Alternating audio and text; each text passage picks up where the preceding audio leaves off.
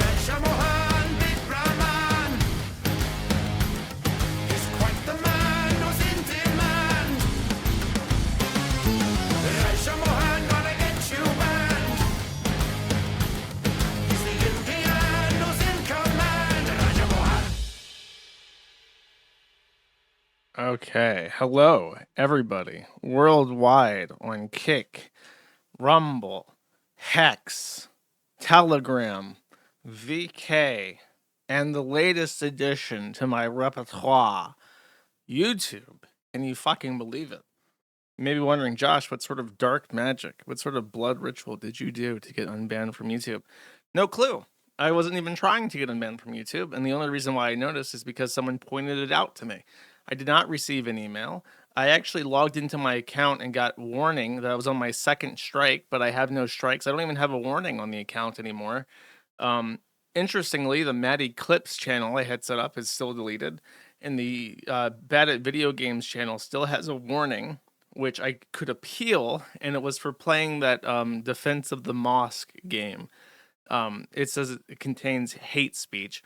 I appealed it because I don't think I said anything too hateful, and I don't know what exactly was in it that was hateful, but they upheld their warning, so that is the situation. I didn't even get an email, by the way. I even checked the email account. There is no email. So randomly, somewhere, something chunked, and a bunch of, from what I heard, other accounts were unbanned that have been banned for 5+ years, so... I will exploit every resource that I have available to me at all times, because why not?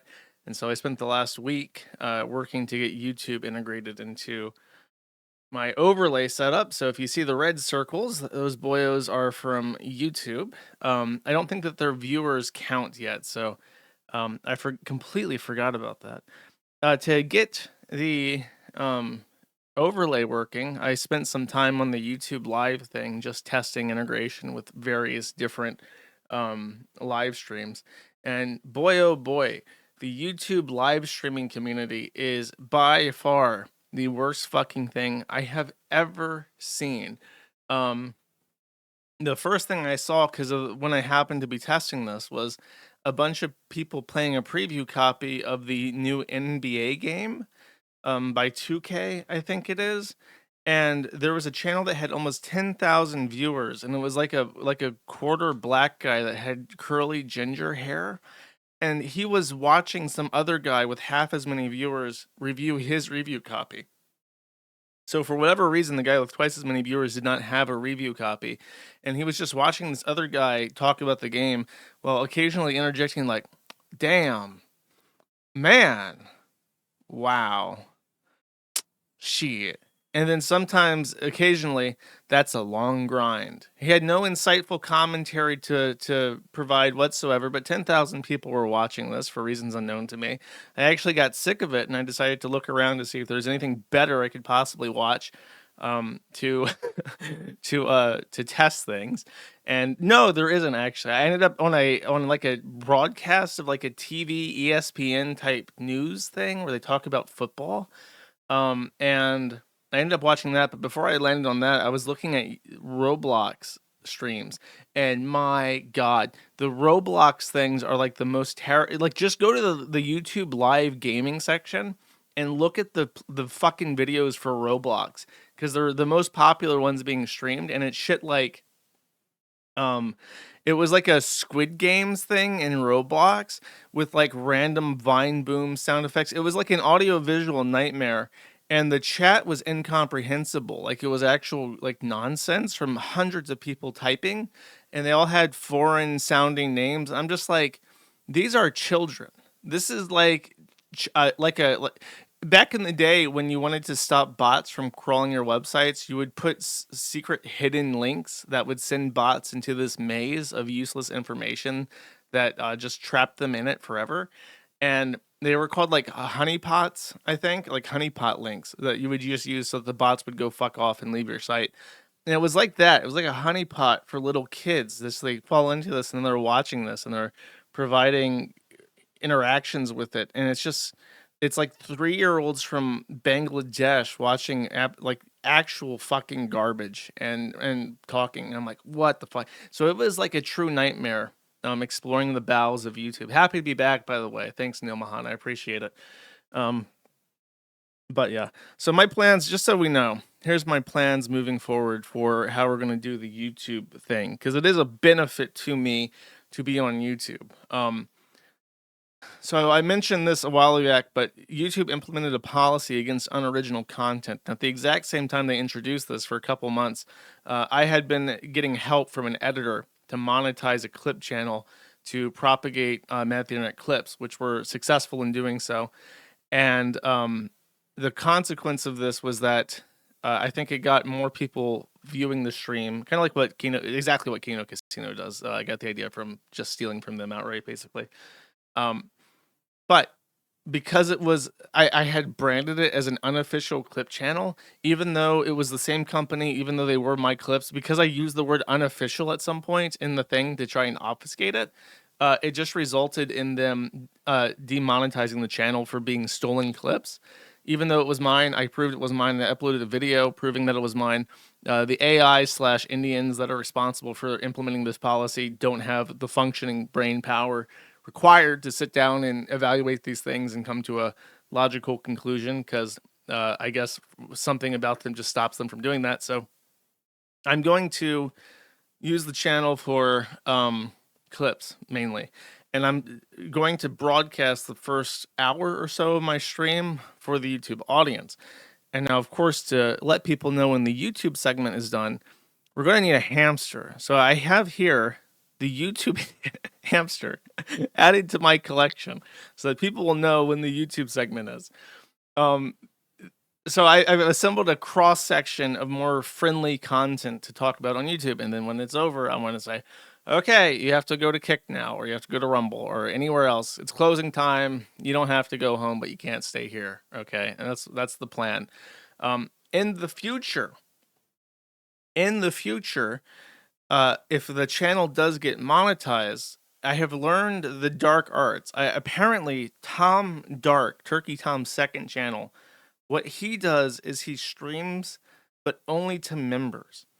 So if that's a thing I can do, what I will do is I'll stream the first hour or whatever on YouTube and then switch the video over to members only if I can do that. And that way it's a little bit more secure for safeguarding the channel. And that's really what my whole channel is about. It's about preserving my YouTube content in a future for new listeners. I'm all about it. Because the beauty of what I have to say cannot perish from the earth. Okay. So that's the idea. That's what we're working on. Yeah, Turkey Tom's still alive. You don't hear about him too often now. I think because he's in like his own thing. He's got like his own solidified community, and he doesn't like try to expand it. So he just pops out like his videos that they like, gets 20 million views or whatever the fuck, makes $100,000, and just ignores everybody else. Which, to be fair, is a proper approach to the world in its current condition. Now, is there anything left? Oh, yes, there is. So I guess since I'm back on YouTube, people may not be aware of the rigors that I have endured. Losing my YouTube channel was just one of the many slights that have been befallen me over the last few years. By the way, the Bad at the Video Games channel is back up, so I guess I'll be doing that too. I guess I might as well, right? Why not? I'll try not to play any more games about liberating Palestine, I suppose. Appears that's off topic, but I think that there's a bunch of those really shitty walking simulators that I love to play for my audience. So, and I do enjoy them. It's fun to play the Sargoyle game and just talk to people and not have to focus on winning or whatever the fuck while doing it. Ooh, Dead by Daylight would be awesome. If they play that, if they have the 2v8 mode out for October, I'll play that for sure. For maybe, I don't know, maybe a couple times at least.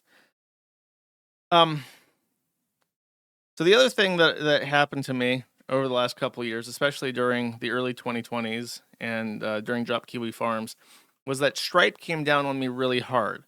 I had a Gumroad, and that was taken from me, not by Gumroad, but by Stripe. And I had a Kick account that you could subscribe to. And that was taken down and taken away from me, not by Kick, not by Evil Eddie, but by Stripe. and then I had to move to locals. And guess what? With great irony, I also have to use Stripe with locals. So I kind of realized I was fucked, and I started banging on really hard. Trump passed an executive order talking about how debanking is an issue and ordered the Small Business Administration to look into debanking. So I've been writing them letters every time I get debanked from anything, just aggressively emailing, or not emailing, physically mailing complaints to the Small Business Administration, to the Department of Commerce, to the OCC, the Office of the Controller of Currency, the White House itself, both of my senators and my congressperson, and I've been writing them every time I get deplatformed, which just so happens to be all the fucking time. And I received, I'll word this carefully.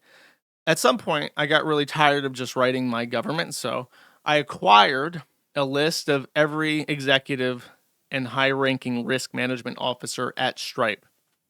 And I began emailing them and calling their office phone number and leaving voicemails about how I've been banned from Stripe and how that is in violation of Donald Trump's executive order against debanking. And after I did this, I started getting human replies to my emails, letting me know that they've already reviewed my case. And I think I have this ready to go. I do. So here's a real email I got from Stripe on the 26th. Now, this is a real human email that I got after this, by the way, forward. See how it says forward? Regarding Stripe's violation of President Trump's executive order. That's an email that I sent directly to their chief risk officer for the entire company. So that got forwarded to somebody who looked into it, and they decided to tell me to go fuck myself. I'll read it for you right now, in case you're interested. Summary.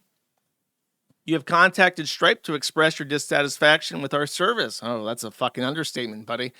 To Stripe violating an executive order by banning them from the platform and associated services. Details of our review. Now this, I swear to God, I did not fucking edit this. Details of our review. A review of our record shows that Stripe is not a bank or financial institution. Now the word financial institution, it means a bank or credit union. So they're saying we're not a bank or a credit union, so therefore we're not a financial institution. But if you actually read the executive order, it would cover financial services, which Stripe most definitely is. So they simply said, this doesn't apply to us. And they didn't actually address any of it and said, even though we're the largest payment facilitator in the entire world, this executive order about debanking doesn't actually apply to us. It's like they read the title and saw the word debank and didn't think anything, like they actually didn't read it. Great legal department, Stripe. So they continue. Stripe is a payment infrastructure or payment gateway company that allows businesses to accept and manage online payments. Key access of Stripe include blah, blah, blah. We're not a bank. You can read more about Stripe here. And then stripe.com. Wouldn't have figured that one out by myself. What I cropped out, by the way, was going to be the next paragraph. And actually, let me just pull this up on my phone because this was going to be my next round of letters to every conceivable government agency in the entire world. And it was actually going to be the basis of a serious complaint that I had. I just want to get the wording exactly right so you can better feel my absolute fucking contempt. How can I not find an email? I swear I put it in my starred directory, but my starred directory is not updated with my recent emails. What they said is, we've reviewed your account and we noticed that you have locals still working, which I felt was a threat. That was going to be retaliation. Oh, nice locals account, by the way. Would be a shame if not a payment or not a financial institution took that away from you, buddy. So I was going to write a email or a letter to the Department of Justice as well and say they're basically threatening a whistleblower. As far as I'm concerned, I constitute a whistleblower in my imagination. They're threatening a whistleblower with what is legally considered retaliation. If, for instance, you work for a company, you notice they break the law, you report that to the Department of Labor, and they take action against you for reporting them to the Department of Labor. That is called retaliation, and that is a federal crime. You can't do that. So I was going to say that's retaliation. Fuck you. I don't know if it actually is or not, but you know what? Fuck you. I'm calling it retaliation anyways, and I'm going to complain even louder and more, and I'm going to call you up more, and I'm going to send you more emails and go fuck yourself. As a immediate, within 12 hours, I want to say, I got this like the day of. I remember where I was driving when I got this, which of course meant I drove very responsibly and safely on the road after receiving this email and reading it. The next morning at 1 a.m. to be precise, Eastern Time, I get this email. Dear Josh, we wanted to reach out to inform you that you have reviewed your appeal on Kick and Gumroad. Based on our re-review, we have re-enabled the accounts. If you have any further questions or need assistance with your accounts, please do not hesitate to reach out from Stripe support. Now, the really, really, really funny thing about this email is that it was from no reply at stripe.com. So it says, don't hesitate to reach out further. By the way, you can't reply to this email. Now, here's my thoughts. I teased that I would give my schizo take on what's happened and why this came out of nowhere, right? Don't say total victory, because it's not a total victory. They've only unbanned me from my integrations. This is very hard to explain, but when you pay somebody in the United States, you have to issue what's called a W-2 to them. And this is a tax form. And it's a big pain in the ass to handle. It's a big pain in the ass to issue. It's a big pain in the ass to handle the financial information correctly. So a lot of companies will outsource this to a company that's specifically designed for accounting and for paying people out.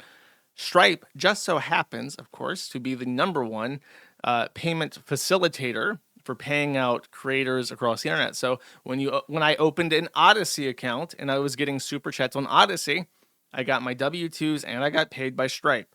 When I opened my Kick account and I got subscriptions on Kick, I got my W-2s and my payments from Stripe. When I opened my Gumroad account, I had to integrate through Kick. I had to do the KYC. I had to give them my butthole biometric pictures to make sure I wasn't a terrorist, which of course they would confirm that I am later when they banned me. But that's how I got paid out. That's how I got my W-2s. And when I opened my locals, I had to do the exact same thing. So my complaints to the Small Business Administration very specifically mentioned, I don't like Stripe. I don't want to do business with Stripe. I never want to hear about Stripe again for the rest of my fucking life. But when I do business with Kick, when I do business with Locals, when I do business with Odyssey, when I do business with Gumroad, when I do business with any company on the internet, it is always Stripe that pays me out. I wish it was anybody else on the face of the fucking planet that paid me out, because Stripe sucks. I don't want to talk to them. I don't want to negotiate with them. I don't want them to unban me. I want something else. I even sent a letter to Eddie, the guy that owns Stake and owns Kick. And I said, look, bro, you're in fucking crypto. You run a crypto casino and you're going to use Stripe and only Stripe. Just pay me out in fucking cryptocurrency. Why the fuck do I have to use Stripe? So, I don't know. It could have even been that evil Eddie sent them a message and said, what the fuck are you doing? Don't make me make my own Stripe, because I will. I own a casino. I have infinite money. I can do whatever the fuck I want. Maybe that's why they unbanned me. I have no idea. I don't get told. So, it's just like, that's the only thing they unbanned me from, was my point. It was that when it comes to the second party integrations with Kick and Locals, I'm unbanned from that.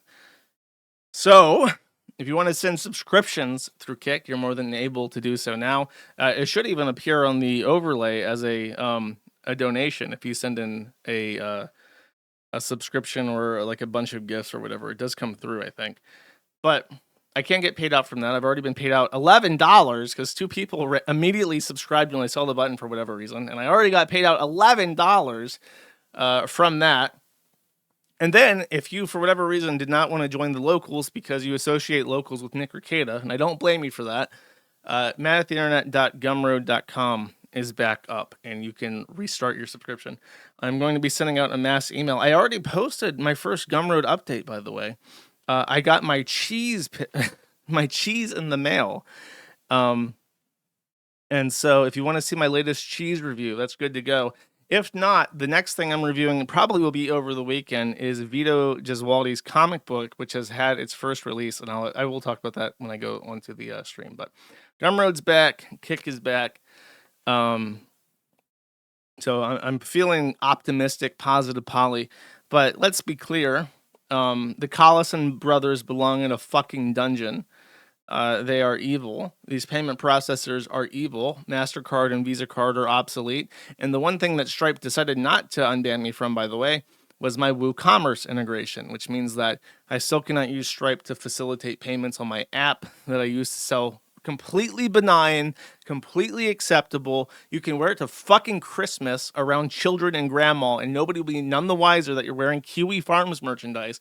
Just the most like cutesy, like totally ethically acceptable merchandise ever fucking conceived. I'm not allowed to sell that on my site from Stripe, but I do have a thing for that. So I am working on a merchandising thing, and we'll get that. So I'm sorry to talk about money for so much, but like I don't know, it's just people really.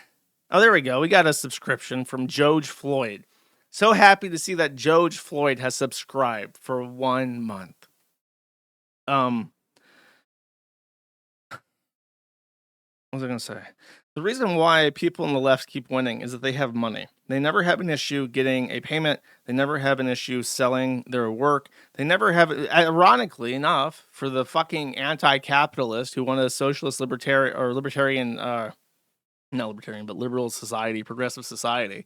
They have no issues getting money. They have no issues sloshing around money. You have certain people who are the CTOs of certain companies that do business-to-business software. They have no issues making money. So, but we do, and that's why we lose. If I had a congressman that I wanted to support who was going to fight payment processors, well, guess what? I can't donate to his fucking campaign, can I? I can't support him in any way except by talking about him, and even then, it's hard. Even then, I can't talk about him on YouTube. I can't talk about him on wherever. It's like that's why we lose, because the money is not in our favor. So it's the most pressing thing. I guarantee you, if we found a way to end the payment processor censorship, everything else would come naturally. Everything else, because then you can start competing websites. You can start putting money towards campaigns. Every conceivable issue and roadblock would go away the moment that payment censorship goes away. And everybody, by the way, everybody deals with the censorship. One party in particular, I'll mention right now, actually. I'm suing the UK. Very surprisingly, when I first got into talks with his name is very fancy, so it's hard to say. Preston Byrne. And honestly, I cannot pronounce his name. It's Byrne. Byrne. I want to say Brian, but that's not correctly. So he reached out, and the idea is that Ofcom is infringing the sovereign immunity of the United States of America by threatening to fine and I think even incarcerate. I think that's one of the points, is that in my letter, Ofcom says, we can jail you, Well, a foreign government threatening to incarcerate an American and fine an American business in the United States impugns upon the national sovereignty of the United States of America, so therefore it is a federal deprivation of rights case. And while we're talking, he was basically trying to find co-defendants.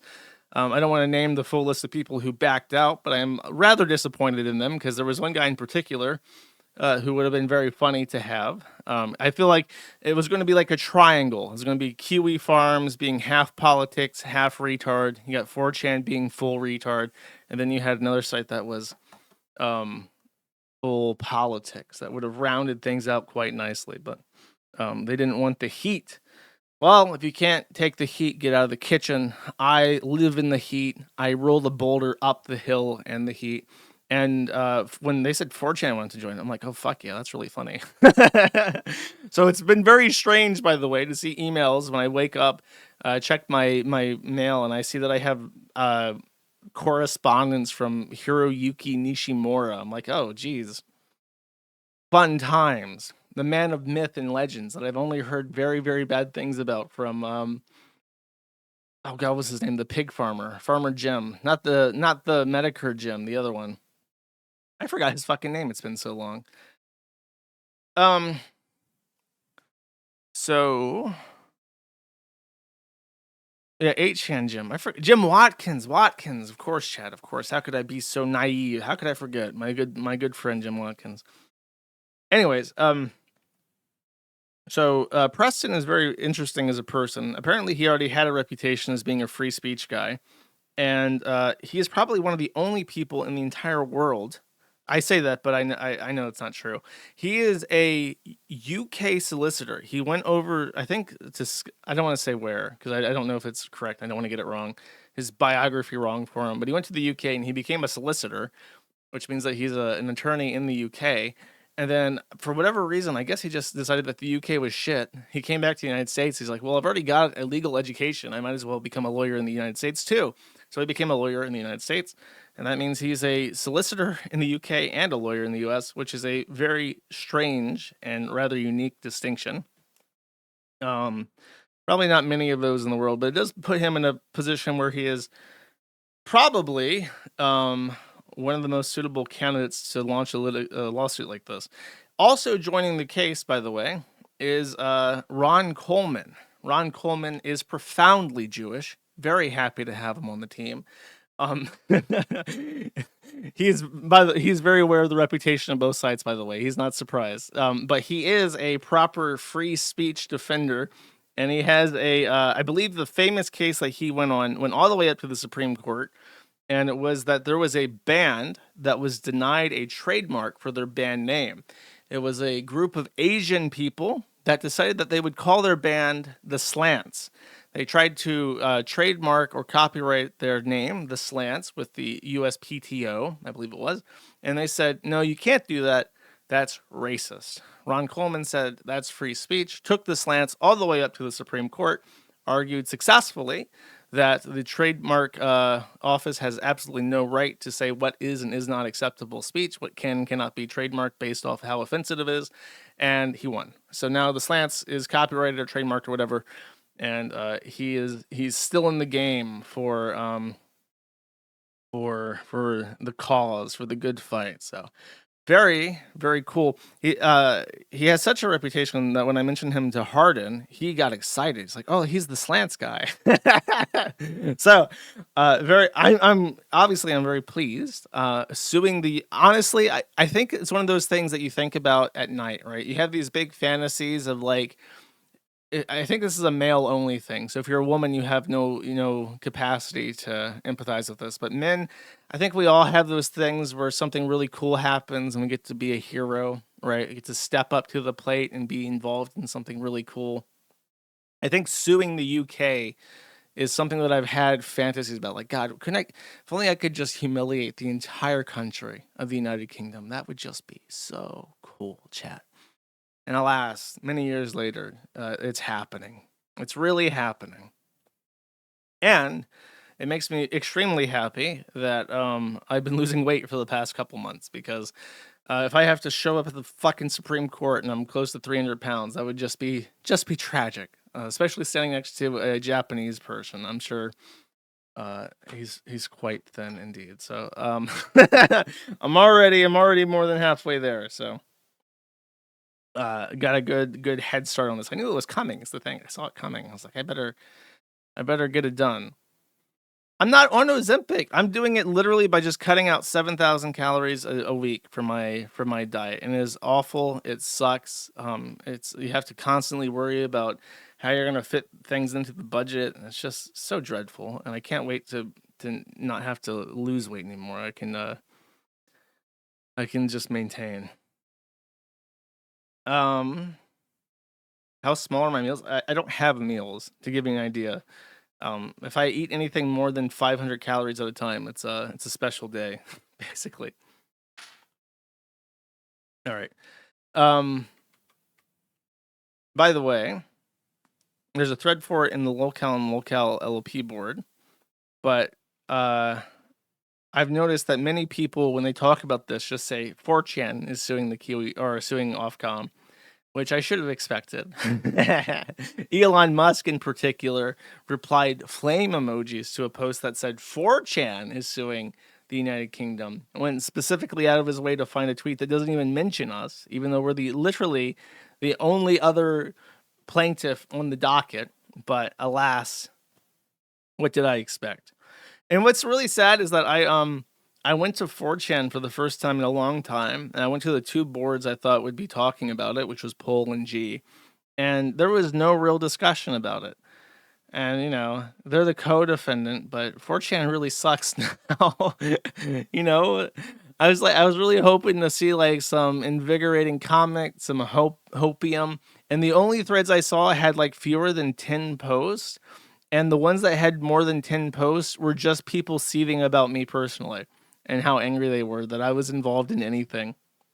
And people saying, like, he's saying that he's free speech, but he's not a big fan of lolicon. How can he say that he's a pro free speech if he is saying you can and can't masturbate to? I'm like, oh, okay. I guess I'm not reading 4chan anymore. Oh well.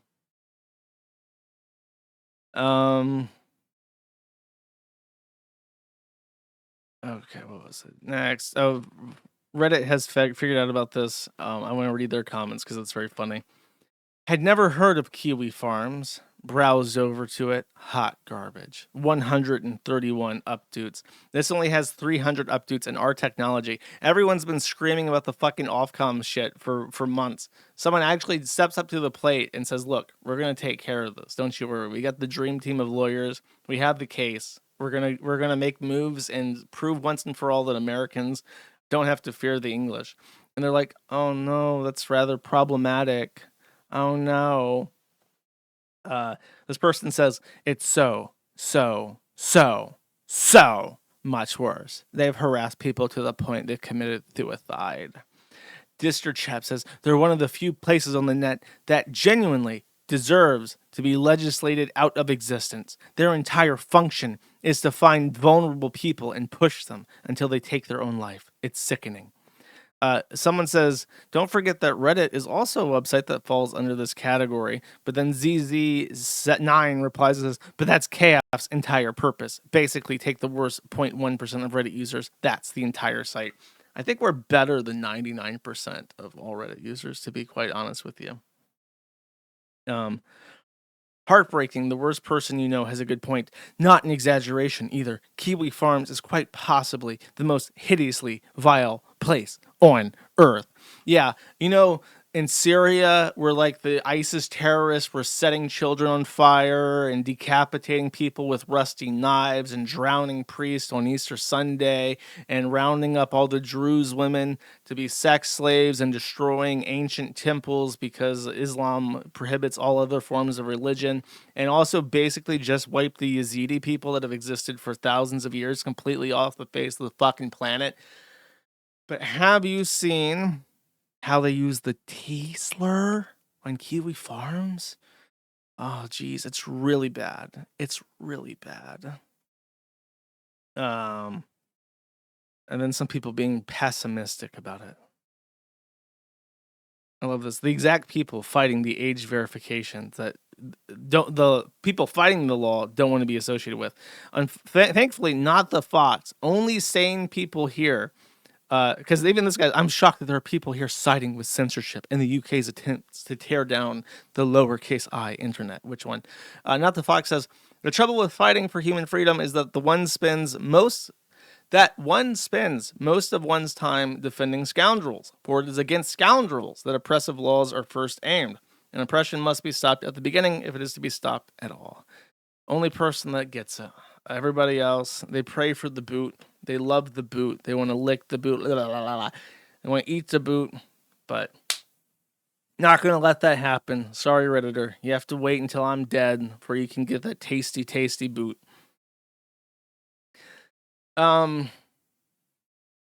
Next, let's talk about Veto. I teased that on the Gumroad, manattheinternet.gumroad.com, I would be doing a read-through of Vito Gesualdi's comics. Now, I should explain because this seems out of place.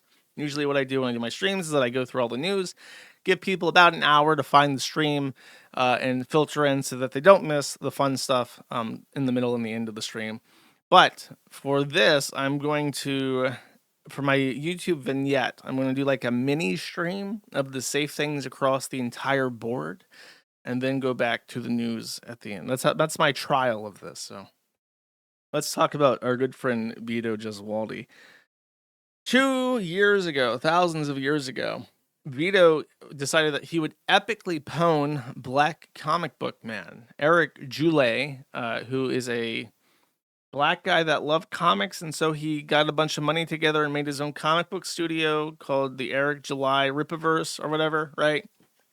Vaguely remember this. It's been so long since it was relevant. Dick's been banging on about it for forever. If you don't know, if you're new, recent-ish, a long time ago, I was a kind of frequent guest of something called The Dick Show, until he started palling up with Digibro, who was an open pedophile. Then I dipped out. Um, the person that he added on to his podcast, the sort of drive content, was Vito. Vito is fat. Vito was openly talked about being sexually attracted to children. And for whatever reason, they picked a fight with Eric July, Black Comic Book Man, because they say that his first comic, The Rippaverse, is not good. So I did reviews of those for the Gumroad, by the way, if you want to subscribe to the Gumroad, at gumroad.com. And I really don't have too much to say about their feud, but one of the things that they wanted to do is Vito launched his own GoFundMe for his comic book, Super Killer. The premise of which is that boring, generic superhero slop was taking up so much space in the multiverse that the very generic super killer had to go through the multiverse, find the slop superheroes, and kill them, because there is a finite number of like how many superheroes can exist at one time. And so the most boring and insipid of them have to die to make space for the newer and cooler killers. That's the parody, because it's like he's pointing at Eric July and saying, like, we have to kill this shit if we want creativity to blossom or whatever. That's like the entire premise of his comic. So 2.5 years ago, he launched a GoFundMe. It has raised $120,000. Dick Masterson shucked and jived and gave his audience over to Vito Gesualdi and gave him more. I think it's about 2 to 3 times the average annual income of an American, in order to make a comic book, which is a bunch of drawings on a piece of paper printed out and mailed across the country. It was supposed to be done, I think, within a year. It's now 2.5 years, and he's only just now inked the official final black copy of it. Now, Vito has no artistic ability whatsoever, so a lot of that money is just paying for professional artists to do what he cannot, and he does the writing. So now that the black and white copy is out, I can review it for stream. It has already been posted for critique. And I slided this up just to show, to contrast, that Super Killer raised $120,000 and over 2.5 years has produced basically nothing material. Whereas Eric July, the guy they wanted to epically pwn, has not only kickstarted several different comics, very recently, around the same time, he kickstarted a comic, received $120,000 for it, same as his. And then within 3 months, had physical full color copies in the hands of all the backers. So the guy that he's trying to set out so hard to prove wrong ends up winning winning the race anyways. Like lapping him at this point, just lapping him. So congratulations, Eric July, for Golden Patriot. Maybe I should review that. By the way, just to prove how neutral I am for this, by the way, I have a physical copy of both the first Rippaverse thing and then like the sequel. The first one was like okay, not great. And I'm not like a comic book person. I think it was the first comic I ever read. I was like, okay, the first one has some interesting threads going on, but it's okay. The second one is like genuinely bad. So, apparently, he's Eric July is just running the business now, and he's not going to write any more comic books because the second one is just like nonsense. Anyways, so let's read a little bit of the reactions to this. First of all, people are upset because after receiving $120,000 to get the full color comic book in the hands of everybody, he has opened his thing again for another week to ask for more money because he's run out of money, is basically what he's saying. It's taken too long. He's gotten fucked over by his artist or whatever the fuck, and he has to get more cash. So he put out an update asking for more cash. People responded with disdain. Am I getting a black and white copy or a color printed edition? I ordered cover B. Are you going to print physical copies in both B&W and color? How do we get those? And why isn't the B&W line art cover for it instead? And Robert says, I love you, Vito, but it's been like 2.5 years. This is fucking ridiculous. I didn't even remember I signed up for this until I just got the email update. So all of his backers are like, wow, you suck, which is true. He does suck. And here is Dick's review. Now, Dick has been signaling that he is ready to flip A-log on Vito because Vito is not funny. He's not interesting. He's a fat, slovenly piece of shit with literally no redeeming characteristics. The most notable thing about him is how many times he's talked about molesting children, literally. And if you don't remember, and God bless you if you don't remember, because I'm envious of you. The thing that kicked this all off, the whole Eric Joulet, Dick Masterson feud, is that in one of his comics, there are some static things in the background, like a sofa, I remember. And it's very, very evident that these things that are covered, that are present in the frames, are not drawn by hand, but are 3D models which have gone through a comic bookization filter, and then that cell was used to draw on top of. And Dick Masterson said this is the worst thing ever. You're supposed to be a professional comic book company. You're supposed to have professional artists using 3D assets, using stock photos and tracing over them. That is unprofessional, ill-befitting the industry. It should never be tolerated. The consumers should be outraged at this laziness, at this sloppiness. How fucking dare you, Eric July? Well, Super Killer is now out in the hands of the masses, and what do we have here? The actual main weapon of Super Killer, which is a boring gun, is a trace of a child's toy, and you can prove that it's a trace because this gun, the perspective is wrong. Like, you can see that the handle is not laid flush against the table that it's sitting on. So it must be traced, because it wouldn't make sense for it to look like that if you were drawing it from memory against the table. And this is not a couch in the background that the black guy is laying on in Eric July's comic book. This is not a table stand or night desk next to the bed. This is the weapon. It should be iconic. And by the way, the whole gist of this killer, is that his gun instantly kills everybody. Like, that's it. It's like it's a mega overpowered weapon that can kill everybody. That's why the super killer, is like super weak and pathetic, and he looks like something out of like like the main guy from Penny Arcade. He just looks like a pathetic stick figure, but he's got the meme gun that can kill anybody. So, from my understanding, it's just ripping the plot off of One Punch, where the bald kid in the anime can like punch anybody and instantly kill them. So, like, it's sort of the same sort of thing. I think in One Punch, there's like a bunch of superheroes and super villains, and it's kind of like a world like that. And it's the same sort of thing with Super Killer, where it's a world with superheroes and you have to kill them. So he's basically ripped off One Punch, the anime or manga or whatever the fuck, and has copied it over but made it a gun because he's American, I guess. But the gun, which should be the most, like, if it's like that much of a meme, it should be something really memorable, is just a stock photo. Next. So in the black and white copy, he censored the nudity. Now, this requires some explanation. The woman in this Beck is actually based off a real life friend of his that he knew in college. From my understanding, she died. I don't know if it was because, I'm on YouTube. I don't know if it's because she KHS or sewer slided. I think that's what the kids say. I'm not sure if it was a sewer sliding type ordeal or if something else happened or she had a chronic illness. Point is that she's fucking dead. And Vito Gesualdi took this and put it into his comic book inappropriately. And then he wants to have nudity for fan service. And he puts this nudity directly next to a picture of her as a kid, which is just like the most bizarre choice you could ever possibly fucking make.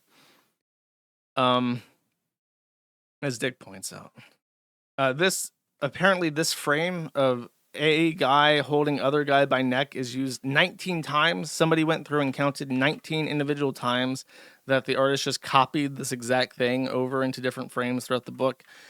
And from Dick's notes, I haven't read through it yet, but I will for the Gumroad. There's a couple things here. His main argument is that it's way too fucking long. He advertised that it would be a full-length comic book with 100+ pages, twice the length of Eric July's crap. But everything Dick says is like, this needs to be cut down to a quarter of its size. This feels like the intro story to the real story that's never fleshed out. Actually, this is it.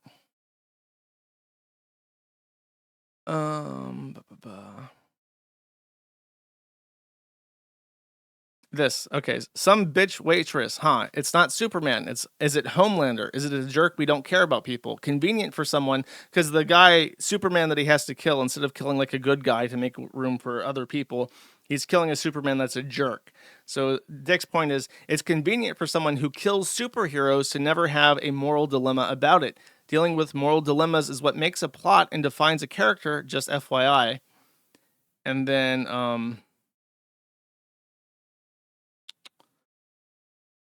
there's another one down there.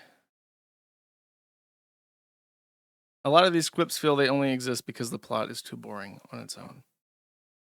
So, I can't wait. I can't wait to read this and slug through it. It's been 2.5 years.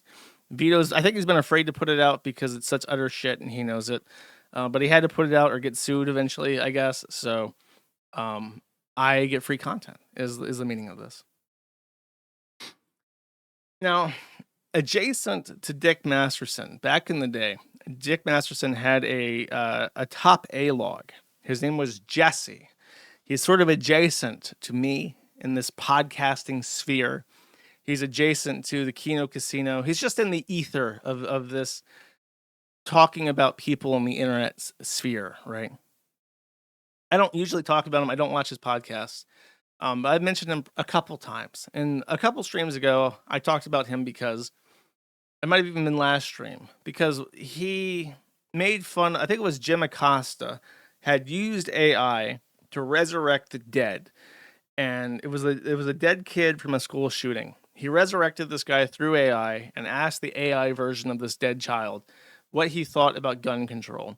And the dead child AI gave a very creepy response that was very inappropriate. The whole thing was creepy. Jesse had a really, really funny idea. Now, to his credit, he's obviously a creative person. I like his set. I like the effort he puts into his stuff. I'm being nice here because I'm about to be really mean. And he had a great joke. He took one of the killers, several killers actually. I didn't play the whole segment. And he used AI to make them alive, and then asked them questions that were similarly inappropriate and gave them very funny responses that made just a really nice, well-crafted segment for his podcast. Props. I give him props when I see something that he does that's funny, and occasionally he is funny. But he took issue with me. He got angry at me, and he called me out. So I will reply, okay? First, let's listen to what he has to say about me. Before we do, I mentioned at the top of the show, part of my reasoning for wanting to keep the show going and not getting this real job, I had to really weigh out this decision if I was going to do this or not. I don't know if you guys remember this, but last episode I was viral. Do you remember that? I was viral. Oh, yeah. That was crazy. I'm sort of a viral kind of. I'm a killer gorilla. So Sensation. I got viral, which is no big deal. It's like whatever. I mean, it's pretty cool. Doesn't translate to views in any way for the show. But what it does translate to, when people are co-signing, when they're saying they like this, it makes even your enemies have to concede that maybe, perhaps, you can be funny. I'm not saying this person is my enemy. Baby voice Josh Moon from Kiwi Farms, who has never once been able to mention me. And by the way, will only mention me basically at gunpoint. And when I have been forced down his throat so hard by being a part of the larger internet world that he is unable to dance around me anymore. All of Kiwi Farms does this, by the way.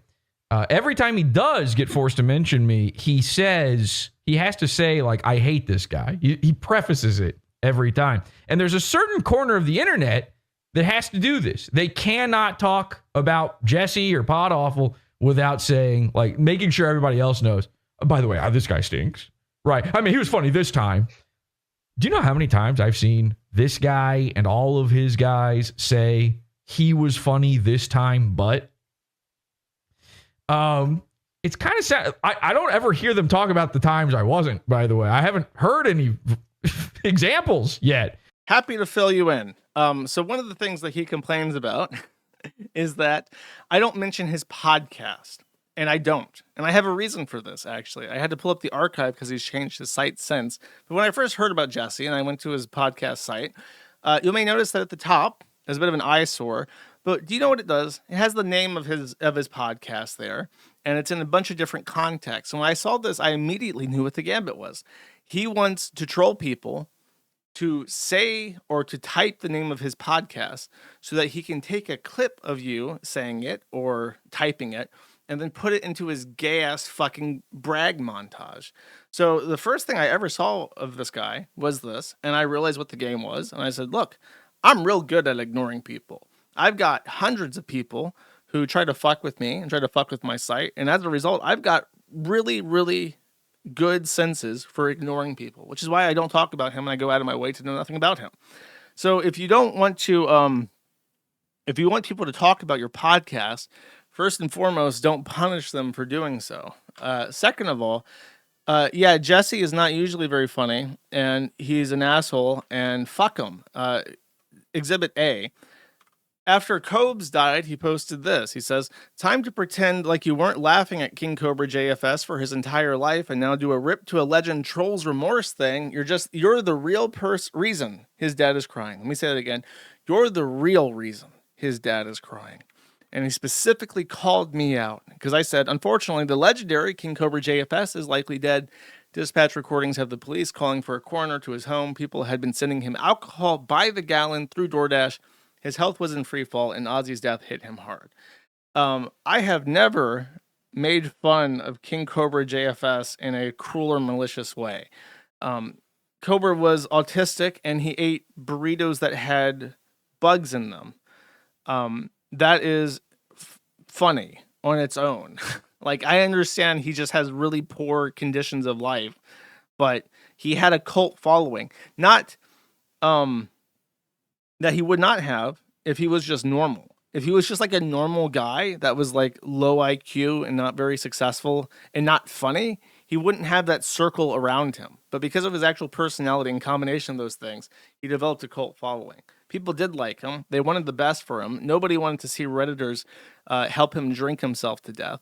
And despite the fact that Jesse's been around for 10 years? He's been around forever. I don't know where he came from, but he's been around for a long time. He doesn't seem to get that. He's supposed to be a commentator on the culture of the internet, and he doesn't seem to understand the people that he's commentating on. People did have a lot of respect for Cobra. They thought he was funny. Yeah, he was wonky. He had a silly eye. He would sing completely unashamedly, despite being a terrible singer. But those are endearing qualities. It can be something that's like embarrassing for him, but also endearing to people. And I guess Jesse just doesn't understand that or pretends not to get people to talk about his fucking podcast. The other thing that he did that I don't have a clip for, unfortunately, is a while ago when we were talking about the Ricada body cam footage, this piece of shit straight up fucking AI generated fake body cam footage and put it out as the real deal, which people bought and shared around, which just gave Ricada a free out to pretend that the trolls were lying about them about everything. Because of course he would, because he's a conniving fucking snake. So Jesse handed him on a silver platter in a way that you couldn't ask for better help from. Like if Ricada had paid this man to do this, it would make a lot of sense. But no, Jesse just wanted to piss people off, or I guess just get eyes on his fucking podcast. I have the secret exclusive Ricada body cam footage videos. Please come watch my podcast. And then people watch it, and it's obviously AI generated. And it's like, if you want people to take you seriously, to advertise what you have to put out, and, mingle with you in any way, shape, or form, first of all, know what the fuck you're talking about. Second of all, don't lie about people's intentions. And third of all, if you're going to lie about people's intentions, make sure that your intentions are honest. Because if you're a fucking liar, rat, nobody wants to help you.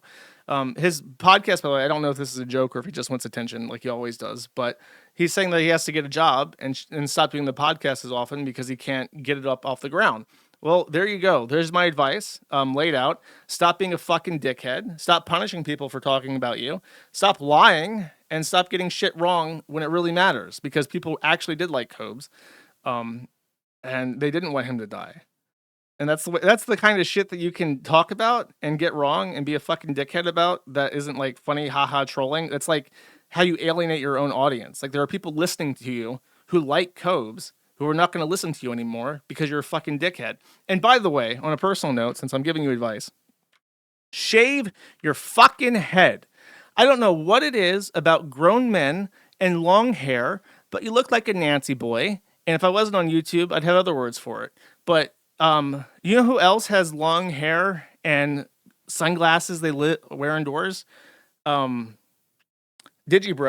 for one. Digibro has long hair and glasses he wears indoors. Styx Hexenhammer has really long hair and wears sunglasses indoors. And Razor Fist has sunglasses he wears indoors and really long hair. It seems like there's a special phenotype of person that is inherently unattractive to most people that you're trying to fit into for some reason. So cut your fucking hair.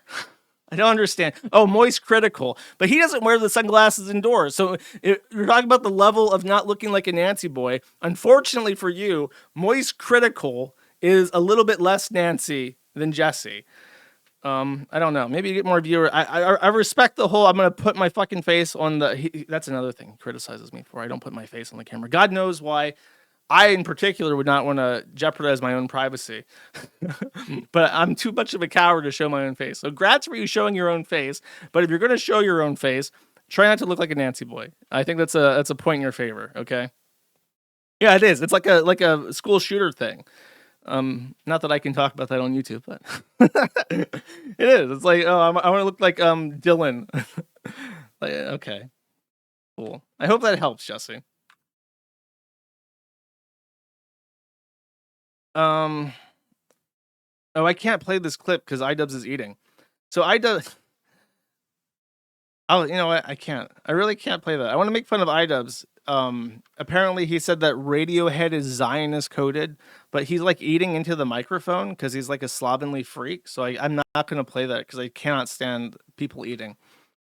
So just know that even the small joys in life, like listening to music, iDubbbz has castigated himself from, because it might somehow invoke the wrath of Israel, which or rather the pro-Palestine Gaza people, which, by the way, as I pointed out, his wife happens to be a sex worker, an SW, okay, with an OF for spicy content, which I've learned from watching girl cow things.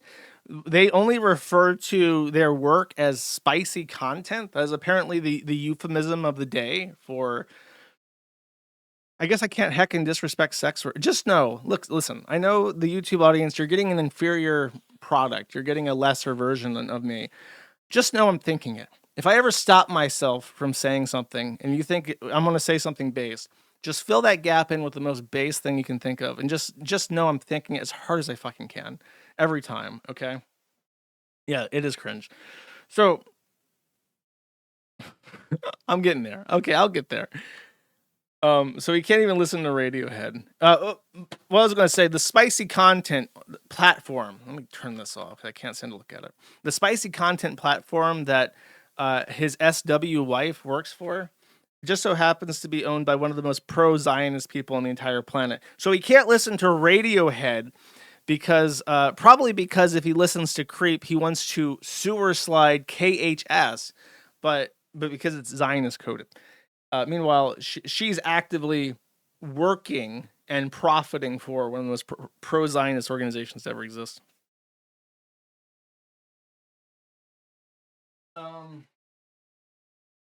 Oh yeah, and John Lennon. Sorry, I just saw a comment about what Jesse looks like. Imagine there's no heaven. It's easy if you try. Imagine ruining your entire life and career for some shitty nip pussy. It's easy if you try. Can I say nip pussy on YouTube? I guess we'll find out, chat. All right. Now the other part of the items thing. Let's watch him get trolled in World of Warcraft. So he is playing. So iDubbbz desperately needs money because he can't feed himself anymore, and he has to ask his girlfriend to put out spicy content so that they can afford burritos or Tim Hortons, whatever the fuck they eat in Canada. I guess curry these days. So he's got 250 subbernauts, which is 1250, and then his take home I think is 70% of that. Can we just do a little matharuski here, chat? 254 times 5, because that's the price, times 0.7, 890, almost $900 a month is what he's making. Pretty good considering the quality of his content. By the way, very funny thing that someone pointed out to me is that he's constantly listening to Spotify when he streams now, because it butchers the VOD and it makes it hard for people who clip content, if they want to monetize clips, to clip his content to YouTube. So he like deliberately uses copyright to try and hide his own ass. So he's playing World of Warcraft hardcore as a hunter, and his group wants to kill a 3-headed beast. Now, from my understanding, this is like a semi-rare creature spawn, and he is somewhat trepidatious about engaging this creature because he's never seen it before. Now, if I'm playing a hardcore game and I'm not familiar with an area, I simply don't do it because that's how you die.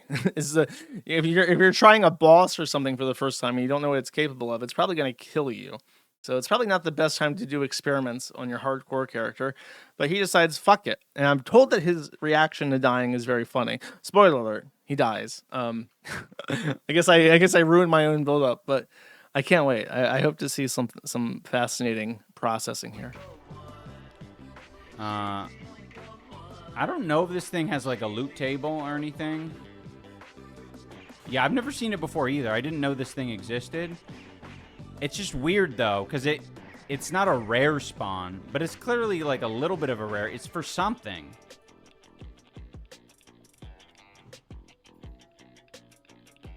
I think we should fucking kill it.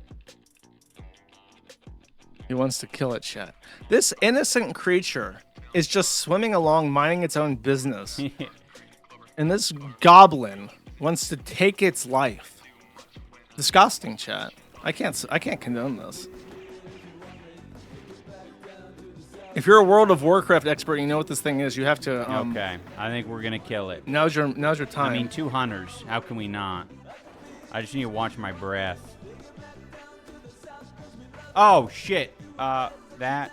He's pulled the aggro. I'm so oh god! Oh He's dead. no! That thing hit so hard. Fuck! 3-headed Chad wins again. I even threw my thing on it. Wait, you know what? You know what happened?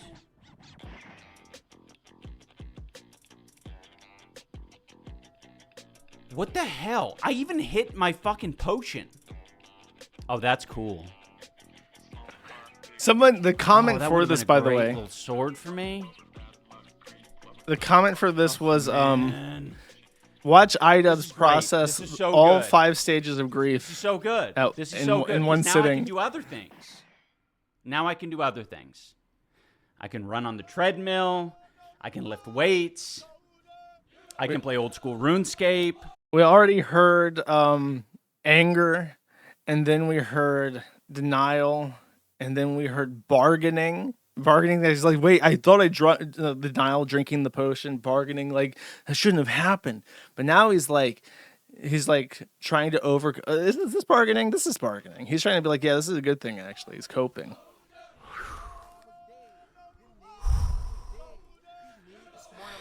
My entire body is glazed right now.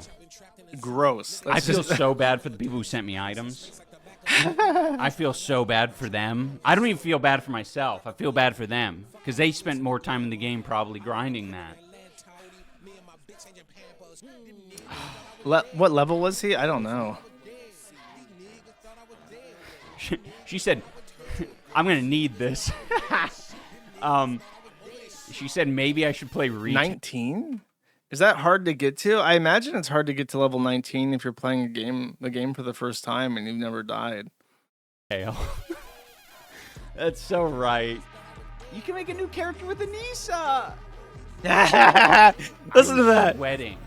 Listen to that suffering. No, I don't want to play with Anissa. No, like I can see like him being dragged into the room where like two computers sit next to each other, and his like fingernails are like ripping off as they leave scratch marks in the ground. Not Anissa.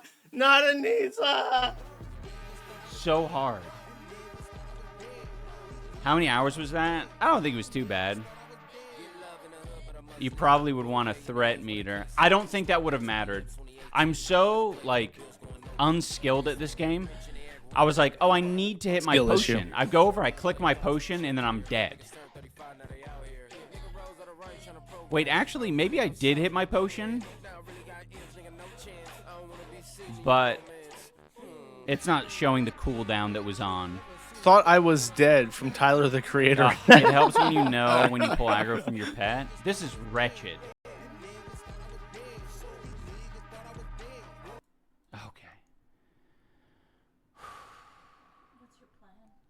I mean, that's not bad to die at 19. I didn't even get to 20. Yeah, you're still Blue Rosa, let me tell you right now. My binds, I think the problem is... Dude, they sent me good This potions. is WoW Classic, and I remember I played WoW very, very early on, and I didn't get very far. I just didn't like it. But I remember it was such a grind to get up to like level 20. I think I stopped at like 23. My WoW story is that I got as far as I was an undead mage, and I got as far as like this Savannah area, and I remember that the Savannah area had like regional chat. And there was something, it was called like the Badlands or something. And the Barrens, that's it. I got to the Barrens, and I remember that the Barrens had a reputation of having like the grimiest regional chat in the entire game. And there were always people in chat that were like, oh my God, Barrens chat's fucking crazy today. That's my most like sharpest memory of World of Warcraft was Barrens chat. But I remember it took a very long time to grind anything in World of Warcraft, so that's why he's so cut up at about level 19. That's the problem, right? Like Megatechnics in the chat, I think he sent me good potions, or someone else sent me good potions. Like even better than the ones I've been making. Oh, gross. And I wasn't even using those. I like wanted to extract value out of these small potions before moving on to those. He has such an empty head. Like his And that's post-death not how, analysis this game works. I don't know why I was thinking. Dude, okay, fuck this. He's so boring. I just want to go back to the good part. Here it goes. When the guy's like, oh, what? My breath. A tasty hunter? A succulent hunter right shit. here? Don't mind if I that- do. I'm nom, so nom. oh, God. Oh, no. What is that? Oh. Gresh Arahan. Gresh Arahan. That's our hero. That's our hero of the day. Big ups Gresh Arahan for eating this nibba. For taking a big old chomp out of him. All right, fuck this guy. He eats on the microphone, and therefore he deserves it, chat, and that's all that matters. But don't worry, iDubbbz. If you're feeling down, Dan Can't Tweet has an encouraging statement for you. Hey, iDubbbz, you're really making a difference. And it looks like this personal item of affection has an E-dubs on it, which is another way of referencing iDubbbz. So he got a little bit of a shout out there. And Dan is sharing the love to make sure he sees it and to help iDubbbz feel better. Now, I am going to have to kick the YouTubers off. There are things I want to say that are not long for this world, but only on YouTube. So it is kick.com/manatheeinternet, rumble.com/c/manatheeinternet/live. It's also on Telegram and VK if you want to look for that. Now to close shop on the YouTubers, I am going to read a fascinating note here from our dear friend who now lives only in our loving memory, the Gator Gamer.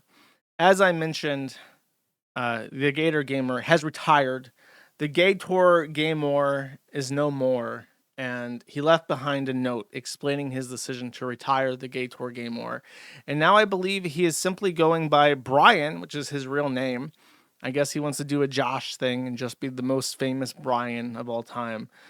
So now he'll continue to do the Anime Boomers podcast, but only as Brian. So even my anime aardvark meme was insufficient to cover his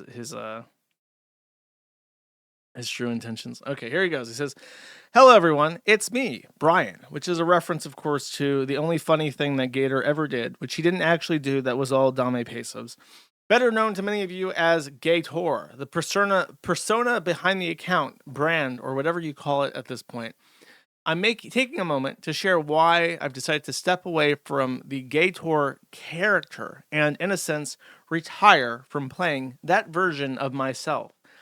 Over the past few years, and especially in the last 6 months, I've done a lot of soul searching and experienced significant personal growth. I focus on my mental and physical health, which has given me a clearer perspective of who I am now compared to who I used to be. The truth is, the gap between Gator and the real me has grown so wide that I no longer recognize him as a part of me. When I try to embody the old Gator, I see someone smug, condescending, and out of touch with both reality and who I am today. It is so jarring that I can barely watch old podcast recordings without feeling embarrassed by the things I said without a second thought. Yeah, that's a common experience, Brian. Since 2014, I've been Gator online, and during that time, I've made mistakes by engaging with people and in ways I should not have. I was a part of a show with someone I enjoyed working with for many years, but things fell apart. No one is solely to blame for that, and I owe an apology to everyone from that era. I was stubborn, arrogant, and instead of moving on cleanly, I leaned into the drama that followed, milking it rather than building something new on my own terms. Eventually, I did move on, creating anime boomers with new guests and friends. For a while, that felt like enough to make me happy, but I've come to realize that holding on to Gator, even in this new context, has kept me tethered to a version of myself I no longer relate to. My reluctance to fully let go has also affected those around me, and I need to take responsibility for that. Unfortunately, I believe this references Spooky Weeb Trash, who also drank Everclear until her body was no longer able to consume any more Everclear. I'll be honest about my flaws. I've always craved recognition, a natural desire for acceptance that I wish I could channel into more meaningful connections, which is true. The main thing that Gator has going for, but even now, I'll give my take in a second, but that's like the most true thing he said. Talking to people, I wish I could channel into more meaningful connections, like talking to people about what books they love, the movies they watch, or the music that moves them. I've also faced personal challenges, some beyond my control, that have shaped how I've behaved. Thanks to the support, he's like 38 by the way. Thanks to the support of my friends and others I've confided in, I've gained better control over those struggles and am committed to continuing that growth. Moving forward, I want to focus on being a better version of myself for my own sake and for those around me. I want to find happiness and share it with others while always owning up to my mistakes. While Gator as a character may be gone, I'm still here, working to make things right for those who've known me as a friend, a fellow traveler, or even a foe. I hope you can accept me, and this is his olive branch, by the way. I interpreted this as an olive branch. I hope you can accept me for who I've been, who I am now, and who I'm striving to become. This statement comes not out of an lowercase I, come on now, lowercase I, which one? Internet persona, but from me, Brian, a real person trying to do better. Thank you for taking the time to read this. I hope you can accept my words. with the sincerity they are intended to convey. So, here's the issue with this, Brian. One of the last streams you did before deciding to retire the Gay Tour game more, he gloated gleefully that my zeets about anime lolicon, and in particular Gura Garwa's new character Saba, was really, really funny. And certain people, me, should learn to stop messing with the animes because I'm taking away their happy place by talking about their lolicon streamers. And if I do that, I should expect certain things about me to be dug up. And what this means is that when I made fun of the anime lolicons, hundreds of people from 4chan read 15-year-old Blockland posts and dug up shit that has already been out for 10 years. And they gleefully repost this in every single thread about the Ofcom lawsuit because they really, really, really desperately need people to not like me. Here's the thing, Brian. You don't get to decide what people think about you, and you don't get to control your reputation by simply retiring personas. People give me shit for things I wrote as IBAN or City RPG or IBAN X or IBAN X Corp or whatever the fuck I was going by, right? Nobody gives a shit. It says like, oh, that's not fair. I know I'm still streaming to YouTube, dude. The hamster is up. I'm getting a panic call. I'm still streaming to YouTube. I know the hamster is still up. I'm reading this to give people time to move over to kick.com. You fucking ruined my flow, man. Anyways, you don't get to control what people think about you or say about you. And you can change your name. People are still going to give you shit forever and ever. What makes people think differently about you, if you're lucky, if you're really, really, really lucky, is actions. And I don't see anything different about Brian today than the Gay Tour game war from 5 years ago, 10 years ago, before he left for Ralph. It's still the same shit. Still into anime. Still talk shit about people. You know what I mean? You're like the exact same guy. I don't know what dramatic change I'm supposed to be like, oh, he really has learned from his ways. The only thing I'll give this credit for is that it's very non-confrontational. And it's both, he gives the olive branch to Ralph by saying, look, it's both of our faults we couldn't proceed together in our podcasting endeavors. And then he's like, by the way, I hope you can, ignore everything that I did. You know, for instance, by calling you a pedophile for several years, that kind of stuff. But as I said, you don't get to decide what people think about you. The thing is, I think Brian is safe in his endeavors because he's Gator. Nobody cares. I think maybe in a year from now, Brian will go extra super hard because people are going to forget about him now. We talked about his retirement and stuff. Now he'll go back to doing shit for 3 years without anybody noticing. At some point, he's going to do something to piss off the anime people, and it will be really funny. Just one last thing before I cut off the YouTube stream, by the way.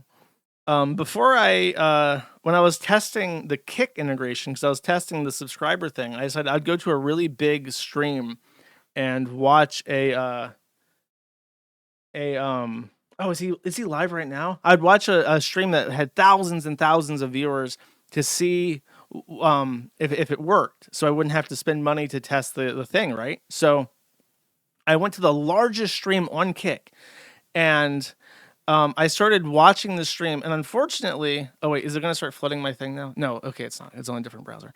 Unfortunately, he doesn't get many subscribers, but I was immediately fascinated by what I was watching.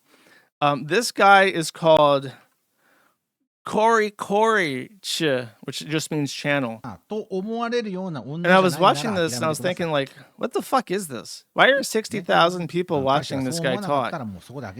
He is Japanese Keemstar. I realized it while watching. I couldn't understand a fucking thing he was saying, but he was showing like Twitter messages and like cropped out nudes of people masturbating on the couch that they had sent to people. And then he even had a Japanese girl like call in, and she was laughing, and the chat was posting W's. And I'm like, this guy is Keemstar, but Japanese. He's doing internet drama. He's a Japanese internet drama streamer. How funny is that? So I thought that was really, really, really funny. And I could only tell by like blinking, like starry-eyed at him, like, what the fuck is this? I'm like, oh, he's just doing what I do, but in Japanese. It was very funny. If he wants to open Japanese Kiwi Farms, our local branch, I endorse this. He put his people in touch with my people. We'll franchise this. I didn't even know Japanese people could talk about internet drama. I thought that was like unconstitutional for them to talk shit about each other because that like violated their privacy or whatever the fuck. So I don't know. I thought that was really cool.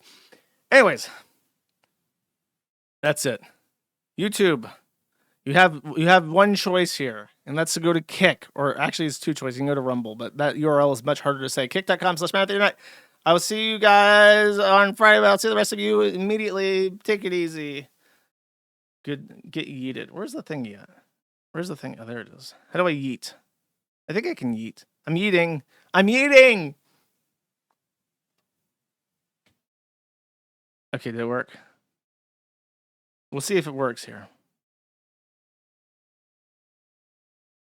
I'm watching to make sure it works, chat. Look at the people saying I can't do it. I can't make the leap to Kick. My legs are wobbly. My arms are weak. I can't do it. I can't make it to Kick. I must stay on Neil MOHAN's Goy Slop channel. I will only see the things that an Indian man ordains me to watch. I love you, Neil MOHAN. I need you, Neil MOHAN. Please vet internet content for me, Neil MOHAN. Sucks. Sucks to be a goylem. Sucks to be a slave to the system, chat. But that's what some people are. You can take a horse to the water, chat, but you cannot make the horse drink that water, which is, from my understanding, chemically distinct from water, which apparently I'm not allowed to say for whatever reason. Cool. Okay. Next, what are we doing here? What have I got lined up? Let's talk about a tranny killing a bunch of children. I think that's the most appropriate way to start the Not YouTube segment. Here we have a lovely, wonderful Ben Garrison comic. I'll get into the nitty gritty for those watching in 2027 who forgot about this and the litany of other tranny not school shootings, but church shooting rather. Here we have a demon with a nice big hook nose for some reason, talking to a nice troon. The troon is looking in the mirror and he's saying, "I'll never be a girl," which is completely true and accurate, chat. But the devil is telling him another story. He says, "But you can be a mass murderer." Right on the money. Our boy Benji serving up the hot political comics that we all know and love. And we appreciate his work, chat. So, as indicated, if for some reason you have not heard the news, there was a church shooting where a transgender person took a gun, went to the windows of a mass, and started firing into the pews, killing 2 children, one aged 8, the other aged 10, and injuring and maiming 18 others in Minnesota.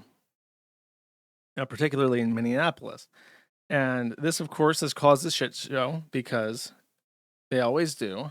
When I say they always do, I'm very specifically referring to targeted mass casualty events that do not involve black people, unless the black people are the targeted victims, in which case then it's an even bigger deal than it usually is.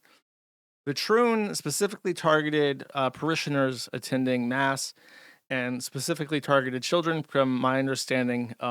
This was a special mass for children in school. And why he did so is obvious.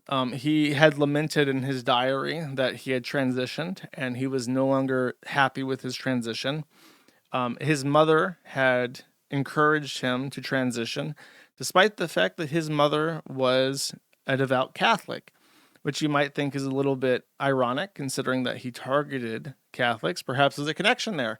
Well, sure enough, chat, there is. She worked at the Catholic Church. She worked at the very specific Catholic Church that he shot up. So he not only shot up a Catholic church, he shot up his mother's workplace. And why? besides just like the cynical misery of targeting religious people, is kind of strange because he specifically mentions he didn't want to cause harm to his mother. And that sounds like it rings hollow when he very specifically goes out of his way to kill the children that she worked with every day. What he did, in addition, this is him, by the way, if you want to know what this strapping young lad looks like. The media, by the way, can't decide if it's a boy, a girl, or a they, them. And they are going, like, if you read the mainstream press about this killer, the kind of gymnastics they have to jump through linguistically to refer to him without using any pronouns or indication of gender whatsoever is actually disgusting. They can't say that it was a tranny. If they say she and they show a picture, you immediately know that it's a tranny. So if they say he, then it heckin' disrespects his heckin' identity. So don't heckin' do that, chuds. It's really nasty and gross, even though he's a mass murderer. And literally, they came out on Reddit and said, "Stop misgendering her." There was even people saying, if you didn't if he was driven to this, it probably was because he was misgendered so often. Maybe think about what you're doing. So that's literally the take that fucking retards on Reddit believe that shapes mass media. One of the things else that he did, he left behind a journal. And he left behind his firearm after he blew his stupid fucking brains out. This is him. He was a minor when he changed his name to Robin, and his mother signed off on it. So this is his mother working at the church. And this is his mother signing off on his name change from Robert Paul Westman to Robin M. Weston. I don't know what the M stands for, but maybe it's just a letter. That is strange. It's like he's literally just changing his name to a letter in the middle. You can do that if you really want to. It's just strange. So she signed off. She tolerated this shit. But his gun that he used to blow his stupid fucking tranny brains out were covered in scribbles, like with Brenton Tarrant. And the interesting thing that he did to maximize the press coverage of his shooting was that he covered every square inch of this in different kinds of diatribes. Here we have the side that says, "Kill Donald Trump, rip and tear. Hello, brother, Kyan Squats, Robert Bowers, do you believe in God?" That is literally just a rendition of Loss, the comic, written in as like tally marks. I see Ted Kaczynski there. On the magazine, it says, "Sponsored by BlackRock." And by the way, this worked perfectly. People took out exactly what they were wanting. The people who were on the right took the ones of him saying "kill Donald Trump," like he was a progressive transgender terrorist. The ones on the left took out the fact that he was a legal gun owner. He had just bought these weapons legally. They took that out and said, look, he was a white male, conservative killer, religious family. And even Alex Jones took this saying "sponsored by BlackRock," and said, look, it was another medicine-induced, antipsychotic medication-induced killing spree. So everyone got what they wanted with this. Then you have the call-outs to other shooters. So the people that are like, this is like the media's fault because they always glorify the shooters. They got what they wanted too. And then, anybody that was a fan of Russia... this is a big thing too. A lot of the people on the left said, look, he's a huge proponent of Russia because he spoke Russian. He did not speak Russian. Oh, where's your God? So the people that are like, he's a nihilist, atheist killer, they got what they wanted too. But the Russian thing is particularly fascinating because his journal was written in Russian. Not his suicide note, but his journal. I wish I had a picture of the journal. I thought I had it up, but I guess not. Maybe this is inside the video. I forgot it. My bad. I wanted to show you the picture of the journal. I bet you... It's in Cyrillic is the interesting thing. When people saw it, they suspected that he was Russian or like a Russian sympathizer or something. But the reality is that he only knows the Cyrillic alphabet. And in case you don't know, it takes about maybe 2 days to learn the Cyrillic alphabet. It's not complicated at all. It's just a collection of symbols that are very distinct from English symbols or Latin symbols. So if you put your mind to it, you can learn the Cyrillic alphabet and how they sound very quickly. He had put as much effort in to learn the alphabet as anybody would within a week of studying a language, and decided that he would write his journal, which is not this, completely in Cyrillic, but in English, which is strange. Now, you can write any language in any alphabet, technically, like Serbo-Croat. Croatians write in Latin alphabet usually, and Serbians write in Cyrillic. Bulgarians also often in Cyrillic. Polish is a Slavic language, but it's written in Latin because of their relationship with the Catholic Church, which is usually how it goes, by the way. Croats are Catholic. Poles are Catholic, so they write in Latin alphabet. Serbs are Orthodox. Bulgarians are Orthodox. Ukrainians are Orthodox, so they write in Cyrillic. It's a weird linguistic religious thing. So he just wrote English in the other alphabet. Oh yeah, the news ham. So many hamsters I can't keep track, chat. In this it says, to my family and friends, I don't expect forgiveness and I don't expect any apology. I have to hold my weight. I have to hold much weight. But to my family and those close to me, I do apologize for the effects my actions will have on your lives. Please know I care for all of you so much, and it pains me to bring this storm of chaos into your lives. This will affect so many more people than the ones that are immediately involved. So it's like you're going to target your mother's workplace.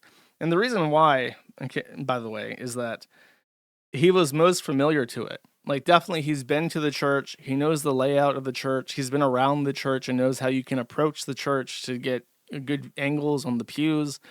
Like, when people become killers, like serial killers always start where they're most familiar with. So it might be a park near their house where they kill joggers to begin with, or homeless people that live in encampments there. And then they start getting more and more brazen as they become more confident in getting away with it. So the reason why he picked the church is just because that just so happened to be a very familiar place with them. That's also why they shoot up Walmarts and stuff, because it's like, you've been to Walmart, you know what Walmart looks like, you know where everything's at Walmart, you know where people are most likely going to be at Walmart, so that's why they shoot up Walmart. Why don't they ever shoot up people that perhaps have actually directly wronged them?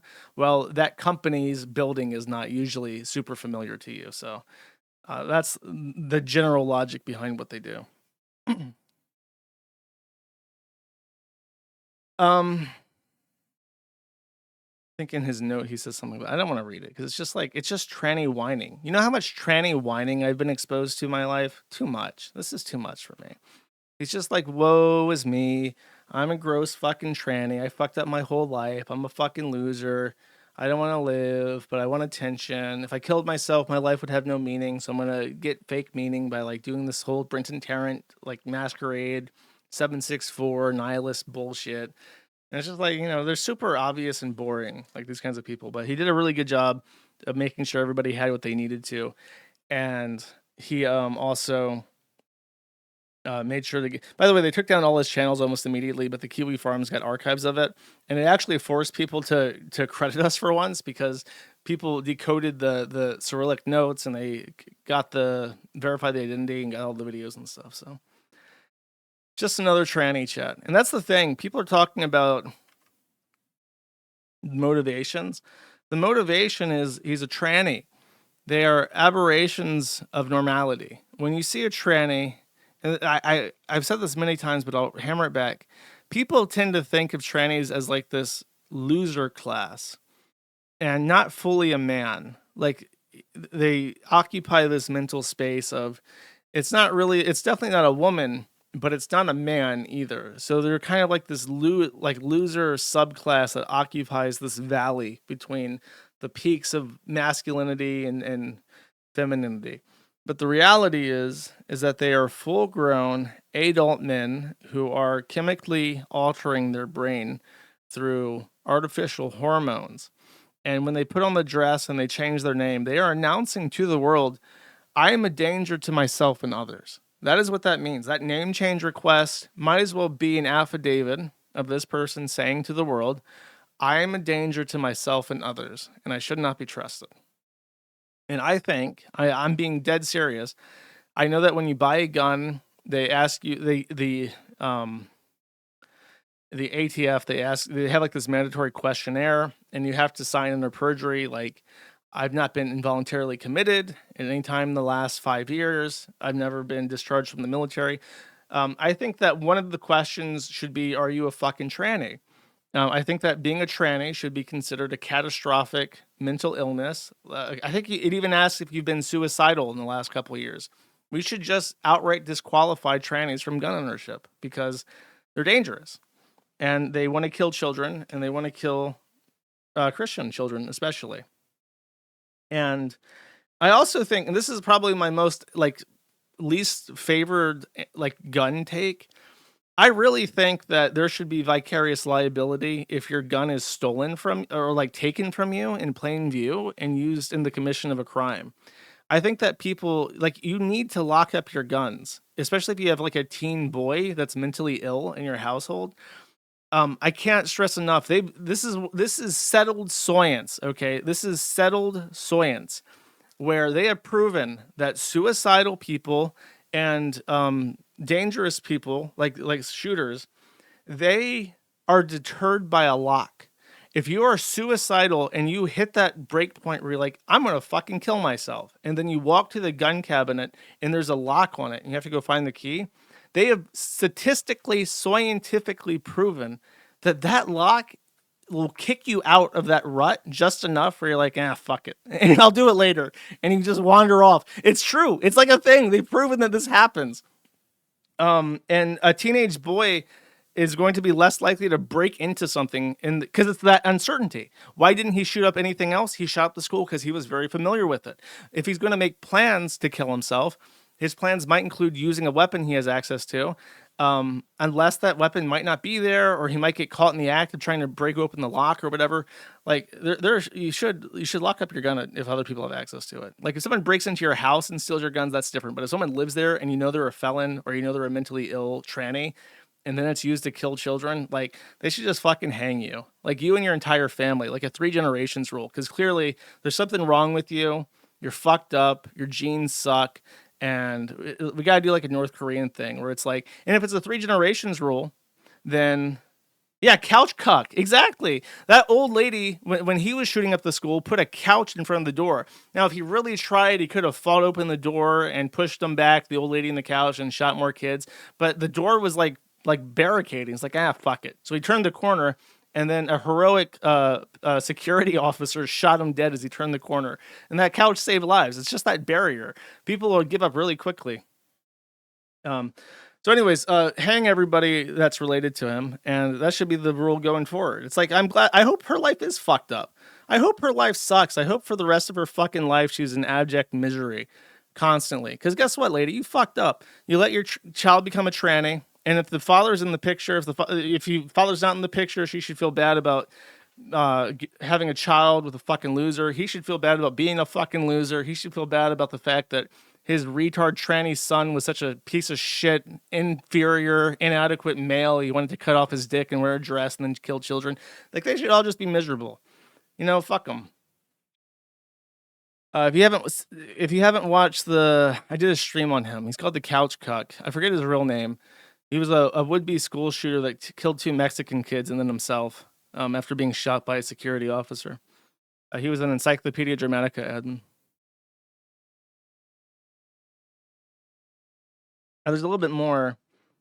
I read the dad was a Fed. He was a programmer for the Department of Defense or something. It was just like a programming contractor.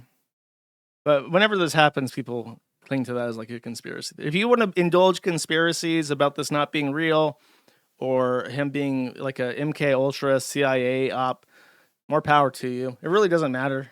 Believe whatever the fuck you want. Okay. My personal schizo theory, all trannies are evil. Inherently, they're born with inherent evil that reaches out and visibly alters them over the course of time to look evil. And we should just treat them as evil instead of pretending that they're not evil. Okay.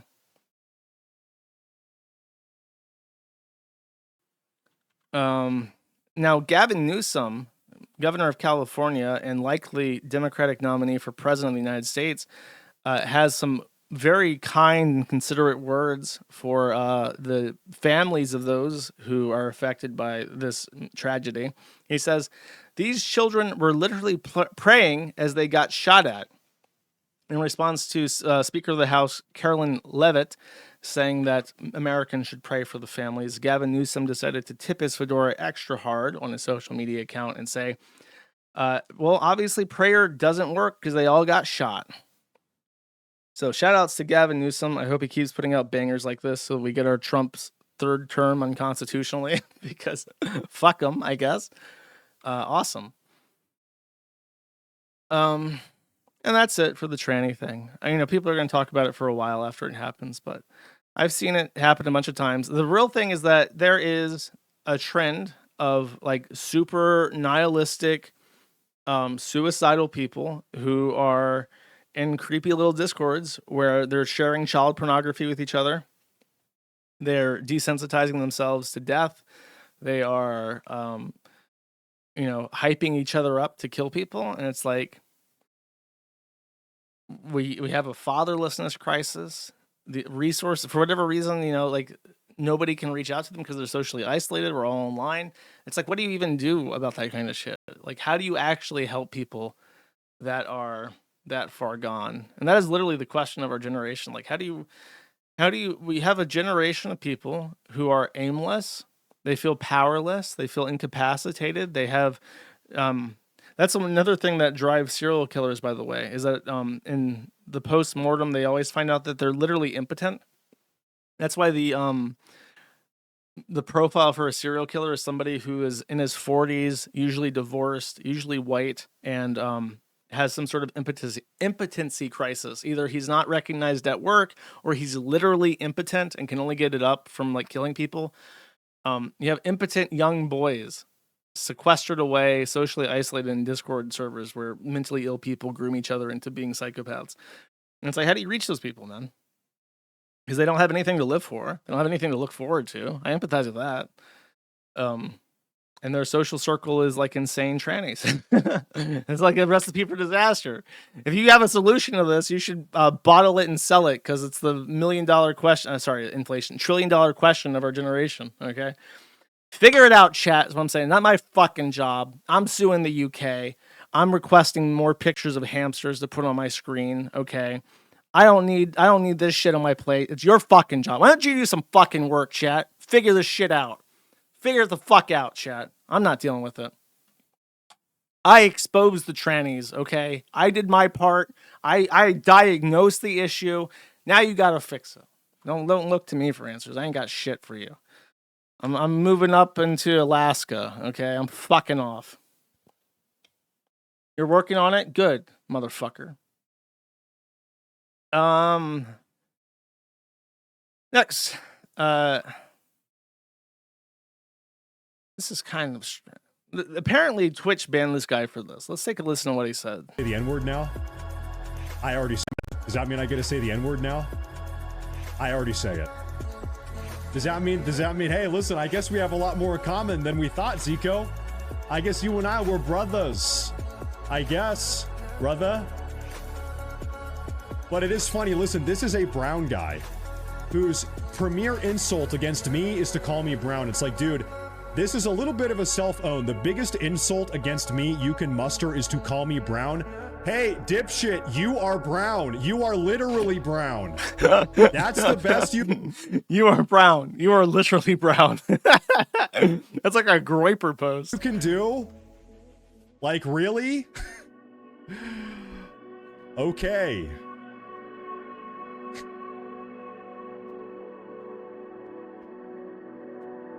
The etymological origin. Hey, what's the etymological origin of Muhammad?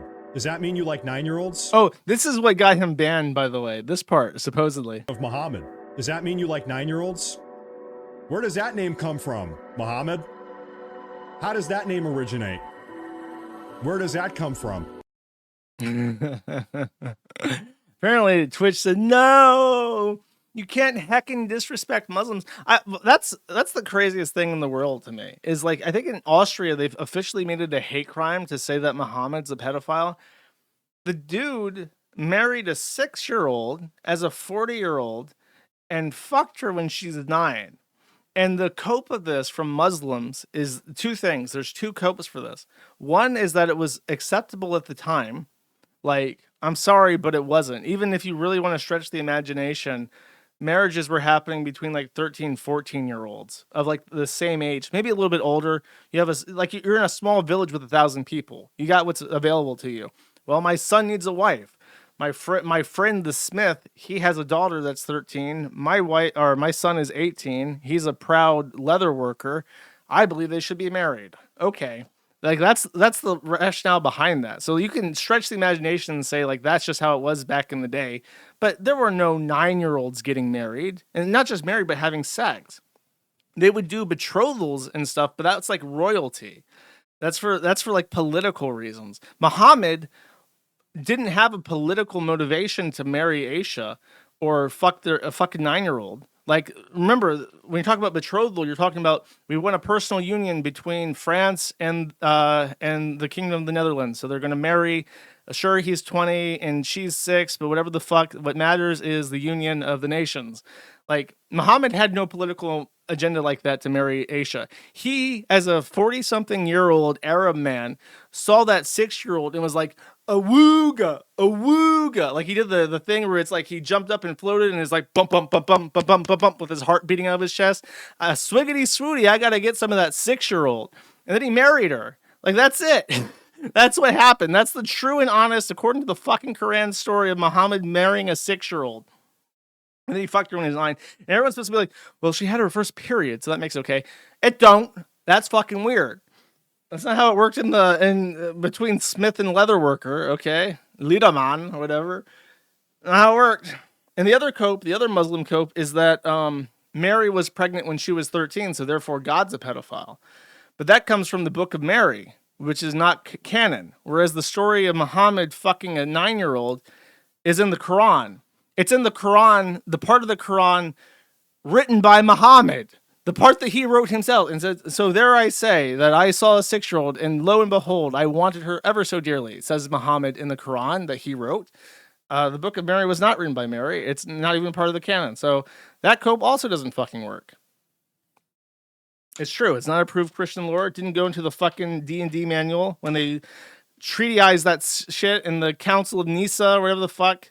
Was it Nisa? Nicaea? Nicaea, right? Nicaea is when all the Romans got together and said, yeah, this shit's fucking gay. This shit doesn't fit. And they threw it the fuck out. And they were right. Okay. Whereas in the Quran, Muhammad wrote it himself. He said, lo and behold, I did fuck that 9-year-old. Quote Muhammad from Muhammad's book, the Quran. Sounds like something a pedophile would write to me, chat. I don't know what the question is. It's pronounced knees. Sounds wrong. I'm not misinformed. Is it because I couldn't pronounce Nisa? Is that it? Is that my misinformation? Defend the Prophet Muhammad fucking a 6-year-old in my chat.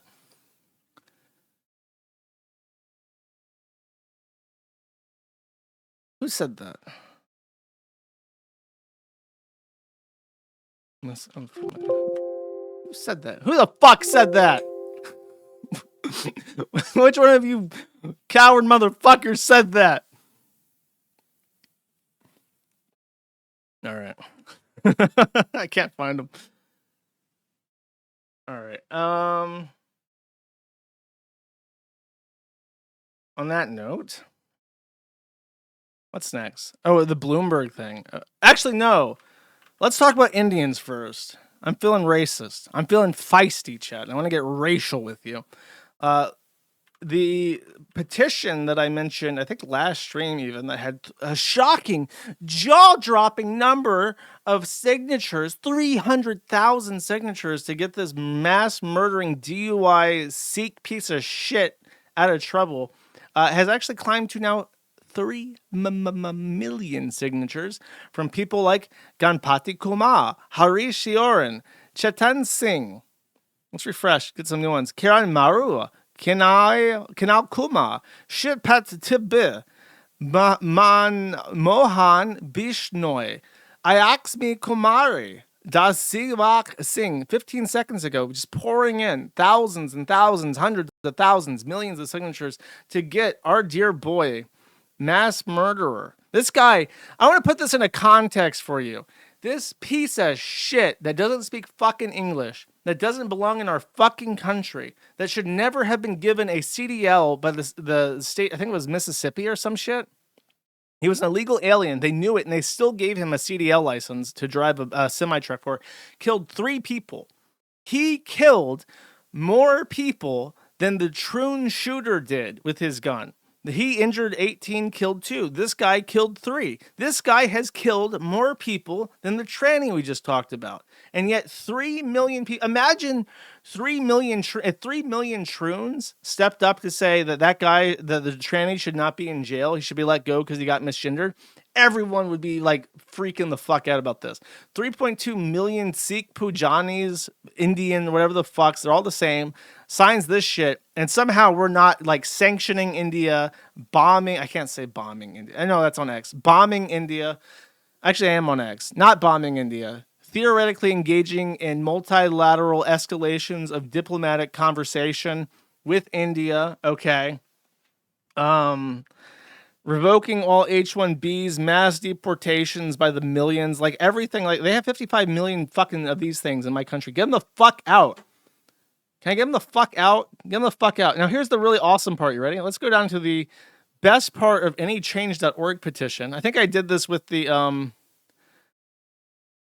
what was it? It was like a lolicon thing, and you got to see some really amazing people who signed that. Let's check out what the Sikhs are saying here. Hello, myself Kulvinder Kaur, and I'm in support of Harjinder Singh. I know it was an accident. He made a terrible mistake, I not want to a full screen deliberate this. choice to harm anyone. He was working hard to support his family, like so many of us, and one wrong decision changed everything. 45 Oh, these are like downloading? Why are they downloading? Can I just watch this shit, please? No. Okay. Okay, give me a second. Let me figure out how to do this real quick. I want it to be full screen. I want everyone to see the Jeets in their full glory. Here we go. Okay, and I'll make this bigger, question mark. Yeah. And then I should be able to get the MPV thing working. Window capture.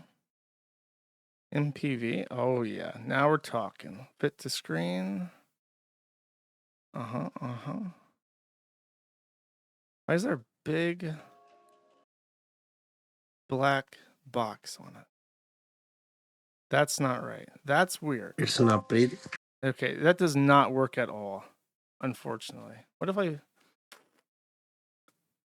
Okay. Give me a second.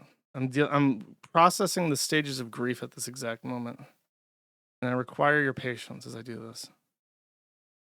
Capture multi-adapter compatibility. Let's do it that way. Then open. Usually MPV player is the one that doesn't give me issues. And now on my stream it wants to give me issues. You can check tech issues off your thing, by the way. Oh, It's an upgrade. oh fuck. God, I'm so fucking good. I'm so fucking good at everything, chat. Okay, stream. Okay, let's see this Jeep. I support Harjinder Singh.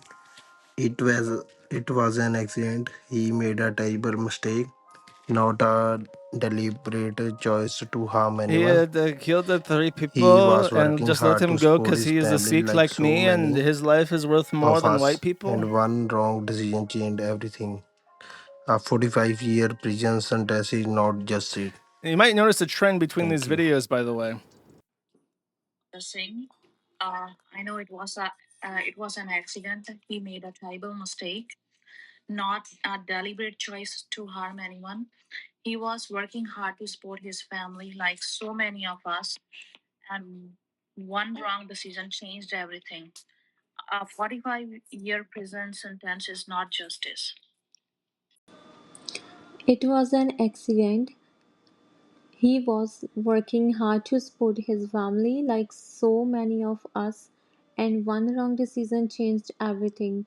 A 45-year prison sentence is not justice. It was an accident. He made a terrible mistake, not a deliberate choice to harm anyone.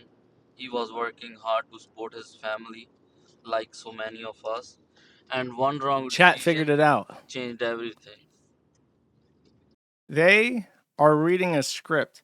So what happened is that on India they were talking in that fucking gobbledygook, scribbly bullshit they call a language, and the word got out that this poor innocent Punjabi that only murdered 3 pedophile whites. That's what they call white people, by the way, is pedophiles. They think it's funny. Only murdered 3 pedophiles in the semi truck, so he should be let go. So they don't speak English very well. So one of them wrote a script for their video to get the petition going, and they all read it and posted videos of the script. But that's the sentiment. 3.5 million of them saying that the lives of 3 white people require no retribution whatsoever. Fascinating. That's what they think about you. Just so we're clear, that's what they think. And one other thing on this is that I believe that this woman is a representative in India. She's like a parliamentarian, politician. And this is her statement in regards to Mr. Singh's murder. Waheguru ji ਕਾ ਖਾਲਸਾ ਵਾਹਿਗੁਰੂ ਜੀ ਕੀ ਫਤਿਹ ਅੱਜ ਮੈਂ ਕੇਂਦਰ ਦੀ ਸਰਕਾਰ ਨੂੰ ਪੁਰਜ਼ੋਰ ਬੇਨਤੀ ਕਰਦੀ ਹਾਂ external affairs minister I don't know what the fuck is going on with her camera, but she's talking in English and her lips are not moving. It's like she's got some kind of AI filter on her face and it can't do mouth movements. It's crazy. ਨੂੰ ਮੈਂ ਚਿੱਠੀ ਵੀ ਲਿਖੀ ਹੈ ਕਿ ਸਾਡੇ ਪੰਜਾਬ ਦੇ ਹਰਜਿੰਦਰ ਸਿੰਘ ਰਟੌਲ ਪਿੰਡ district Tarn Taran ਦੇ ਜਿਨ੍ਹਾਂ ਤੋਂ ਫਲੋਰੀਡਾ ਵਿੱਚ ਟਰੱਕ ਚਲਾਉਂਦੇ ਹੋਏ ਗਲਤੀ ਦੇ ਨਾਲ ਇੱਕ ਐਕਸੀਡੈਂਟ ਹੋ ਗਿਆ ਜਿੱਥੇ 3 ਲੋਕਾਂ ਦੀ ਜਾਨ ਗਈ ਹੈ ਤੇ ਇਹਦੇ ਬਾਅਦ ਜਿਸ ਤਰੀਕੇ ਦਾ ਮਾਹੌਲ ਬਣਾਇਆ ਗਿਆ ਜਿੱਥੇ Oh, it's in Hindi. Dude, it's so weird. Like the British people introduced so many words to Hindi that they just didn't have. They didn't have a word for accident before the English came along. If you listen to Hindi, it's kind of the same with the Philippines. You'll hear Spanish words interjected into Tagalog and a lot of English as well, and they just don't have like their own words for certain concepts. They had to borrow it from like Whitey. So she urged the minister to take up the issue of giving foreign drivers, including Punjabis, time to upgrade their English language skills. Those failing proficiency tests should be allowed to apply for them again, so their means of livelihood are not taken away from them completely. India is a country that receives billions and billions and billions of dollars in remittances from the United States every year. They're the number one receipt. You might think it's Mexico. You might even think it's China. That's the number one recipient of remittances to their country. Because they get really angry when you talk about taxing remittances. No, it's India. India is the number one receiver of remittances. So they come over, they take jobs away from people at all levels, from truck drivers to CEOs such as MOHAN, and then they take that money and they wipe their ass with it and they send it back home. They are literally pilfering the economy. They are simply straight up fucking stealing the entire country from us every day. They gotta fucking go. There's no way to put it. Next, and this is the final news segment thing. There is an update on the Shiloh Hendricks case. If you don't remember, Shiloh Hendricks was the woman who said the N-word on a playground in response to a brown pedophile harassing her with his camera phone, who then received $750,000 which was it was spurred on, the amount of donations were spurred on in part because just before then Anthony Carmelo, I think was his name, killed a white boy at a football meeting in just cold-blooded fucking murder. And when he was arrested, they crowdfunded $500,000 for him to get a legal defense so he could plead self-defense in a case where there's no credible basis for a self-defense claim. So then after that, this happened, so people gave her more money because they thought it would be funny. and she's now being charged. The Rochester Attorney's Office makes charging decision against Shiloh Hendricks in April video incident. So they were hoping nobody would notice, I think, because it's been off the news for so long. But they are charging her with 3 counts of disorderly conduct, which can result in a maximum of 90 days in jail and or a $1,000 fine. Obviously, she's going to fight it. Shiloh Hendricks put out this note, which was reposted by Tom Hennessy, who for sure, I believe, has contact with her. She says, "Hello, friends. In my latest post, I said that big things were happening regarding to our future, and they have." あ、そうなんですよ。ちょっとね、暗 What is 闇から happening? チンだらけだもん。近づいたら顔はね、 Why am I being harassed by Japanese ghosts? Hold on a 近 second. め chat. になってる。ちょっと見えるんですけど。 Okay, I found it. I found the Japanese ghosts that were haunting me, chat. I apologize. Okay, next. Yeah, it was Jap Keemstar. For some reason, Kick decided that I really, at this exact moment, need to unpause that video. So, so she's bought a house with plenty of land, with excellent demographics. She says, good for her. And everybody is doing really well. They've charged her in Minnesota, not New York, in case you're wondering. And she intends to fight it in court. So, there you go. That's the update with her. I wish her luck. And on that note, Newsham, you are dismissed. We're done with the news segment 2 hours into the stream. It feels weird, chat. Let me finish. Let me get a sip of water, actually. Wish I had gotten some coffee before the stream.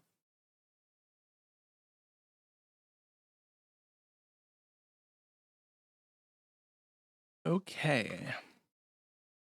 So I have a correction to make, and I've considered multiple times starting each stream off with a correction segment of all the things I got wrong.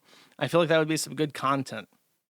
My most notable correction for this last stream was that I said that Becky, the ex-girlfriend of Amberlynn Reed, had cancer and was going to die from cancer, and she was going to get a heart surgery in relation with her cancer.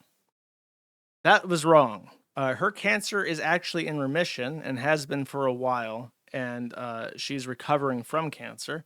But she actually was getting a triple bypass surgery, I believe, just because of poor heart health. Now, I'm sure that this can be exacerbated by the cancer, but she is tremendously overweight. So this might just be like a run-of-the-mill triple bypass surgery for being really fat. She went in for surgery, and she has actually made it out, and apparently went well. She says, I made it through surgery and have been resting in the hospital. I'm sorry for how long it took to update. I've been in a lot of pain and really out of it since I woke up. I've been sleeping most of the day since the surgery. The vent got taken out last night, and I've been able to move around a little, but it's still really draining, and everything hurts. Recovery has just started, but I'm really grateful to be here now. I'm scheduled to see a lung surgeon soon for the PET scan, and we'll come up with a plan for the mass in my lung from there. Thank you so much for everybody who has been supportive and worried about me, and those who helped out when they could, and those who couldn't but still cared. Knowing so many of you have been through similar hard times and gotten through it helped me so much. And thanks for keeping me in your thoughts and prayers, and I'll continue to try and keep everyone updated on any major change, but for now I'm taking my time to heal. So, that is the Becky update. I wish her well. I wish her a speedy recovery, chat. So updates on Cobes' situation. Cobes died last Friday, right before the stream, and I had to do like an impromptu commiseration for the event. There has been some minor updates in regards to that situation that I'll go through now.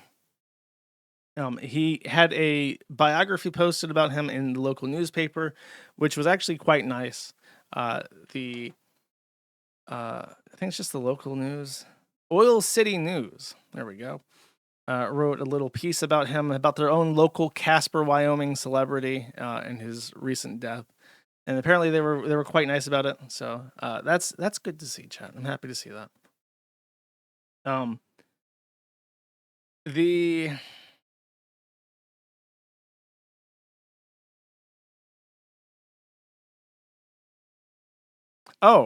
Oh God, I completely forgot about this. Okay, I figured I'd give this a shout out. So this is on change.org if you want to sign it. But Cobes was never on good terms with YouTube. He was a bit of a problem child, if you can imagine that. So when Cobes got 100,000 subscribers, They flat out did not give him a play button. He wanted really badly the silver play button for getting 100,000 subscribers on his YouTube channel, but they never gave it to him because they didn't like him or whatever the fuck. So I think that's bullshit. I've seen channels like stagnate at 90,000 subscribers and then ask their YouTube partner for the play button and then get it anyways. But Cobb's got way over 100,000. They never gave it to him. So now he's dead. He can't cause any more fucking problems for him. So, Neil Mahan, what the fuck are you doing, buddy? Get that fucking play button out. Piece of shit. So sign this petition if you want. It's in the thread. I suppose I should feature it on the site somewhere. You know, I can do that right now. Matter of fact. I'll change my current notice, making raging about people complaining about featured lines, and I'll make it about Cobb's survey. Okay. Ahref. Wait. King Cobra JFS never got his silver play button despite having over 100,000 subs. Tell Neil Mahan stop being a scamming Jeet and make this the link. Pay him what he owes! Exclamation point. That should work. That should be sufficient motivation to get people to sign the petition, chat. There's no reason for YouTube since he's gone. Matter of fact, there is, and that reason is I'm going to be very upset, and I'm going to keep calling Neil Mahan a Jeet until he fucking does it. That's what we're doing here. Other update is that the plan with Clint and the funeral is to live stream it. So sorry, I'm not laughing at that. I'm laughing at something. Something that was going to get banned from YouTube again.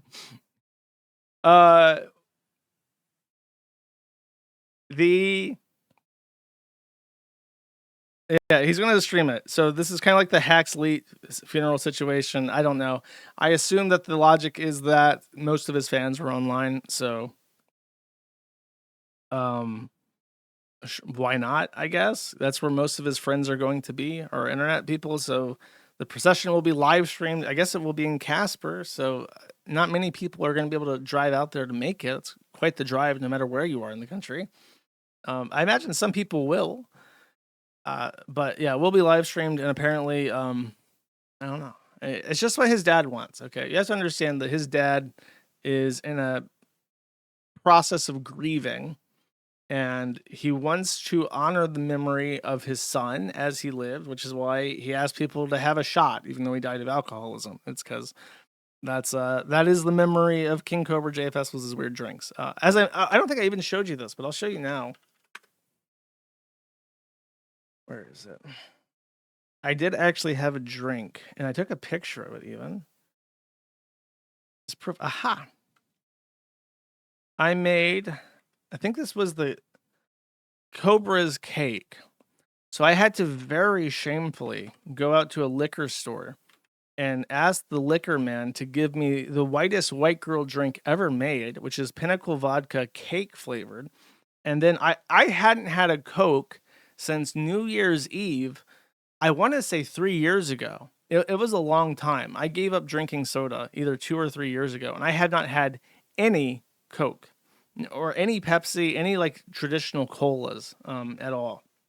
But it called for it, and it was the least disgusting sounding thing on the chart of Cobra drinks. So I figured, if I'm going to do this, I might as well go try out Mexican Coke. So I got some regular cane sugar syrup, made in Hecho in Mexico, Coca-Cola, and I mixed it, and I made a proper Cobra's cake. I took a picture of it, so that was my toast to the boy on that Friday after that stream. So, yeah, as I said, he's trying to honor his son in the way that he can, and I suppose it makes sense. Hopefully there's no problems with it. The coroner's report came back and said that it is a a heart attack, probably due to alcohol, but they're going to have to run a full toxicology to rule out poisoning from lily seeds, I suppose. And they're running that now. It'll take a few weeks. And one other weird note. There's a YouTuber, and I've actually always been confused by this guy's name because it sounds like a forum user. His name is Kiwi Tapes. And my immediate thought when I heard Kiwi Tapes is this like a forum user who's doing like Kiwi Farms video content, but is actually like shouting out the site? And I've been told that no, that is not the case. And actually, he's like a tranny lover and he hates the Kiwi Farms, which is like really unfortunate for him, I guess, because he decided to call himself Kiwi Tapes. As we know, Kiwi is a word that only exclusively refers to the Kiwi Farms now, and no other place on earth can lay claim to it like we can. So, no, he just does lolcow content, and he has in no way, shape, or form any association with the Kiwi Farms, except in name only. Now, here's the background with his drama. He had done videos on King Cobra JFS in the past. The description of Kiwi Tapes that was given to me is Kiwi Tapes is a lazy asshole that was running with Reddit theories calling Josh Saunders a sicko and shit, which is what they, like I mentioned, Redditors can never just make fun of somebody or participate in like enjoying a weirdo's live streams without morally justifying it to themselves. So they have to say that he's like a rapist or that he's an animal abuser. They can't just enjoy stuff. They have to morally justify it to themselves, which just means, as far as I'm concerned, that they are doing something bad that they think is bad, and they knowingly do bad things because they have to assuage guilt in order to do it. So he called Josh a sicko, and when Josh died, he backtracked and acted like he wasn't too hard on him, made a post about privating his video, and then later deleted the post and put some of the videos back up. So as soon as Cobra died, Kiwi Tapes did a live stream where he and some other fucking asshole. Remember when I did my stream? I watched the video of Clint discussing that Cobes had died, and I, just to see out of personal curiosity first and foremost, but also to see if what I was going to play would be suitable for the stream. And I very quickly made the determination that no, it is not suitable for the stream at all. It's extremely sad, and nobody should be unwittingly subjected to that because it would fuck up the mood of the broadcast. That was my determination that I came to on my own. Apparently other people had to make similar determinations, and what they determined was let's get some fucking subs. Let's get some fucking subs. Can we get some free bird? Let's get some fucking subs. Let's get some super chats, and let's watch Clint cry about his dead son. And that was the plan. So they made a bunch of money talking about Cobes being dead. While watching his father grieve him. So people were upset about that, which, I mean, they have right to be. That's pretty fucking ghoulish. And he did private his videos after the scandal came out that he had done that. And then he made a post about it and then deleted the fucking post. So he backtracked it after he realized that people weren't going to let off anyways. So it's like, I might as well just keep the videos up that are making money anyways. Where's the update? Oh, this. No, that's the Clint one. That guy made a post saying that there was a post, but didn't screen cap it.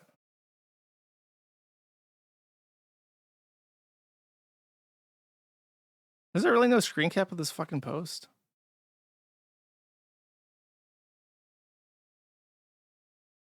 Oh, well. I think it's in the Cobra JFS thread. It's not that important. It just says, like, I'm privating my videos out of respect or whatever. And then apparently that was such a sincere post and it had absolutely nothing to do with the drama that came about it, that he unprivated it. So he says it's out of respect. And then actually he's like, you know what? Out of respect, I'm not doing that thing anyways. As a result of backtracking and doing shit like this, the dinner bell in a way has been rang. So this guy, Muckhole, I think is one of the, not sure. Oh, the guy that made the locales, what happens when we abandon vulnerable people, made a video making fun of Kiwi tapes as well. And then these were some comments about Kiwi tapes left on Rogue Internet Man's comments. Ham Jam Handed says, "Are you referring to Kiwi and Smokey? Did they actually not donate the money?" Oh yeah, they coped and said after the fact that they just forgot and they were going to donate the money to Cobes like after the fact, but like that's debatable if that happened. Rogue says it's too early to tell. He doesn't know, and they're just talking back and forth about it. So I just wanted to point out the irony of there being a guy called Kiwi Tapes.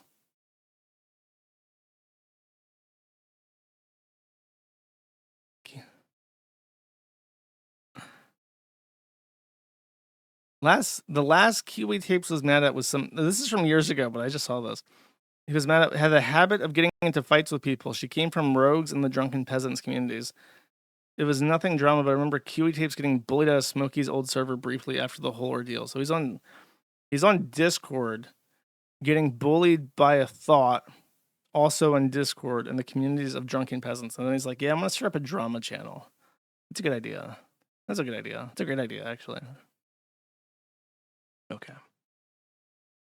He's doing it on purpose for people searching for Kiwi farms. You can't convince me, by the way, that his original intent, because apparently he had that name in 2022, that the original intent was not to SEO, like do a pirate software, but for Kiwi farms. You can't tell me. Because when people search the Kiwi farms, they'll type in King Cobra JFS, Kiwi.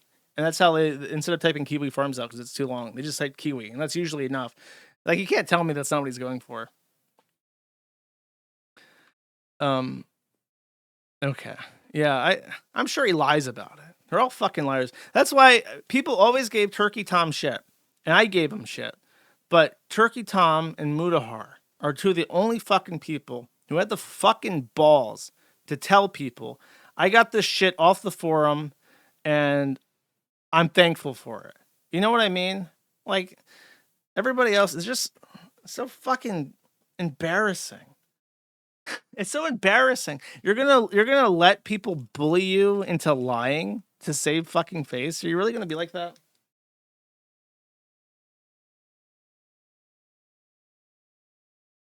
I have received breaking news that Nick Rekieta has been ejected from court for using OBS. I'm not sure what that means. If any of my helpers can get me a link to something that explains what the fuck that means, I will cover it in this podcast. But in the meantime.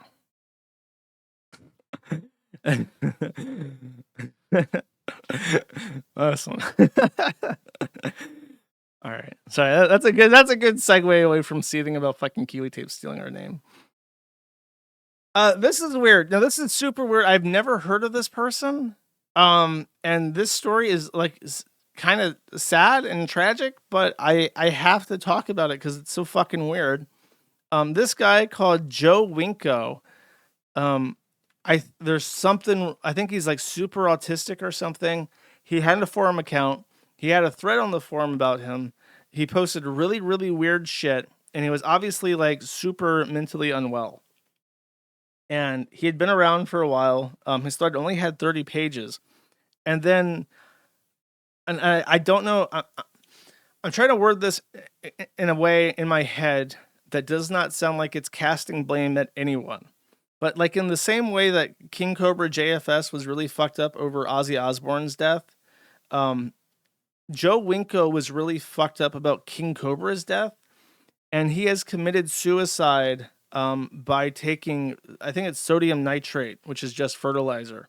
And he did it because of King Cobra. And not only did he commit suicide because of that, he did it on live stream. He actually put up 2 different camera angles and started 2 different YouTube live streams and killed himself with fertilizer live on air.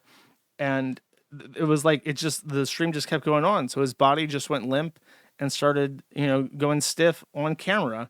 And it's just like super unwell. People had talked to him and, apparently he had depressive thoughts in the past and people were trying to talk to him and be nice to him. but like just really not all put together. This was them last posted on the forum early August. He posted infrequently every so often. And then he posted his announcement that he would be killing himself on Twitter, saying, "I'm free now. Please download the video of me dying and the pics of my decomposing body and post them on Watch People Die. Fly high, Joe Winko, 1995 to 2025, forever 29." He always wore the hat made out of the do-rag, and I think he was gay and sort of like obsessed with like eternal youth and stuff. Super mentally not well. And then these are the two streams. He posted these couple videos about Kobe saying, "I'm very angry about this. I never watched King Cobra at all. But my friend used to like him. I felt sorry for King Cobra. I always thought that he was a gamer, but he's actually a musician. I always wanted to learn to play the electric guitar. I feel like King Cobra will teach me to play the electric guitar in heaven. I'm still mad because I was supposed to die this month instead of him." Oh, I guess I misread this, and I believe that he did it because of Cobes, but he was already planning this. Okay. "I don't know how King Cobra felt about life, but I, Joe Winko, had been ready to go. It's always not fair when it's always someone who doesn't want to die who ends up dying instead. Fly high, King Cobra." And then he posted this, and he did like lots of weird Sims 2 edits and had his own mod, I think. He says, "Please download my Tombstone mod in The Sims 2. The download link is here." And then there was a Google Drive link so that you could put a tombstone for him in your Sims 2 game. And it sounds like I'm making shit up, but these are the videos of him ingesting nitrous or sodium nitrate and dying live on air from two different camera angles. And it's pretty gruesome. It's a violent death. He's conscious as he's vomiting blood. So it's not like it killed him quickly or anything, and then he just dies. So it's really fucked up. And what's really, really, really super, super fucking weird is that one of the things he does after starting the process of committing suicide is he puts on a Sonichu medallion.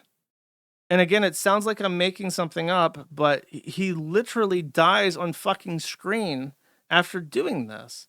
So just really, really, I don't have words for it. It feels surreal. It doesn't feel like it's real life, you know? So it's hard to, it was just some random guy. It's not like he had a huge presence or anything. It's not like people were fucking with him. He had barely any threat at all. And he was there posting there and people were nice to him.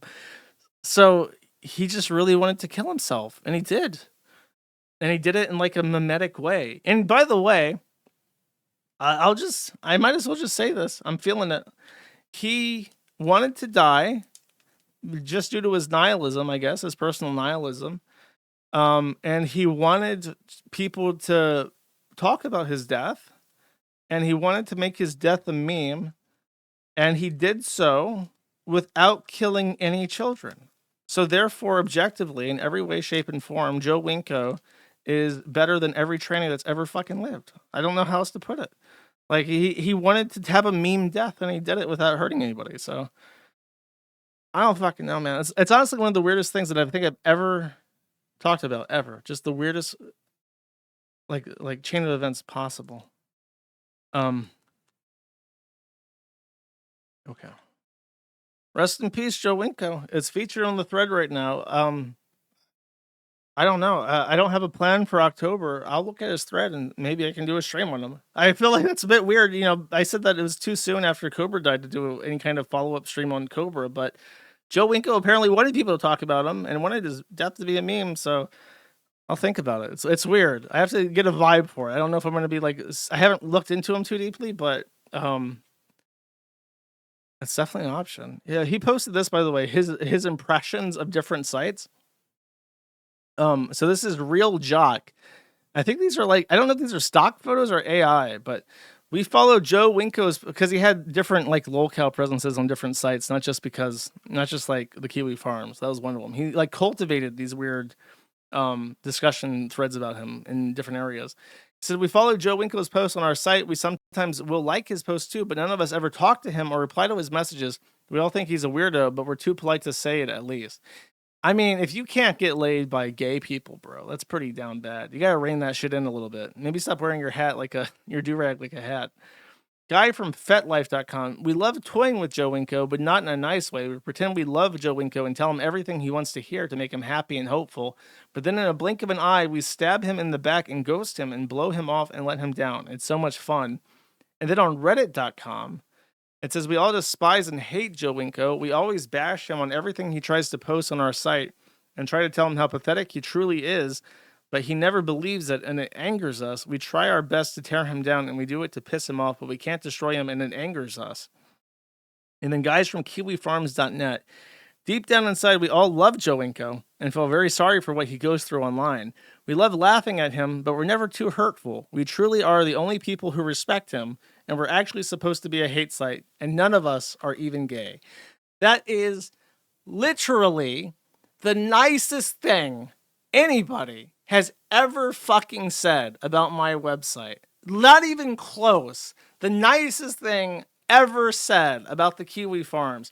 And this guy, I'm just going to say it, this guy understood the Kiwi Farms better than fucking Jesse does. His take on the farms bullying Cobra to death by following his post couldn't be farther from the truth. Joe Winko gets it though. I wonder what Joe Winko has that Jesse doesn't have, because he seems to be on some higher upper echelon here with the analysis. R.I.P. bro. You know, I think he would like a stream. He would want it. I'd have to analyze this chat, analyze this situation. I think he would want a stream chat. I'll look into it. I'll consider it. And then I slotted this in immediately afterwards. I didn't even realize that he had posted about Watch People Die, but Watch People Die had a hit piece written on it from the ADL. From gore to hate, how Watch People Die serves as a gateway to extremism. Is this authored? It's not authored. It's authored by ADL, apparently. 2 school shootings just weeks apart in 2024 and early 2025 were united by a common thread. The violent gore website Watch People Die. After creating accounts on the site in 2023 and over the course of 19 months, Natalie Rupnow and Solomon Henderson increasingly engaged with extremist ideologies, including adopting white supremacist views. On December 2024, Rupnow opened fire at Abundant Life Christian School, and Henderson shot and killed one person and wounded another at Antioch High School in Nashville. And then they try to say that Watch People Die is somehow responsible for that. But it's clearly like a manifestation of nihilism as opposed to the other way around. They're saying that that you just want to see videos of people dying, so you watch that and then you become a school shooter. It's very much the other way around, where you have somebody who's nihilistic and seeks out content about death, I guess to desensitize them to the idea of death. But the issue is like, if you get rid of Watch People Die, then they're still gonna they're just gonna go on Telegram and find like war footage or shit, you know? So it's bizarre, and I don't know how the ADL manifests this as like something under their purview, under hate speech and shit. The ADL was made to cover up a Jewish pedophile? Do you mean the Jewish pedophile that raped a little white girl and then they tried to blame the black guy, and then the all-white jury in the South said, no, that black guy didn't do it. It was definitely that Jewish guy that did it. So he couldn't even frame a black guy in the deep South. Like in the early, it was like the 1910s when this happened. Leo Frank, I remember this. Leo Frank was the guy. And then after he was convicted, he was pardoned by the governor. And I believe there was a big conspiracy about his relationship with the Zionist community. Fascinating. It was whites and 3 Jews on the jury. I didn't know that one. God, he must have been guilty as fuck, man. Jesus.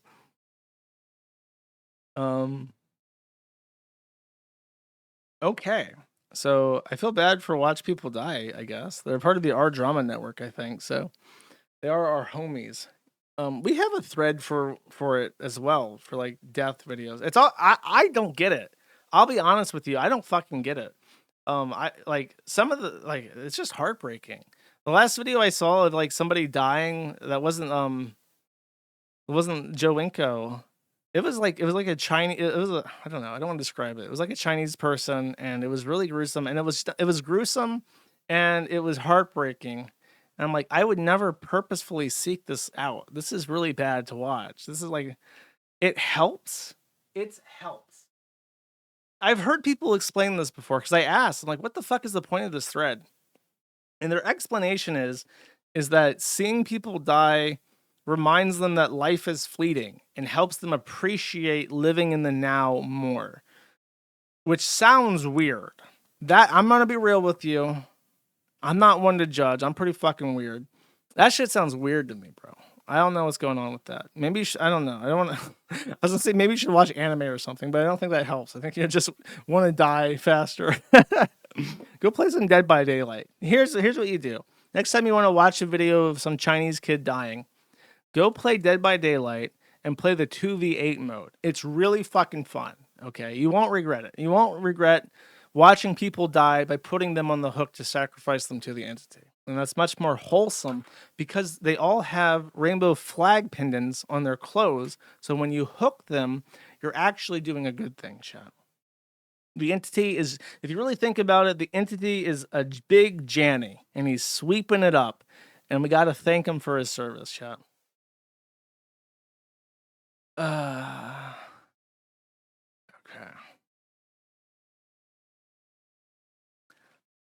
Let's do this. Let's briefly talk about this and then finish up this segment, and then I'll take a look at the Nick Ricada thing real quick. Okay, so Patrick S. Tomlinson Child. One of my favorites. One of my all-time favorites. I was not welcome into the Patrick Tomlinson community, but I watched those videos of him talking to the pretend journalist and his way of emotionally coping with other people making fun of them by simply calling them a child over and over again and threatening them with prison that has not manifested at all in any way in like 10 years now. It's some of the most profoundly funny things that's ever been posted. And it's like, you know what? Tomlinson is like such a easy target for everybody. He's not gay, he's not trans, he's not disabled in any way. He would never profess to be disabled or autistic or whatever the fuck.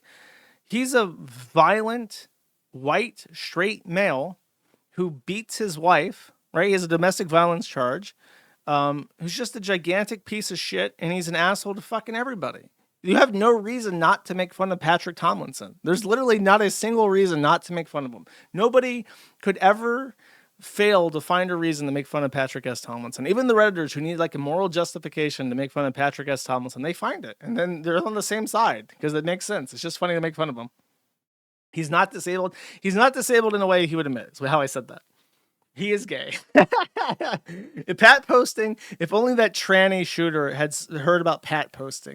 He's stuck in this nihilistic den of evil, talking to 764 tranny pedophiles, with watch people die on the second monitor. He's like, yeah, man, I'm gonna do it. I'm gonna be a real girl in heaven, bro. I'm gonna be a real girl with Satan and shit, man. And then out of the ether, he hears it. No, and it brings him. It's like his listless stupor of thinking about death. Like, what is that? He opens it up, and it's just Patrick saying, "No, child, did not fart into my wife's vagina." How? If you were planning to commit a mass murder, right? And it was set to happen in 12 hours because you can't miss the actual mass for your mass murder, but you just so happen to hear something about farting into your wife's vagina. How could you possibly stop listening to that to go kill a bunch of kids? You can't. It would have saved people's lives. Pat posting would save lives, is what I'm trying to say. Anyways, so despite having called people for years and years and years and years, stalker and child and stalker childs that are going to jail and I guess killing themselves is his most recent evolution of Pat posting. Despite calling everybody in the entire world who's ever said anything negative to him or about him anywhere at any time about them being stalkers, it is Patrick S. Tomlinson Child who is being hit with a request for a restraining order, a 1-year-long injunction of him contacting her or trying to contact her for stalking and menacing. This is, I think Leslie Varney is her name. She has asked the Superior Court of Washington, County of King, for a petition for protection order Leslie, I was right. Leslie Varney versus Patrick S. Tomlinson, respondent. She is accusing him of stalking, protection from someone who has committed stalking. And then she notes here that it's harassment. Patrick S. Tomlinson, over 18. She requests that she be protected, specifically Leslie Varney. I guess she has to list her address for a protective order, which is a bit strange. I guess most people would do this with a women's shelter or something so they can keep it off. You have the right to keep your residential address private. You may use a different mailing address for receiving legal documents. I'm assuming that's like a women's shelter or something, because that's a common service that they do. And that's why, by the way, that is a big feminist talking point in regards to why women's shelters should never have trannies in them, because a lot of people use women's shelters to hide from stalkers that are trying to find them. Then she doesn't need an interpreter. Is there any details here that are funny? Like a fill-in segment? Text on social media.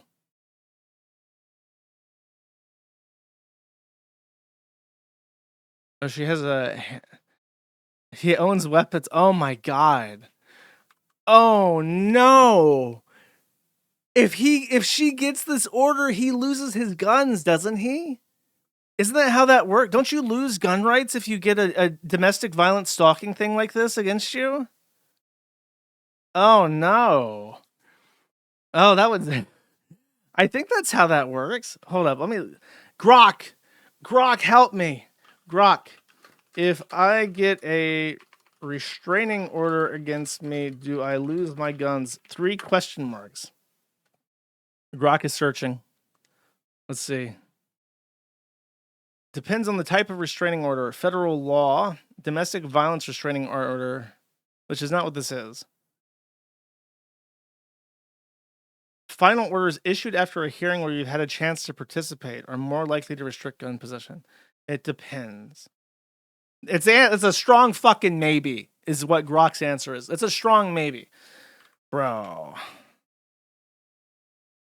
Enjoy being disarmed, stalker child. Oh, this is the evidence. You ready? Here's the evidence.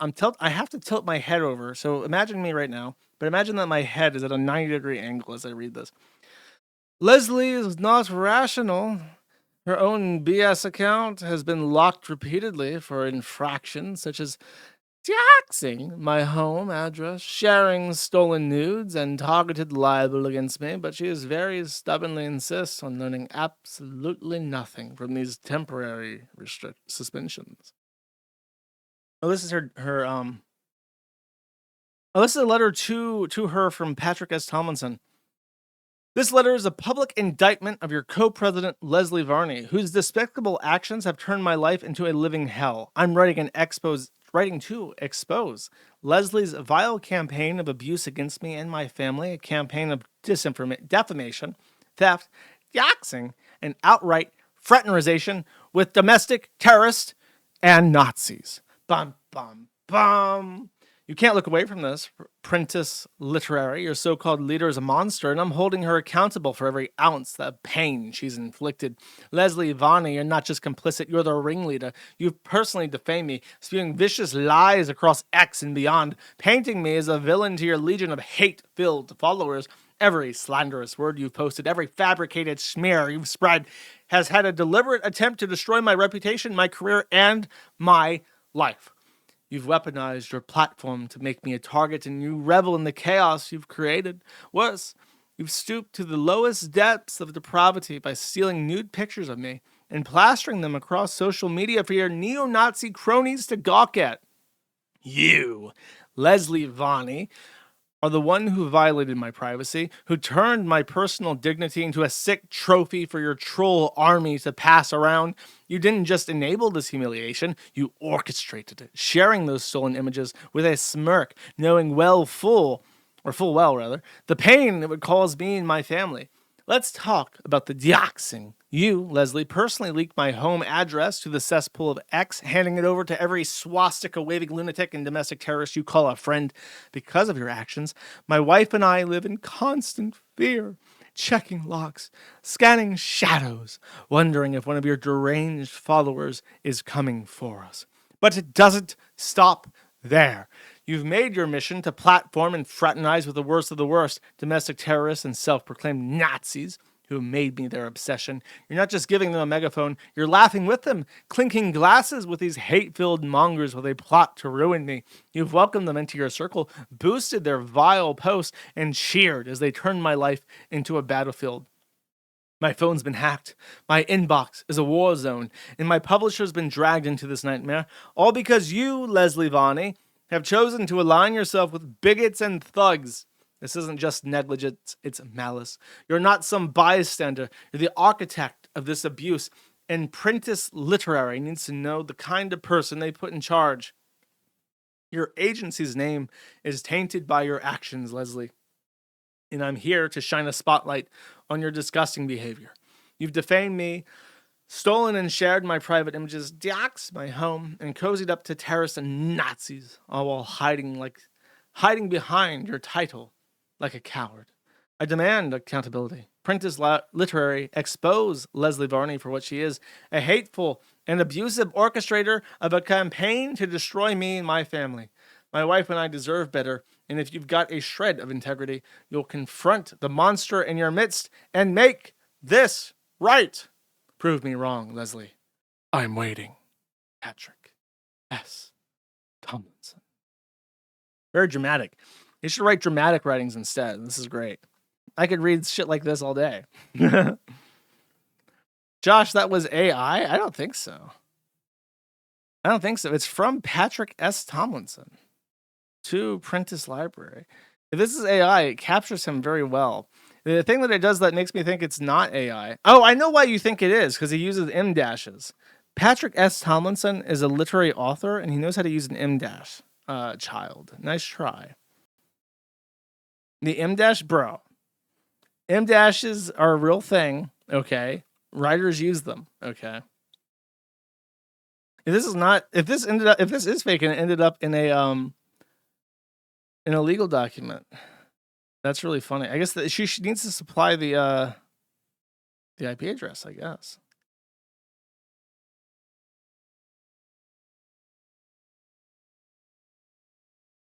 I also use M dashes. I like M dashes. I don't give a fuck what you soilums think about M dashes. I like M dashes. Okay. Next, finally, I get to make fun of Jet Neptune. If you don't know, our boy Jet is a Croat. So, you know how those Croats are. Always trying to be independent. Always trying to say that they don't speak Serbian, even though they speak the exact same fucking language the Serbians do, and their language is completely and totally interchangeable with each other, and they're mutually understandable. Always pretending to be what they're not, chat. Pretending to be Dalmatians. You know how they are, the Croats. Jet hates us. Jet is the producer for Fish Tank, Sam Hyde's thing. He hates the Kiwi Farms. The Kiwi Farms is probably home to one of the largest fish tank communities on the internet. It always goes crazy during the live seasons. I don't know why he hates us, because everybody there is so fucking nice to them and never doxes or like swats them or whatever the fuck that Redditors do. But he hates us specifically because they hate the Kiwi Farms. You know how it is.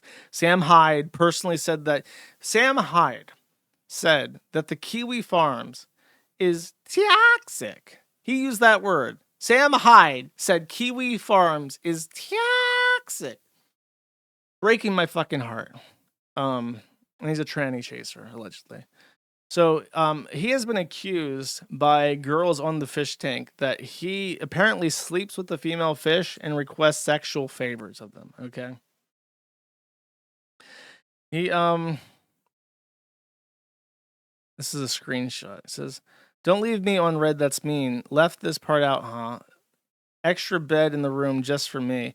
I'm iffy on bringing girls I flirted with before or expressed any interest." Now, this is a screenshot that Jet was sending the recipient saying, "Yeah, I'm an evil guy. You have no idea what it feels like to be scrutinized and gossiped about on this level. I literally can't have a normal life.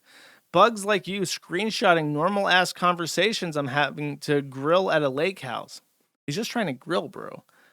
"I feel like such a dumbass. I just talked you up to 3 different people saying Katie is cool. She's into vintage clothes. She's dope. She's going to get along well with everyone. Well done." Yo, good going trying to fuck up my reputation when all I did was invite you to come hang out after you asked to come hang out. So this is from Katie, who's been sending the DMs to Shady, and then she leaked them to Bant. I don't know if that's like the board Bant on 8chan.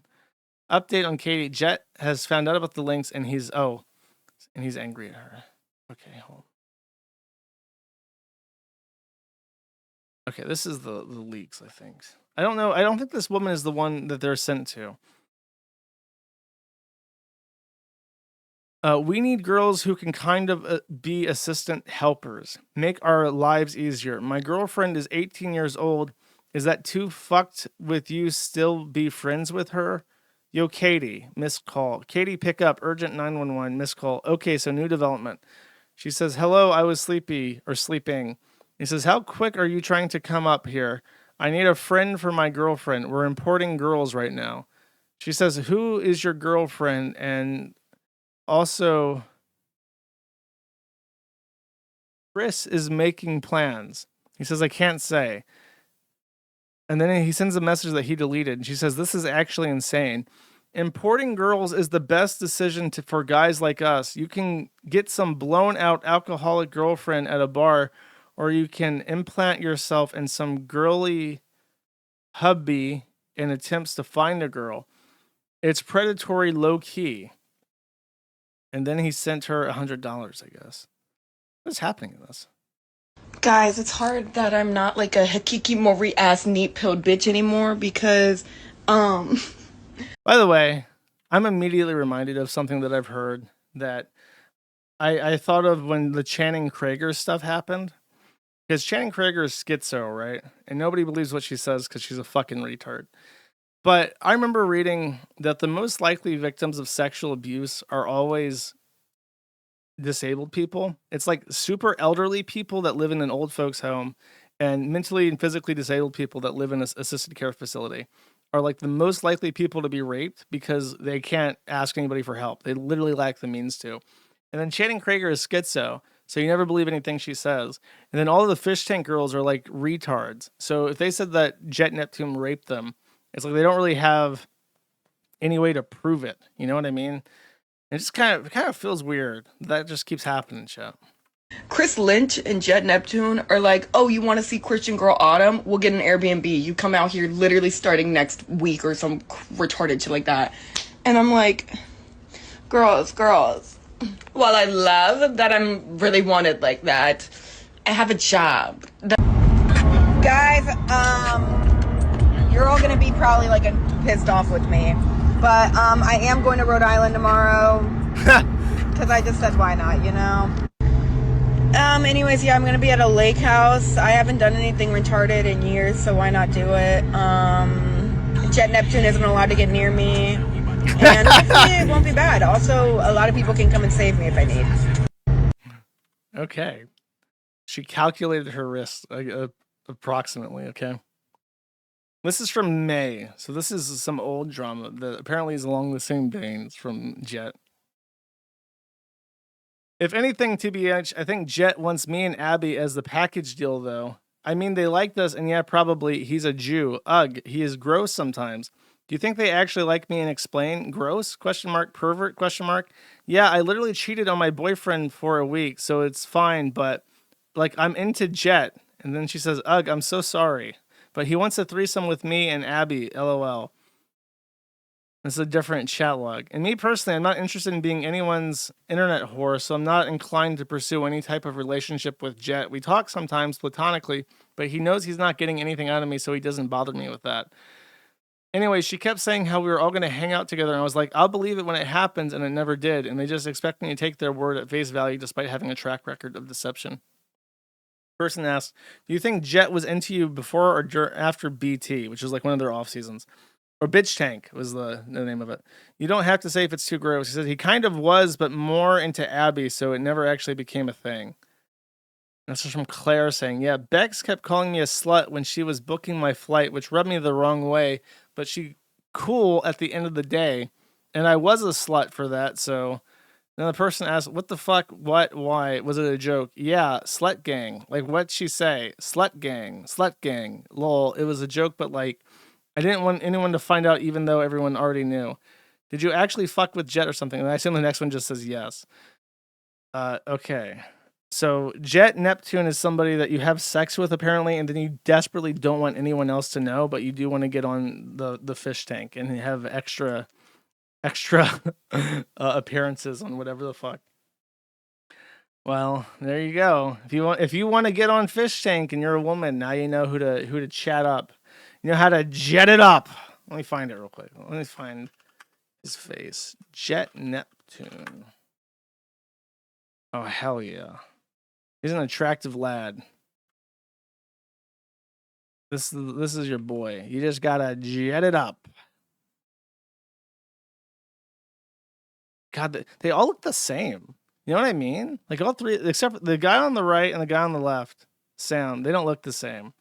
But the middle three, he just looks a lot more Asian than the other two, but they look like identicals. They got like that Slav physique. Like that guy in the middle is like Uzbek or something. So he's got like a little bit of Slav in him. Hell yeah. This guy can't grow hair. Jet it up. You want to get on fish tank. All right. Let me go ahead and see. How do I want to do this, chat? Let's I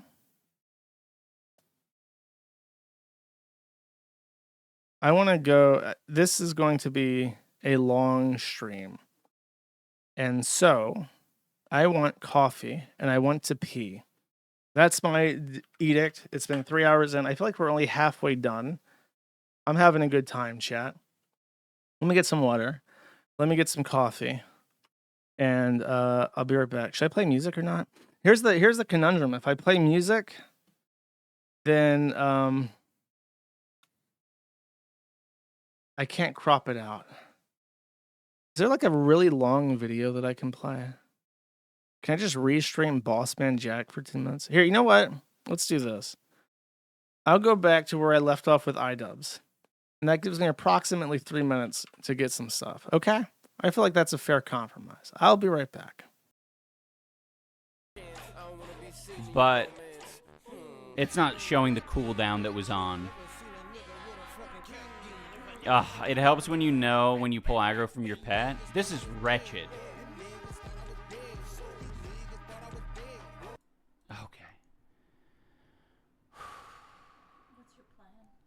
I mean, that's not bad to die at 19. I didn't even get to 20. Yeah, you're still Blue Rosa, let me tell you right now. My binds, I think the problem is, dude, they sent me good potions. That's the problem, right? Like Mega Technics in the chat. I think he sent me good potions, or someone else sent me good potions. Like even better than the ones I've been making. Oh, gross. And I wasn't even using those. I wanted to extract value out of these small potions before moving on to those. And that's not how this game works. I don't know why I was thinking of the game like that. Like, oh, I should use these little small baby potions. Yeah, and they're cheap at that level too. So silly.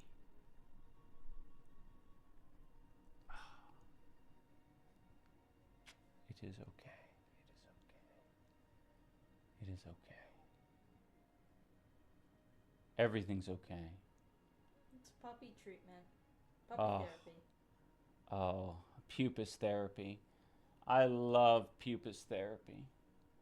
Thank you. Thank you for your wisdom. Thank you. Thank you. Thank you. Fiona, it might be good for you to take a break because Fiona's crying because she didn't take an opportunity to poop. Let her outside. Yeah. Are you going to stay streaming?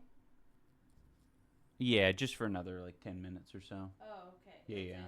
Yeah, because we're at 5 hours. It's been a while. Do you want to just, instead of me walking on the treadmill, then when you Just do a run? Yeah. Yeah. Okay. We'll start strong next stream. Yeah, so, like...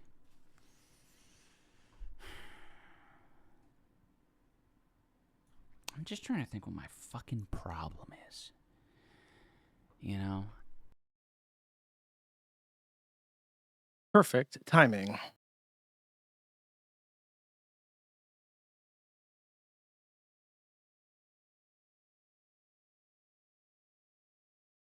All right. Let's see. Next. Next we're doing a detour. Hold on. Let me get my...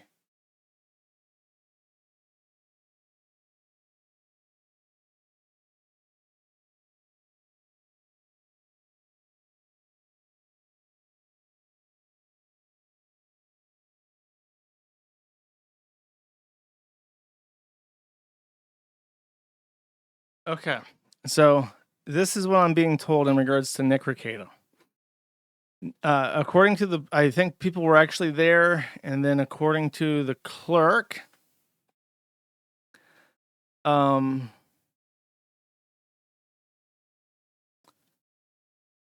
what happened is this. He is currently involved in some gay litigation against Aaron M. Holt.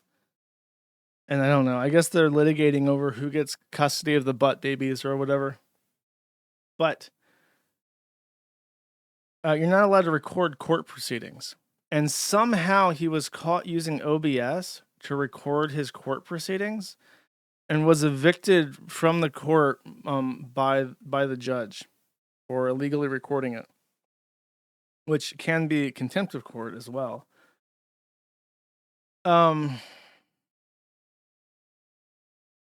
And then apparently, according to somebody, in the court proceedings, when his attorney's objections were overruled, his voice cracked in nervousness, which is embarrassing. Okay, God. The thread has moved so fast that there's no like postmarks for it.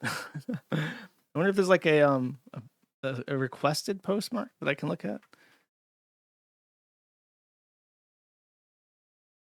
No, okay. Oh, wait, I see it. Okay, I do have a post for this. Post 22375 see if that's good.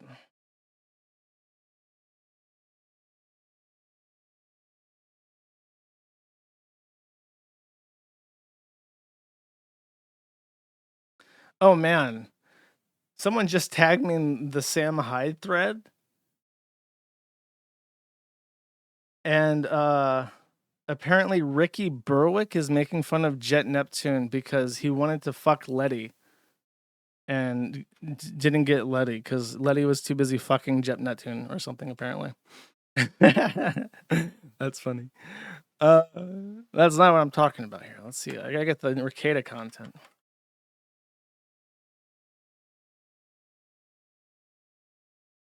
Okay, here's the post about it.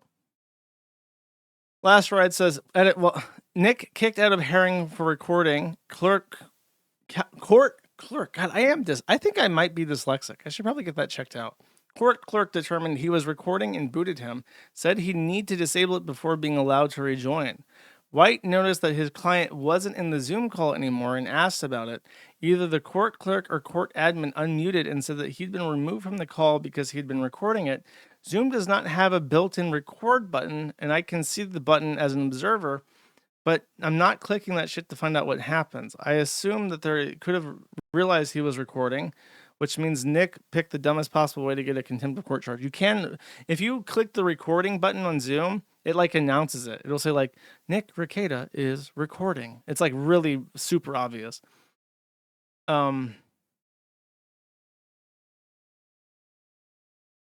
Oh, okay. So the clerk of court saw the OBS logo when his camera went off. Which, if you don't know, if you set your webcam to OBS and there's nothing on OBS, it will just show the OBS logo.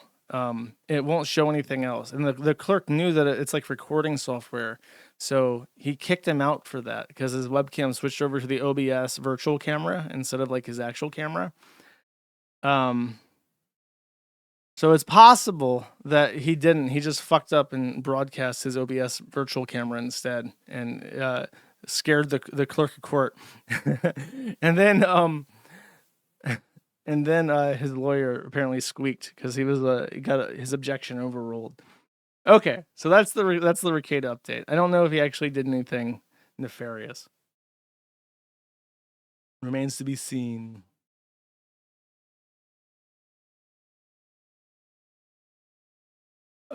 Okay. Now here's the big scandal that's rocking the internet this week. So in wrestling, there was supposed to be a fight between Raja Jackson, who is the son of a very famous MMA star, Quentin Rampage Jackson, and basically he lost his shit and just completely pummeled his opponent, which I think will be this clip.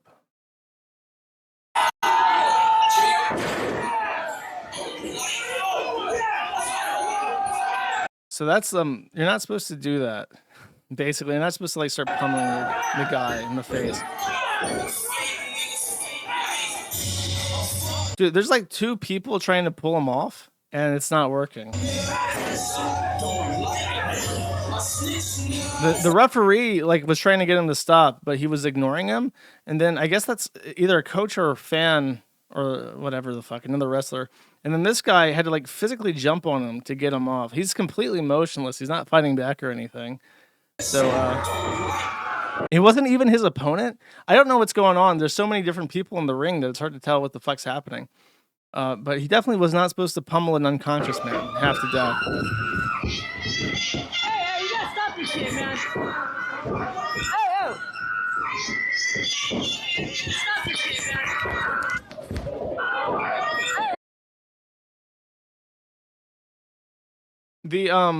Yeah, he flatlined. He like actually died as a result of his injury. There's like 4 people having to like pin him against the fucking the corner of the ring to get him to stop. That's crazy.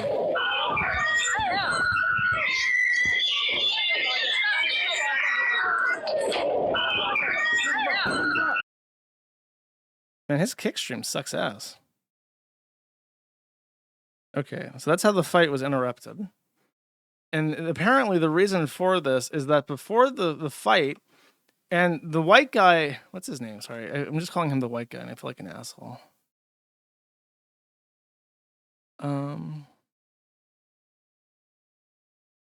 Of some guy. Okay, so that's just the name of the guy. It's just some guy, apparently. Before the fight, some guy was supposed to go after Raja, right? Stu. Okay, Stu. And Stu thought that he was supposed to like promote the fight, because that's usually what you do, right? Like you get a little bit of beef going so that people are more emotionally invested in the punching, because otherwise it's just punching, it's just sport. They're there for the drama. They want there to be beef. They want these guys to be like, brother, I'd fucking whoop your ass right now, but until I'm in the squared circle, hands are off, brother. But once I'm in the squared circle, it's no holds barred, brother. You're going down tonight, brother. Like that's what the people want to hear. So they buy the tickets. They go see the thing.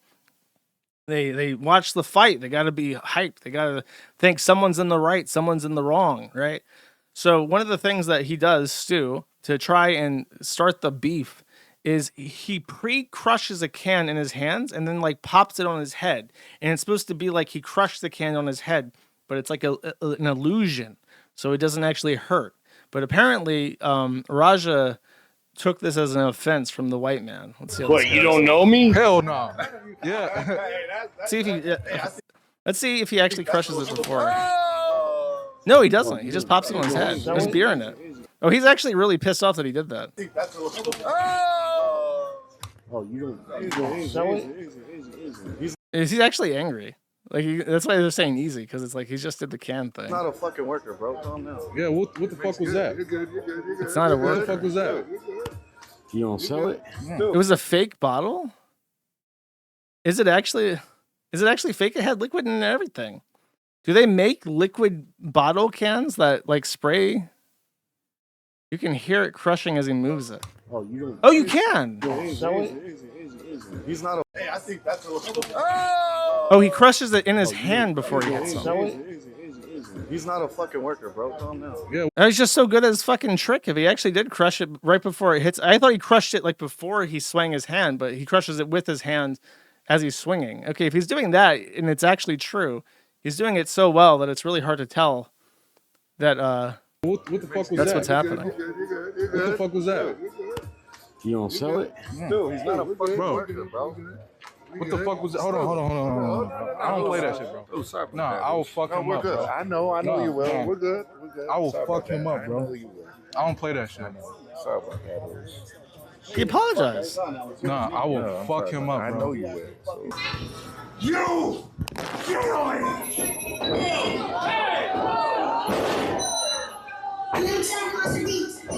Oh, he comes in from behind too. Oh, so that's not. It's not even his. Okay, you're right. Now it makes sense. They're having their thing, and then he turns away because he just did like an intensive move. So he's like he needs to recover himself.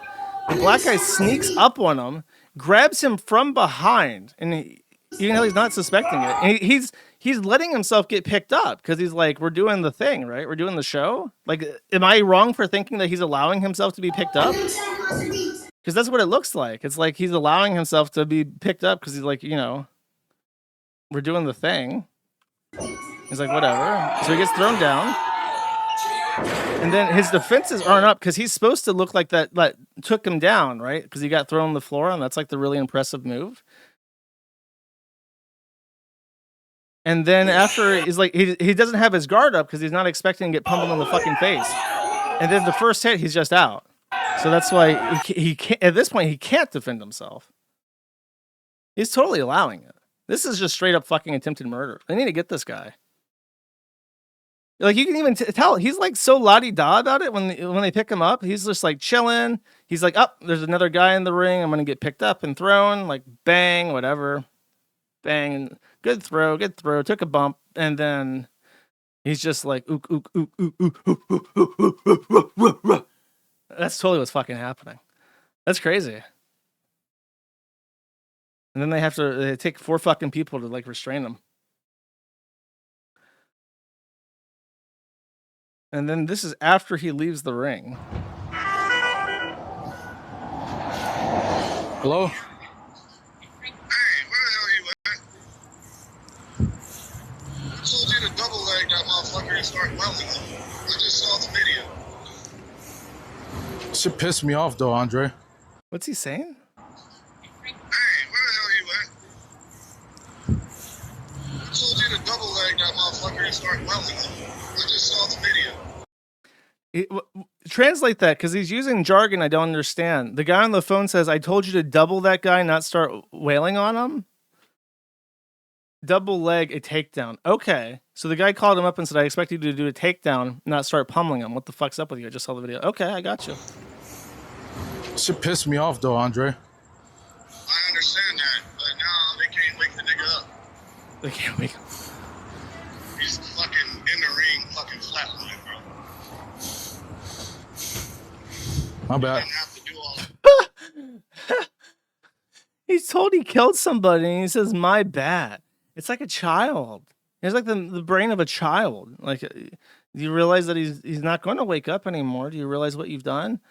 My bad. That shit, I understand y'all had heat. You didn't have to fucking take it there. I'll call you back later. Shit, I got to call my attorney. You know what I'm saying?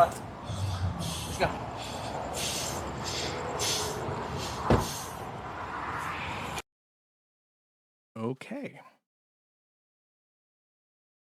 So, do you think it's like a race thing, or do you think it's like steroids? Is it okay? Explain this to me. because I'm a little bit confused. I understand that Raja is an MMA fighter. He's not a wrestler, right? Was Stu a wrestler? Was he an MMA fighter at a wrestling event?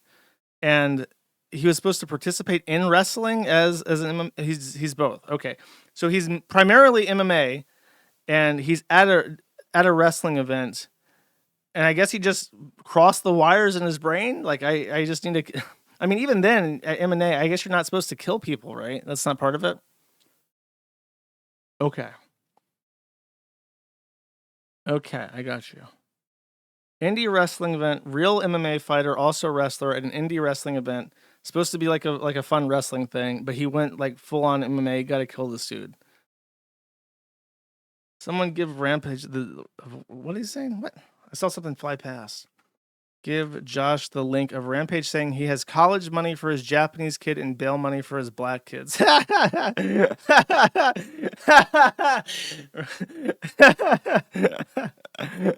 That's funny. Ew, a Japanese woman fucked this guy? Shame fruit is spray. They gotta fucking burn her passport. What the fuck? That's a fucking broken branch right there. Grandparent cry. Grandparent really fucking crying. Okay. Let's see. Me off, bro. It didn't even hurt. It just pissed me off. And the shit pissed me off. And I'm gonna have to get them back. They said I can go in the ring and get it back. I don't even know what I'm gonna do to them. Bro, my dad can't do shit. I'm gonna fake crash out. All right, bet. Bet. You about to see how fake of a crash out I am. You heard what he said? Someone said to him, "You're a fake crash out." He said, "I'm a fake crash out." Bet. Again, you're gonna see the escalation. It's always been my dream to fuck up a pro wrestler for real. So I get it today. Am I really gonna fight him? Yeah, I'm gonna punch his ass for real. I don't believe in me getting disrespected too. I'm too nice. Bet. That shit was not staged. I'm telling you that right now. How many subs to knock him out? That's a good question. 50 subs to knock him out. If he hits me back for real, I don't give a 50 fuck. subs. That's a very expensive $250, my dude. That's very expensive. I want him to. Y'all want me to teabag him? People think this shit's sweet. People think this shit's a fucking game. Hey, you're right, Joel. I gotta show some. Dude, this is what's wrong with black people. Like, I'm not even being racist when I say this, okay?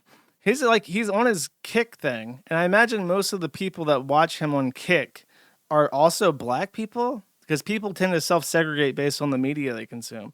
So you got people in his Kick hyping him up like, man, you can't take that shit. That motherfucker crushed the K on your head and shit, man. Man, you look like a fucking dumbass in there. You gotta fucking like put some respect on your name, nigga. You gotta go fuck him up.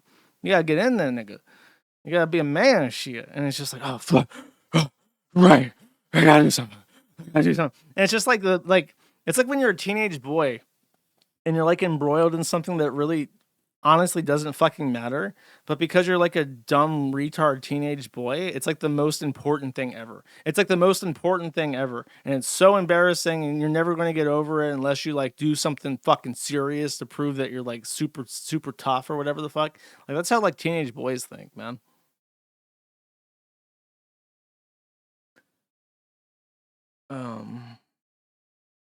There's been times I want to. There's a different clip of him. Hey, I think. Oh no, I saw this part. Rush this part. Wrestlers at the Knox Pro were the incident. Oh, so the venue is telling people not to cooperate with police. Okay. But the most disgusting thing is that people at this school are being encouraged to not cooperate with the police. From what I hear, the police were there investigating the scene shortly after Stu was removed, and there has been multiple requests that have gone downstream from upper management to not talk with the police directly if they are contacted, and to only let a certain group of individuals interact with the police. That is extremely dishonest.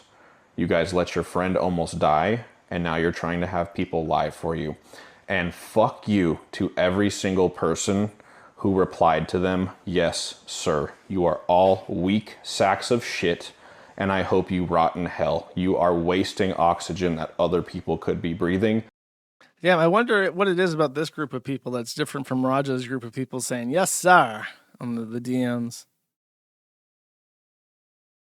Sicko Stew, like with a SYKO, Sicko Stew. By the way, apparently, I don't know if they literally meant he flatlined on the mat, but I think he's still fighting for his life. I'm not sure if he's recovered or if he's conscious. I'm kind of curious.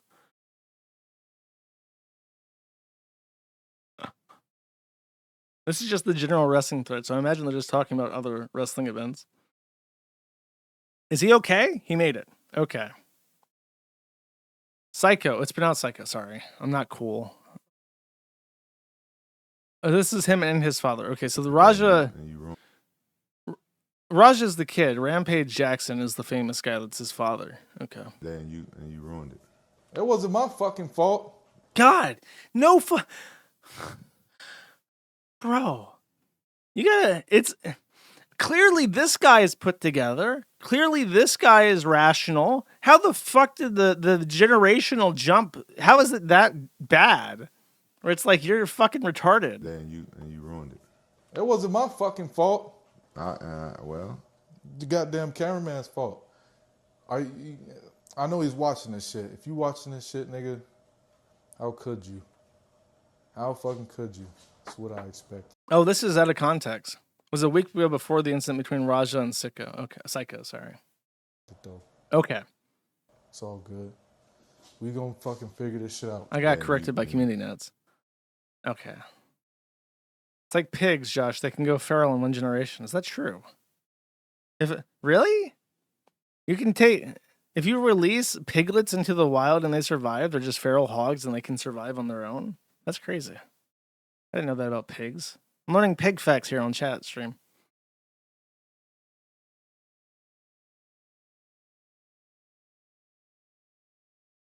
Oh, they're investigating it. Nothing's going to happen. I don't think anything's going to happen. Nobody's going to like charge him. Nothing ever happens, chat. 20 to 40 feral hogs is not a joke. That's why you got to get your 50 BMG. If you're put into a self-defense situation by 20 to 40 feral hogs, if you don't have a bullet that can penetrate 40 masses like that, you're not going to survive. You're not going to survive that encounter. 20 to 40 Ralphs. I don't think the world's ready for that. Okay. Oh, okay. And one more thing. Okay. For this part. And we can move on. Sorry, the whole Raja Jackson thing, that's like white boy trying to understand combat sports. That's someone who doesn't watch sports and is entirely too white to understand these things, trying to decipher combat. What is this combat that's occurring, chat? All right, SyntheticMan. I've talked about him a couple times. He's someone I'm also vaguely familiar with just because people want me to talk about him. I figured I'd make fun of this as well. I talked about early in the stream during the YouTube part where I was lamenting how on 4chan, the forum doesn't have like a good reputation. And it kind of saddens me because, you know, there is a part of me that's like, you know, I use 4chan from the ages of, I can't remember. I was introduced to it in 9th grade. And I used it all the way up until around when 8chan became a thing. And I was participating in that. And then I would still go back to 4chan for anonymous posting every so often until, like, I don't even know. It was sometime after Trump got elected where it just became, like, completely unusable across all boards. So in a way, it's still kind of like home. It's like a thing that I use that I have a nostalgia for. And to see, like, how much people in there hate the forum, it's kind of upsetting. You know what I mean? It's like I would like there to be some peace and harmony, but apparently it's literally just the anime shit. Like that's what they all hate me for. So I don't like anime and I don't support lolicon, and I generally see the pornification of 4chan as a bad thing, and that's why I'm not cool anymore, chat. But one of the favorite things they like to say, and I'm not entirely sure why, is that they like to say that the Kiwi Farms is ran by trannies, which is not true. It's not ran by trannies, and it never has been. Like the one original admin that we had way back in the day that trooned out, he left, and then supposedly Feline Dark Mage was a tranny, but if anything tranny related with them existed, it's like he didn't manifest this on the forum at all. It's not like he was active participant in like censoring tranny discussions. So I'm not sure what the point is. On 4chan, they're more censorious towards tranny discussion than the Kiwi Farms is. But this synth guy, I guess he's more popular with the 4chan types, and he calls the Kiwi Farms Kiwi troons to show he's cool. He's in the know. He posted this on his community happenings post, which drew attention to him.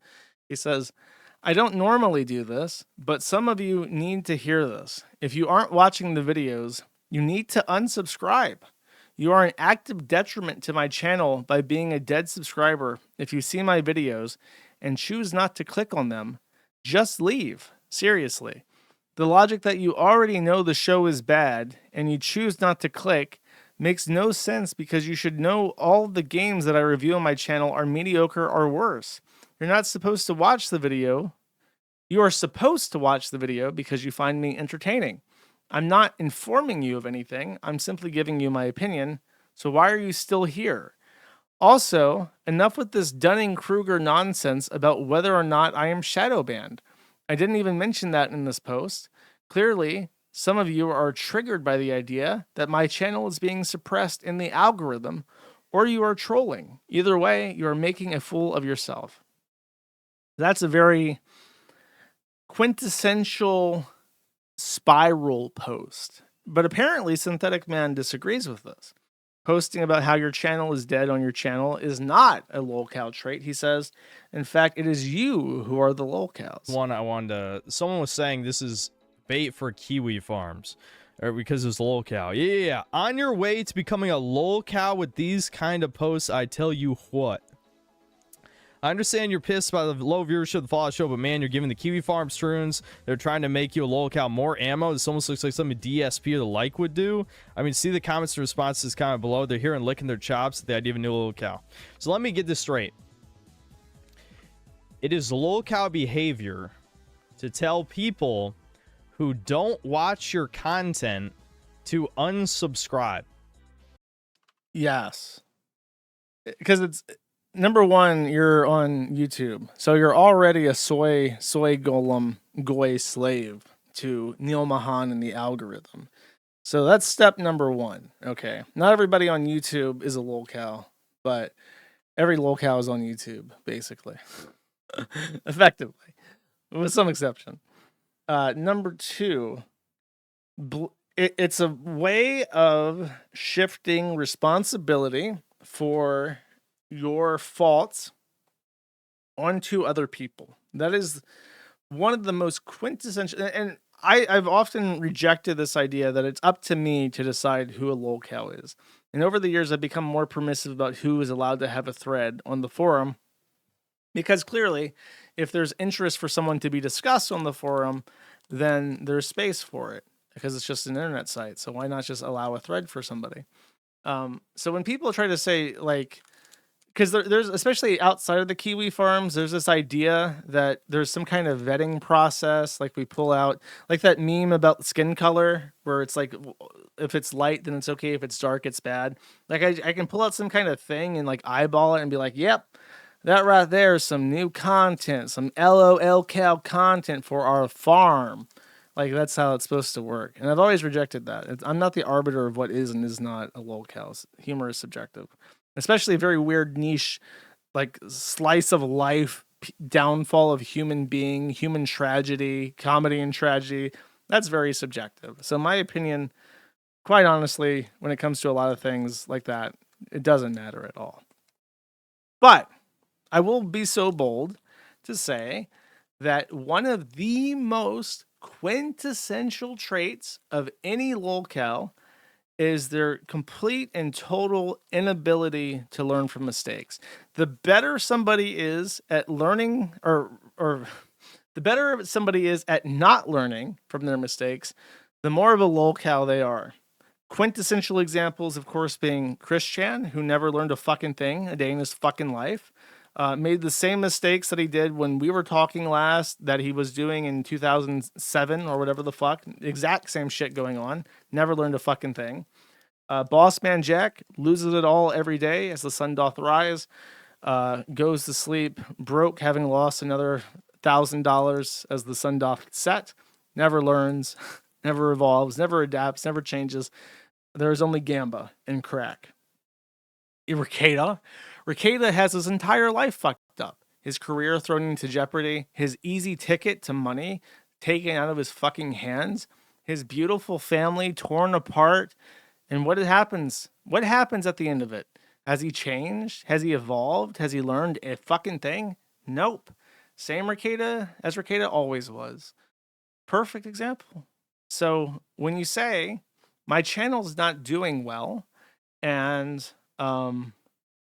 it's the fault of people who subscribe to me but don't watch my videos, you're taking the core fault, which is that people don't want to watch your videos, and you're making it their problem because, or you're trying to insist that it's their fault that your channel's not getting more viewers because they don't watch it, which is silly.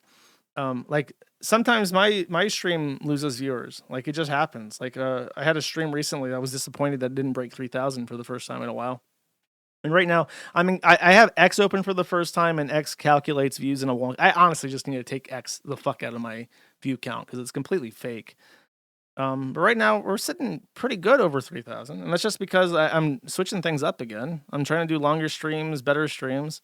And hopefully people recognize that I put more effort into my streams now than I do at some points where I just kind of have to do the best that I can with the time that I have.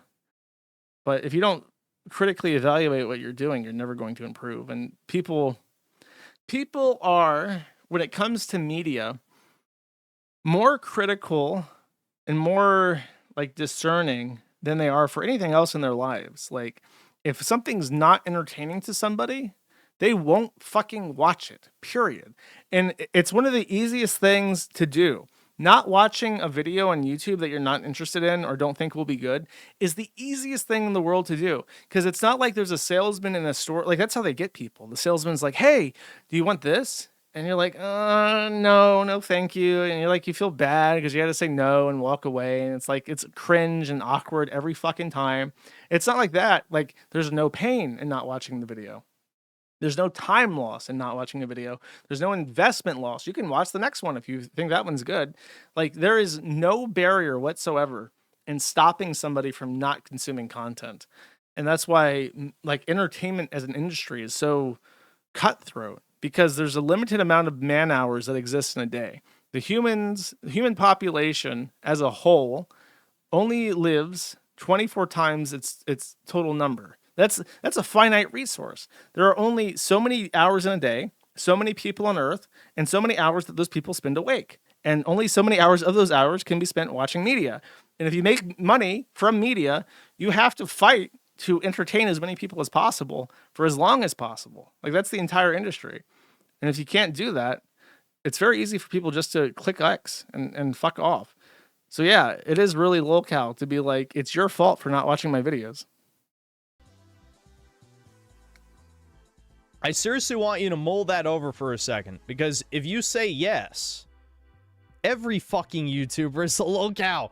You know, it's what true. did the standards for it's lolcow true. used to be? Oh, he agreed with my point A. It's completely fucking true. Okay, I'm glad we're on the same page. I raped my mother. You know, that's Chris Chan, the most famous one of all time.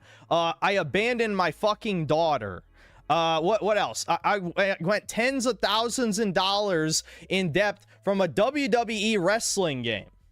That was the standards of what a lolcow is. Now lolcow is he got mad at his audience because they weren't watching his videos. You guys are so fucking pathetic. It's unreal. Am I seriously supposed to believe that you are human beings like me? Am I really, I mean, honestly, I'm supposed to sit here, take a deep breath, you know, completely calm and say, the people writing this, liking it, supporting it, those are people, human beings. You are not fucking human. You're not human. I'm not convinced, as I'm famous for saying. I'm absolutely not fucking convinced for even a second that you are people like me. You're not. Yeah, this You're is all fucking classic. not. It's like, it's everybody else's fault except me. I'm not a lolcow because I'm not as bad as DSP. Like, okay, buddy.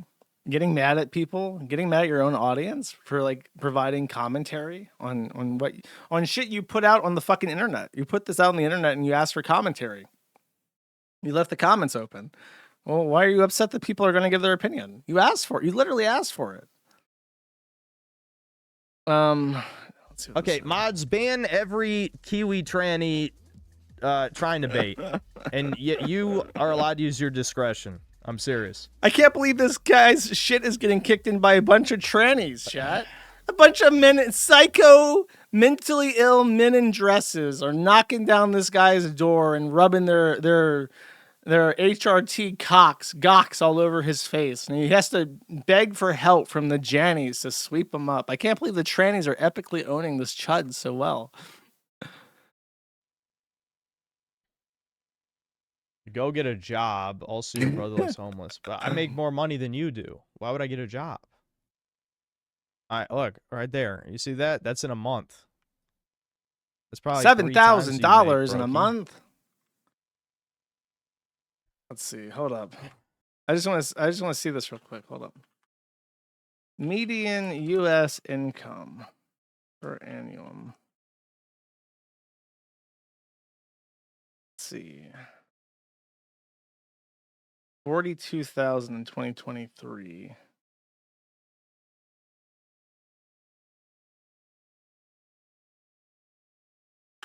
Okay, so 7,140,18 times 12, 85,000. It makes almost exactly double what someone would make. The average person, like the average guy fixing a car or something. And this is what he has to deal with as a consequence, though, is that you're like the guy that goes to work every day and makes 40,000. He knows he's working 40 hours a week. He knows what he's going to be dealing with. He knows that he's going to get paid at the end of the week. He doesn't have to like shuck and jive for Neil Mahan. He doesn't have to like put out posts begging for people to do things to like make sure that his income stays up. He doesn't have that uncertainty in his life. Like every ounce of that was deserved. Yeah, it's not about like, I'm not going to force you to watch every video I make. That's missing the point completely. I'm saying if you just don't want to see my videos in general, don't just click on them and write a comment. Like that actually hurts now. Like if you don't want to see it, I mean, watch a different channel, I guess. But the point is, I might be in trouble here because if they're trying to kill rage bait content, my channel definitely qualifies as that, you know? So I don't know what the fuck I'm going to do. Hopefully they revert some of this or maybe tweak it, but I could be in trouble. He,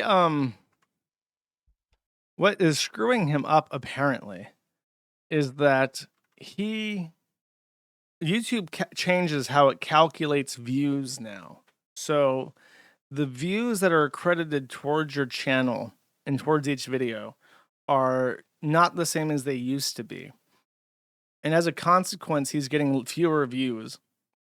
And I suppose that that means that what the fuck? That means that he's not being promoted in the algorithm as much. So that's basically the gist of it, is that and I suppose that he's trying to think like, why are my views going down? And it's probably a thing where they have to watch more than 10 seconds or something. And before it was like less than that, if they like watch the video at all. It might have even been a thing where I'm aware that in certain platforms, if you hover your cursor over the video to watch a preview of it, it counted as a view. And that's because the platform was trying to artificially inflate how many views it got. So all sorts of shit like that. I know on TikTok, it's like 3 seconds of a video counts as a view or something. So they changed something like that. And Now his videos aren't doing so well. And again, like I don't need to explain for the millionth time, but the point of the rage was not, oh, people aren't watching my video, how dare you? It's more like, I'm trying to tell you something is wrong, and you guys are gaslighting me with your retardation. You know, you don't know what you're talking about. You speak with confidence about something you don't know anything about at all. And that's very annoying. That's pretty much the reason why I was so pissed when I woke up this morning. So what you're saying is, mods, ban anybody trying to give me advice. Appearing offline does not work. Is that what I'm getting? Is it something along those lines, buddy?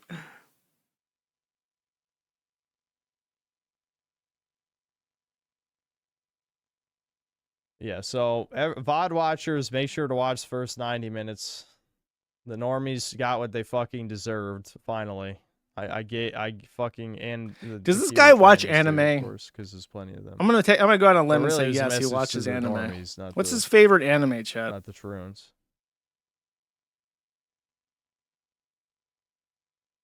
Griffin got 7,000 on his recent bid on Sony increasing prices. He normally gets 20, 50K. Oh yeah, Exactly, I this is remember. He's the fucking- lolly guy.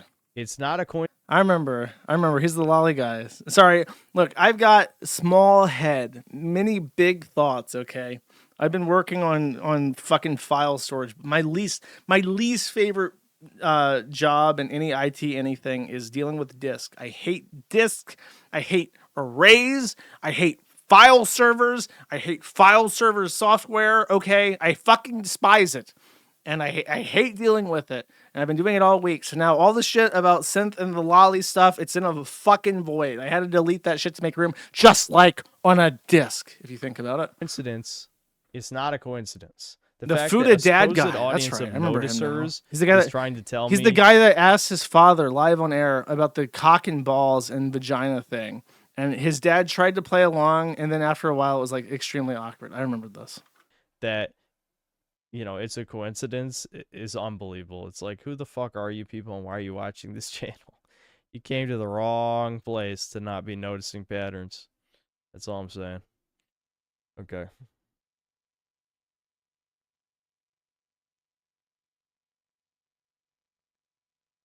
All right. Yeah.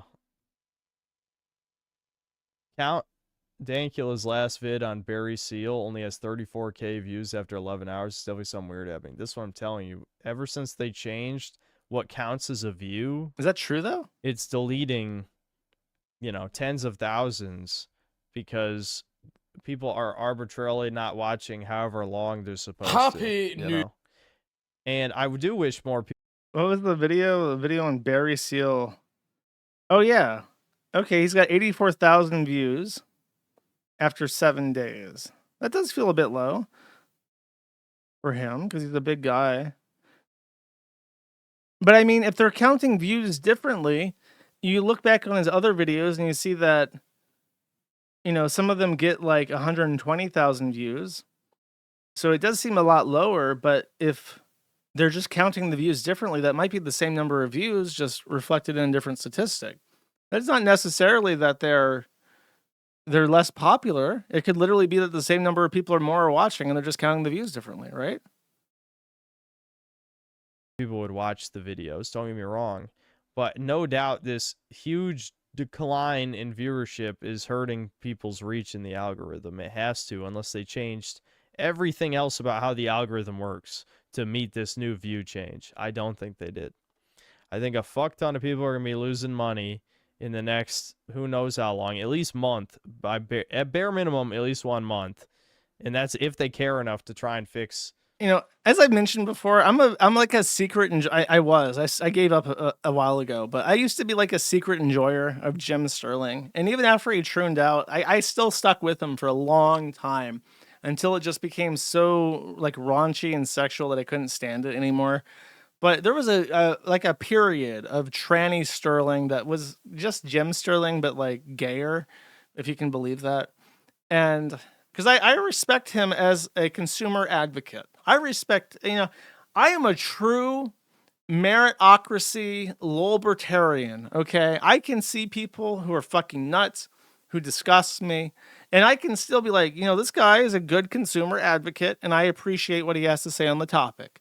And that's just how I am. I'm a real fucking egalitarian when it comes to people, okay?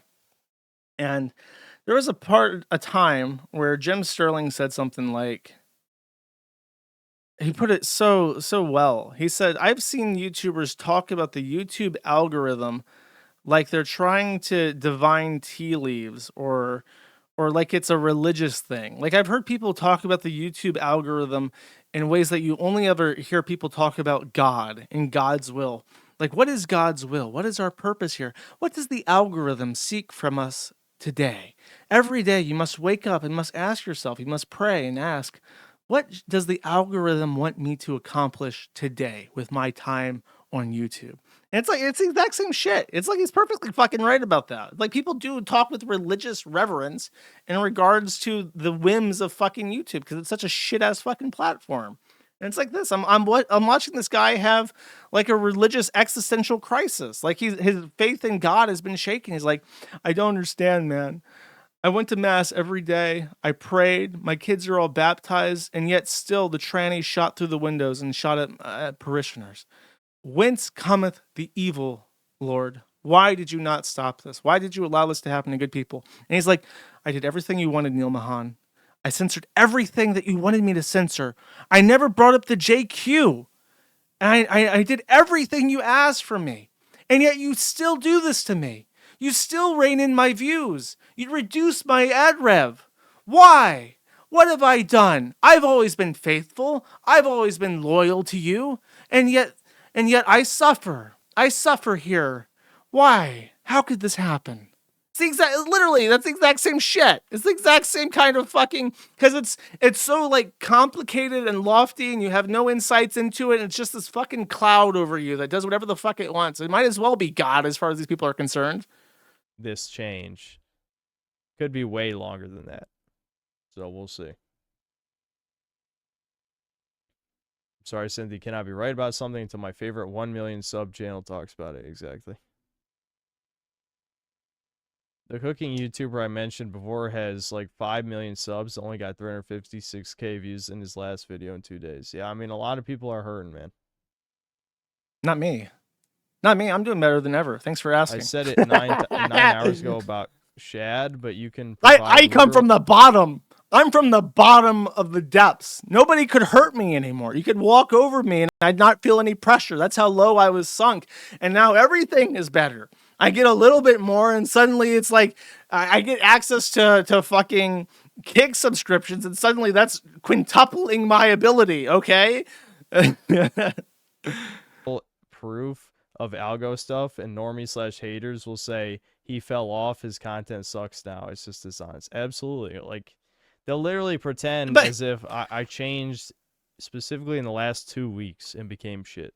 That's the thing, though. Okay, his cope there is that...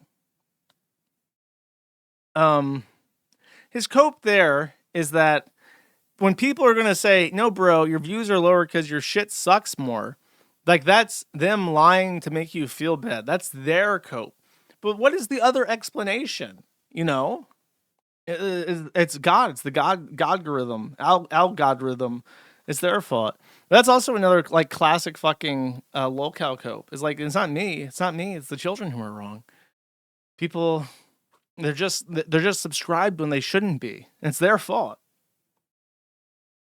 It's like, why? Oh, I forgot what I was going to say. This was my point. I don't know anything.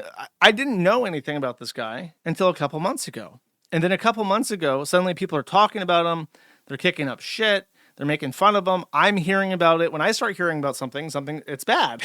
And generally speaking, if there's a guy on the internet who has a large following, and I'm hearing about him for the first time, it's a bad sign. I have a very narrow list of things that I watch and YouTubers that I take, like Jim Sterling, obviously high up on the mantle of people that I watch. So I have a very limited window of things that I concern myself with. So if I start hearing about you, it's a really bad sign. So I can't tell you what's changed in the last couple of months to drive people away. I can tell you with 100% certainty that I had never heard of you. I'd never watched any of your videos. I didn't know anything about you. And then in the last couple of months, I have. So that's bad. You might want to look into what's causing that. Like, what? You don't even believe this. This is just rage bait. That's it. It's just rage bait. And I did take the bait. Absolutely, I took the fucking bait. You know, this whole stream has been a rage stream. The only thing the stream is missing is me writing chill stream in the title. Then it would have been a true SyntheticMan stream. Absolutely. I just don't, my voice is going to be hurting tomorrow, 100%. It's a 9-hour long stream is why he's saying that. He's been talking about the algorithm for 9 fucking hours. So that's the SyntheticMan update. Apparently YouTube punishing the goodest boys who managed to stay on Neil Mahan's good side all this dark times. It's just not fair. It's just not fair. All right. Internet famous stuff. Let's start with H3. H3 had to give props to a certain forum for their investigative work. And I don't take credit for this. The Destiny A-logs, they're their own crazy storm. Stay out of their fucking way. If you get in their way, they'll get mad at you. It's one of those threads. But the Destiny people, they dug into Rose. As I mentioned last stream, they found out that she was probably 17 when he was sexting her. Probably committed several felonies in the commission of doing this. Bad news for him, considering his Zugzwang of where he is legally and the precarious position that he finds himself in legally. And Willie Mack had a conversation with Destiny, and Destiny effectively told Willie Mack that he had 60 gigabytes of videos about Rose. What Destiny claims is that Rose was effectively being pimped out by her boyfriend at the time. And they were recording spicy content, which, just so you know, when you watch spicy content, you are never sure if that person is over 18 or might be as young as 13. You just don't know. So Destiny happened to be getting some spicy content from Rose. Apparently she was with her boyfriend, and her boyfriend was orchestrating all this the entire time. The result is that Destiny took a screenshot of a OneDrive that had 60 gigabytes of pornography starring Rose, presumably when she's 17 or younger. And he showed Willie Mack this. And Willie Mack then reported Destiny to the police for presumably for having up to 60 gigabytes of pornography of an underage person on his computer. So Willie Mack did a video about this and said, I reported Destiny to the police for saying that he had 60 gigabytes of pornography. Destiny's claim is that this was just a screenshot he had taken, and he didn't actually possess any of the videos or images, and that the drive was one that was operated by Rose's boyfriend that he was given access to when he was talking to Rose. So he is saying that the pornography does exist, and if it is underage, it's not on his computer, so don't worry about it. But apparently, I don't know, there may be a criminal investigation into this. I'm not optimistic for that. I wouldn't get your hopes up. But H3 was watching this video. I don't think I played the video. I think this happened in the interwar period between my streams. But I just summed up the video quite well there. H3 is live reacting to it on stream, as he does, and he has this to say. So Kiwi Farms somehow, like, I don't know, some of them work at the NSA or NASA or something. They got a picture of this girl. They triangulated it through like 20 face recognition ID and somehow matched up all their moles and was like, this is the person. It's nuts, okay? You can't hide anything from them. All you have to do is not sext with minors, right? Or do anything sexual with minors, and then you don't have to worry that much about Kiwi Farms, right? What's so weird is that usually we're always made out by random people to be the worst of the worst. But then when you talk to people like Patrick S. Tomlinson or H3, who are people who do endure very serious in real life harassment as a consequence of their online presence, and they get asked about Kiwi Farms, and their reaction is always, yeah, they're not even that bad. Tomlinson says, yeah, they're like Nazi scum, and I hope they all die or whatever, but they're not the ones swatting me. H3's like, yeah, they're fucking weird, but if you're not sexting children, then you don't really have to worry too much about them. Very funny. So that's the Destiny H3 thing. It's kind of a kind of can't separate them because they're going at each other. Did I read the I think I did. I read the messages where Destiny suddenly became pro Hamas, right? Is that something that I talked about? I'm pretty sure I talked about that on the stream. Let's see. So Destiny has like flipped A-log on H3, and despite defending Israel for the last 2 years consistently, has suddenly just become. I didn't talk about that. Yeah, he flipped on Israel after, because H3 said something about it was about how Destiny injected himself into a thing between Hassan and H3 and his wife. I played the Gila clip. Don't make me do it. I'm not talking about. Look, that's a meta fourth wall break. Okay, that doesn't count. But they were having their argument, and no, don't get. If you play it too often, it stops being funny, chat. So, the Destiny interjected himself, and H3 rebuked him, and was like, "Bro, you're fucking this up because Hassan took an L right there, and now you're involved, and you're doing the Rose shit, and it's like you're fucking this up for me." And then Destiny's response to that was just to call the IDF like a bunch of baby killers, to call the war in Gaza a genocide, completely and totally 180'd on all of his positions in regards to Israel that he's been propping up for several years. If you don't know, this guy's streams, Destiny's streams, are literally just him reading Wikipedia and justifying the American-Israel alliance for reasons unknown to me. I guess just because that's not what's popular and he's a contrarian. And he's been like feeding people Wikipedia lines about how righteous Israel is for years now, for literally years, because the Gaza thing has been going on for so long now. I think, are we coming up on the second or third anniversary of the war in Gaza? Is it the second anniversary? It's been going on for fucking a while now. So yeah, he just completely, after years of manicuring this image of him being pro-Israel, he just flipped on it before the second anniversary of October 7th, and just flipped on H3. So now he's saying, I hope CPS does take your kids. I hope CPS takes his kids. I'll say it. I do. And I hope they cry about it. And then CPS come for my kid. And then CPS can take Dan's kids. You know what? All of our children at the end of the day will just be fostered by Child Protective Services. Okay?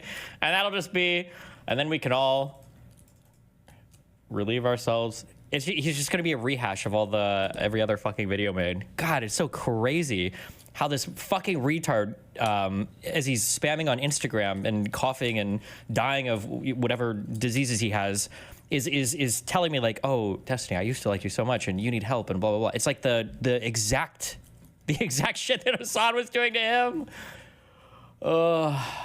Good memes.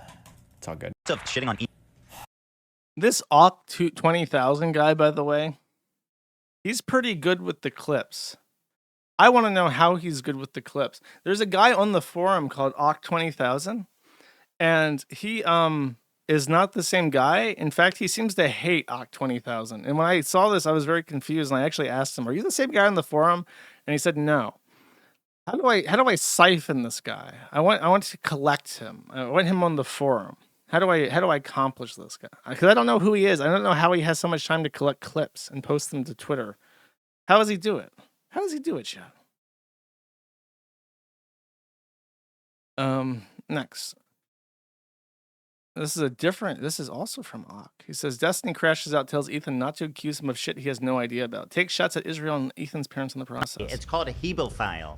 It means I just want to fuck teenagers, not children. I thought a hebophile was Destiny when he was harping on Israel. Has this definition changed? Who's even arguing any of this? You called me a pedophile! And now you're saying that if you fuck a 19-year-old, it's the same thing! There's a difference between a pedophile who fucks kids, okay? Something that your country, Israel, is notoriously known for giving cover for. Pro-Palestine, I need an Arabic, a Shahid or Rahid or whatever it's called, song button on my soundboard, okay? Like, is that really the conversation we're going to be having here with Destiny? Who's having the comment? Just don't accuse me of shit that you have no idea about. How hard is that? How hard is that? Like, I like all these other like, why do we even have to talk about it? Why don't even, like, bro, you're the one who's reading down my fucking Kiwi Farms thread on your fucking show. What the fuck? Actually, yes. I'm the sicko in the window going, yes. I didn't have 60 gigs of child porn. Only one picture. I actually only had one video of child porn. Actually, I don't know if you know this. Save it for the video. I don't feel like making it. This is It's good so material. fucking dumb. Okay, good guy. What, like, who's forcing you? Who's the person who is forcing this guy to make videos about me? There's got to be like some super controller of all the people behind the scenes. And I just There's some sort of nefarious complot of like-minded interests pulling the strings behind the curtains, chat. What could it be? need to get connected to that guy. Like, who's controlling Hassan? Who's controlling Ethan? Who's controlling everybody to hate me? It's a deep state conspiracy. Me. Bring up his Boston bombing vid? Why? What happened? Did he... Also... Yeah, any of that meme where the guy like controlling the lizard with the marionette strings is me. Me. Oh. Yeah. History alert. Ethan is the product of a EBBophile relationship, okay? Because his dad was 21 and his mom was 16 when they met. God. That's confirmed. Just saying. Is the soundboard mandatory? Does every streamer need a soundboard? I feel like I'm the only guy without a soundboard. The only soundboard having to manually go onto YouTube and find certain clips is the closest thing I have to a soundboard. Another Ock video. Ethan Klein closes his show going hard at Destiny and his community. Bro, you did that shit. People defending Destiny. Admit that you're cool with that. Just admit that he's a creep and he wants to fuck teenagers. Our Destiny update video. Which, does anyone care? Like, bro, you did that shit. Like, arguing the semantics of, like... Actually, it's called a hebophile. It means I just want to fuck teenagers, not children. The issue is the same issue that Sam Hyde has. Like, I think that in a ideal situation, Sam Hyde would really benefit from being able to talk about Marky and maybe, like, disavow it and just be like... Yeah, when I was young, I thought it would be cool just to fuck as many like girls as possible, as young as possible, and it like fucked my whole life up, and I really regret it. Like that kind of thing would benefit him. But the issue is that he conceivably could face interstate like child trafficking charges because he made her cross state lines to have sex. So it's not like he can't do it ever. He can never have that come to God moment and like say something like that would potentially endear him to people who are permanently put off of him. And it's likewise with Destiny. Destiny can't say, yeah, I like to smash young girls as young as fucking possible. And you know what? It's, I did it. I did it. And you know, I saw child pornography and I tried to fuck her. And it's just like, he could never do that. He can never do that. So he's in a really tense, he's in a difficult situation, which admittedly he could just completely avoid by not trying to fuck women as young as possible. But, you know, when you're 40 years old and tiny and you're insecure and you validate your self-worth by having sex with as many people as possible, then it's inevitable. It's going to happen. Like, is that really the conversation we're going to be having here with Destiny? Actually, I didn't have 60 gigs of child porn. Only one picture. I actually only had one video of child porn. Actually, I don't know if you know this. Save it for the video. I don't feel like making it. This is good material. So fucking Sam dumb. Hyde shit was over a decade ago. He was my age. It was over a decade ago, but she was 16 and he was 32. He's the exact same age that I am now. It wasn't like it was 15 years ago and he was 15 himself. It was 10 years ago, but he was my fucking age living with his mother when it happened. That's why it's remarkable. Okay. What a good guy. We should. Well, I I can guess go we home. should. I'm happy to go home. I know Willie Mack is making an update where he's did he post? I don't know. He's making an I update guess video. I'll check it where out. He's gonna lay it all out. If Destiny was my roommate, I'd get him laid all the time. Exactly. Actually, this text message was with somebody else. I've only spoke inappropriately with other teenagers 3 or 4 times. Not this one in particular. Bro, you're fucking cooked. You're a creep. You are a sexually deviant fucking creep with a clear, persistent pattern of trying to fuck, flirt with, sext with, fantasize about minors. Just admit that you're and people defending Destiny, just admit that you're cool with that.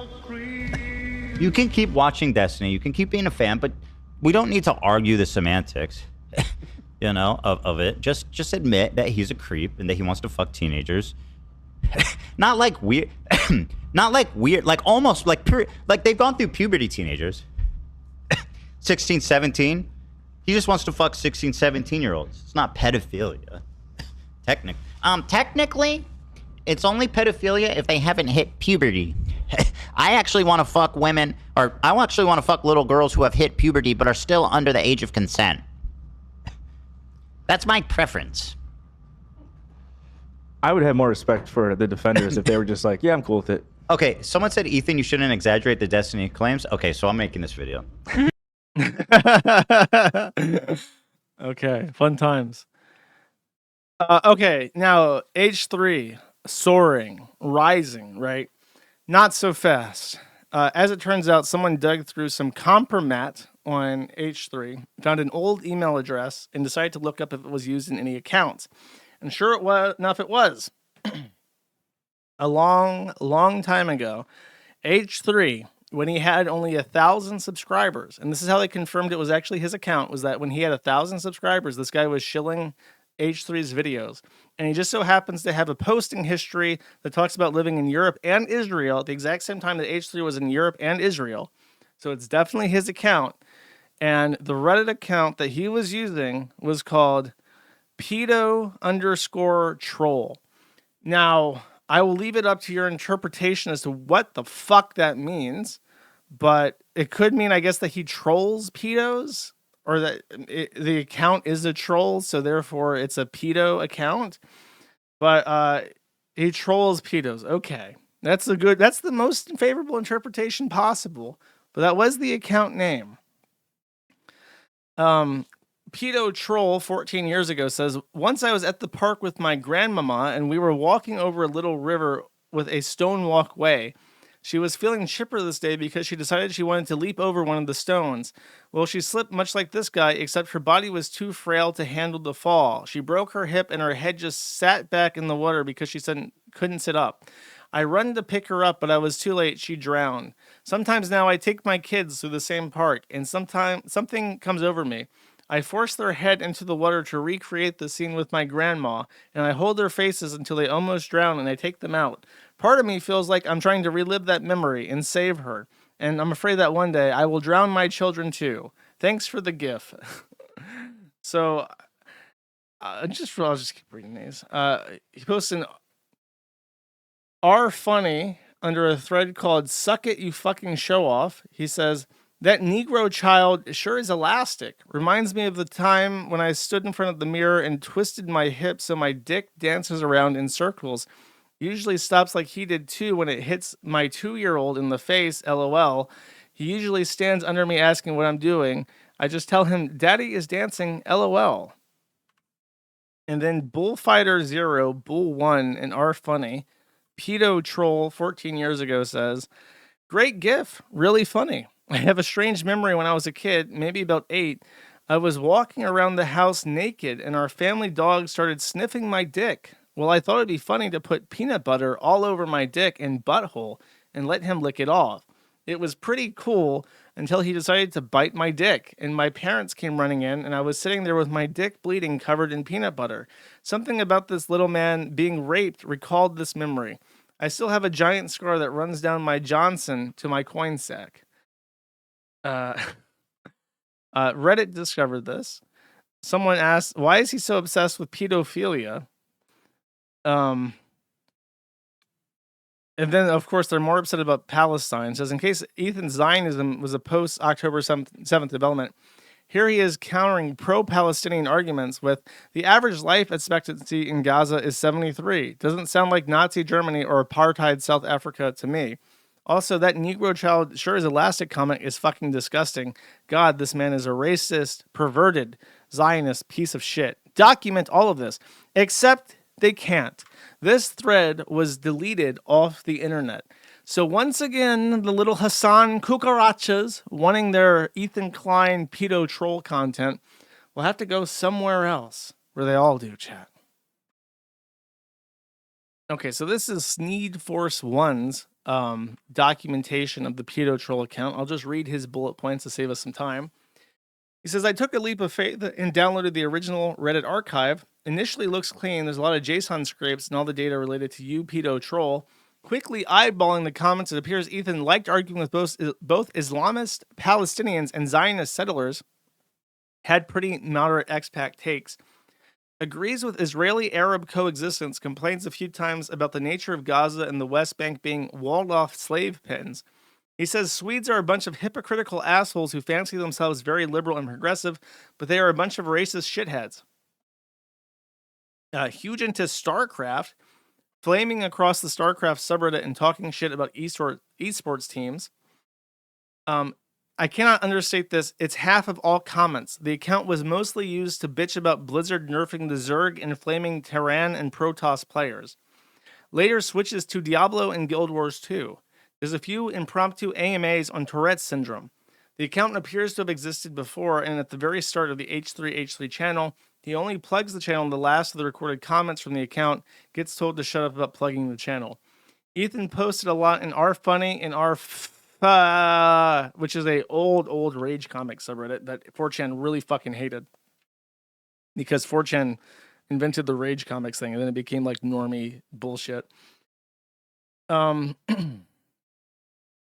In our fitness, Pedo Troll posted, thanks for posting this. Reminds me of the time I was doing squats while my son was playing with Legos behind me. Well, I wasn't wearing any underwear, but I squirted shit all over his face.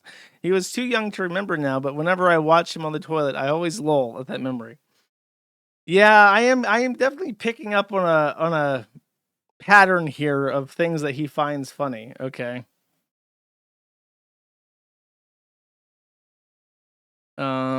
More edgy stuff. When you become an uncle, avoid the sexual tension that is inevitable between you and your nephew. It can be very exciting and enticing, but in the end, the stressful result from the relationship will not be worth it. It is always best to get involved with children outside the family, with friends, coworkers, etc. This reminds me of the time I was on chat roulette and saw a dude's penis. I once molested Van Kilmer's children. He was like, what? Lol. I am God's son. Your mom is Lucy, that old human ape bitch from 3.2 million years ago. Discovered by the French geologist Maurice Taïeb. I don't know what the fuck the significance of that is. Funny stuff, bro. Reminds me of the time I shit on the floor and rubbed it on my face. Do you reckon he masturbates with his feet? And then that Negro child comment again. What a fucking fumble. He says, great post. Reminds me of the time that I was in the pool, my friend's pool, using the jet to masturbate. It was funny because my friends were doing the other side of the pool, and his little sister was just sitting there watching me. Kind of weird, but looking back on it, it makes me lol. Thanks for the memory. Okay. And then he talks about masturbating with feces again. It's definitely a Jewish thing to find poo-poo funny. One of the most true things that Nick Fuentes ever said was, it's funny because it's scatological, in reference to a Jewish person's joke. And I think about that. Whenever I watch South Park now, I just think like, yeah, the Jewish guy wrote this scene. Anytime there's like poo and vomit, I'm just like, yeah, that's the Jewish guy. The Jewish guy made this part. And this is Destiny. He's now shit flinging with H3. Let's see what this clip is. Destiny with the Palestine flag in his avatar now says, Ethan talking about traumatizing a little girl in the bathroom with his wee-wee. What the fuck, Lamau? Okay, I'm done. It's like a dirty burger. Anyway, I'm there taking a pee, doing my thing. And here in walks a little girl. I'm concentrating so hard on trying to pee that I don't realize that the door opens from the outside, doesn't go in. So I'm sitting here like spread eagle, room smelling like burnt pickle relish, and this poor little girl sees me like spreading my pubes like Moses. It's like an enlarged clitoris poking out of my pubic. Anyway, this little girl walks in. You can imagine the scene like just spreading and like something like this. Like here's her spread and holding pickle relish. The visual like a jelly bean. is very helpful. Sometimes when I hang out with my friends, and everyone's like, "Oh, what's that smell?" It smells like a dirty burger. Oh, what's that smell? It smells like someone didn't put the meat away. But it's sweet. One time someone was like, "Oh, what's that? Something smells good." One time one of my friends said that. "Oh, something smells good." I thought circumcision was supposed to stop it from anyway, smelling. This little girl walks in. It's a tiny bathroom, so you can imagine like she's face to face, like with this genital holocaust. Wow, that caught me off guard. Sorry, I'm very easy to amuse. You mentioned the Holocaust, and it just stumbled me. Okay. And she screamed. She's like, "Mommy, it doesn't look like Daddy's." She ran out. She just ran out. And I didn't. I was looking around the restaurant because I wanted to apologize to her and I wanted to explain that I don't want her to be growing up thinking that this is what she's got to look forward to, because God knows I can't have vaginal sex. No. So they were gone. They left. And actually a week later that restaurant closed. Wow. This is one of his early videos, right? Okay. I guess listen, it's like the buds and the bees. At every point in a young Jewish comedian's life, they go through the time where they try to make jokes about molesting kids. Vito Gesualdi did it. Max Carson did it. H3 did it. Every young Jew has to go through the molestation joke phase. It's a part of life. It's a part of the cycle of life. And this was not supposed to be a part of the H3 segment, but stumbling right into this. Ralph Amale putting his bishes in a choke lock again, says the weak should fear the strong. And his Mexican mamacita looking smug at the camera like, I could totally kickflip this fucking dipshit into the wall if I wanted to. And by the way, when I first saw this, I thought he was recreating the meme picture of Sam Hyde putting his fan into a chokehold.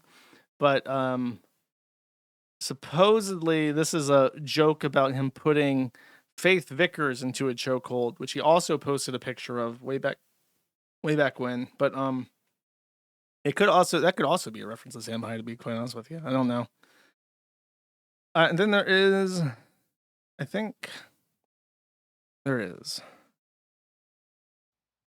4 minutes. Oh man. All right, Ralph, be entertaining. So it's been a fun day here at Killstream World Headquarters. Let me try to get to the mic here. And we've been watching The Hangover Part 1, 2, and 3. I'd actually never seen Part 2 and Part 3. Now, it was in Spanish with English subtitles because somebody wanted it in Spanish, so we did it that way. But Cut! Dating a foreign woman and putting the movie in her language while reading the subtitles in English? Ay, Dios mío. That's you're talking about power moves there. Who's really got who in the chokehold? If that's how you're living, brother.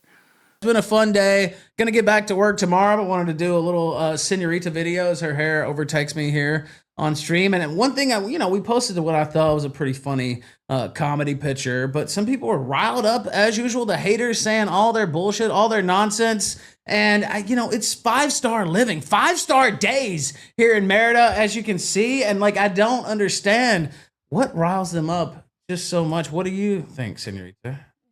Enemigos en línea. Esos cobardes virtuales son como fantasmas sin sustancias. Those virtual cowards are like ghosts without substances. The best thing is in their homes. Bueno, que viven con sus mamás. Bitter people. They live with their mothers. Comen a lo mejor tacos they eat fríos cold del tacos microondas, from the ¿no? microwave. She's just reading shitty jokes that hear. Fuck Ralph. Ralph is so fucking boring. Ralph, move back to the U.S., you pussy. I did it. What's your fucking excuse?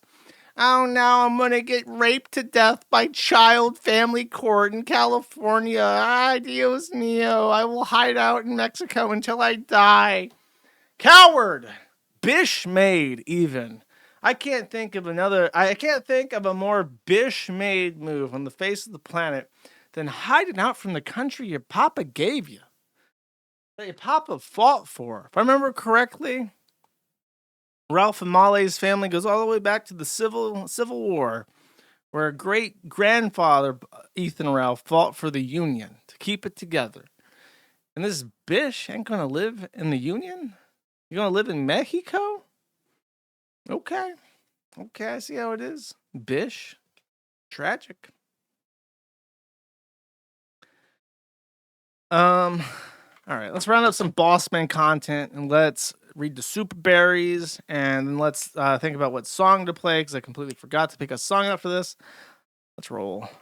Okay, Bossman was banned from Twitch. Surprisingly, it took that long for him to get banned from Twitch, but he did. If I remember correctly, he went on a horrific diatribe about sexually abusing people's mothers, and somehow that was what did it. He's banned for a week. In that week of being banned from Twitch, he got a partnership with Gamba.com, or rather, he got this partnership before he got banned, but Gamba.com actually shopped him into AI and made rat pictures making fun of him to advertise their website. The likelihood of Gamba.com being owned by trolls specifically to make money off of Austin is basically 100%. However, unfortunately for them, their scheme backfired because Bossman made $23,000. It was his first big run-up in a long time. That's why he's been so depressed recently, and he's been thinking about fucking a dude even harder than he usually does. But he made that money. I think he got a few thousand out of the vault, and then they told him that he can't withdraw anymore until he completes some contractual obligations so that he doesn't take the money and dip afterwards. So he's been coping about how that money is 100% raw and real, and it's totally going to happen. Got 15 back in there. I actually started the day today with like 16, I think. So really down a bit today, but whatever. I do think we'll get that to 16. Yeah. I can't yet, dude. I can't yet. I'm on a deal. I have to wait till I do so many streams and I can do that. It's raw money. They just don't want me to not do the rest of the streams and just bounce with a big ass win. It makes sense. I'm getting the money, dude. Not that it's like any of your concern. That's no, it's really no one's business. It's real money. Everyone's gonna get paid back that I owe. I'm gonna buy things with it. That's all you need to know. So it's totally real. real. You think it's fake money? Do you want to come up on the stage and say yeah, that? more. Talk to me about it. I'll literally tell you like what it is. I already have. It's real money. It's raw. It's my money. I'm not trying to play or I'm not lying to anybody. I don't deceive my viewers, and I also don't use balance that's not raw. So, do you want to come on the stage and talk to me about it, or like, I don't really give a fuck what you think or what you believe. I just want to hear what a jealous person sounds like what their voice sounds like. I would assume that you sound like a pussy ass bitch. He did not leave the server. He did leave the server. Okay, what a pussy, bro. Another rat dunked in the bin. Okay. That's just him coping about shit. Then, a couple days later, his 16 grand Aruskis, 16 fat bands, 15, 16 stacks, ready to go. This happens. You didn't win shit. It's all been an act.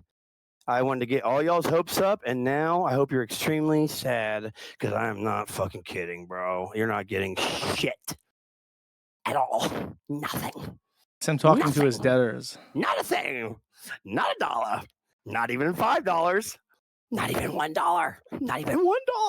$1. Not even $1. Not even $1. Not even $1. Not even 50 cents, bitch. Not even 50 cents, bitch. It was all a lie. Gamba.com was not going to pay him out.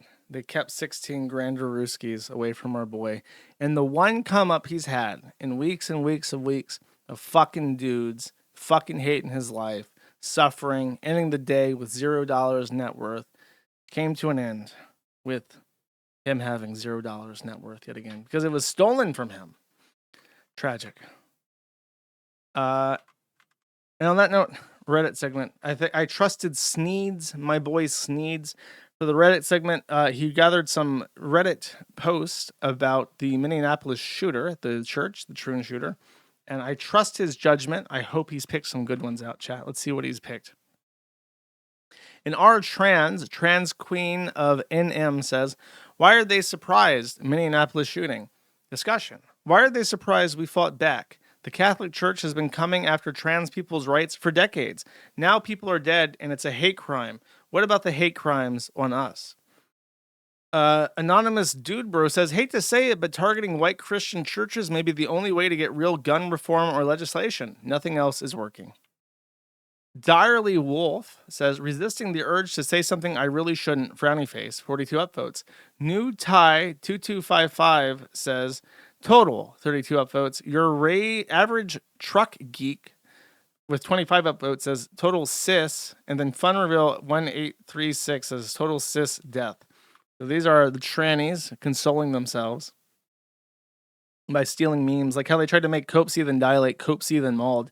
Sorry, it's not cope, seethe, and mauled. Cope, seethe, and dilate about it, okay? This was a collection of memes that got shared around, I think originally made for 4chan, but based, take the fight to their kids so they can feel what it's like to be attacked for your identity.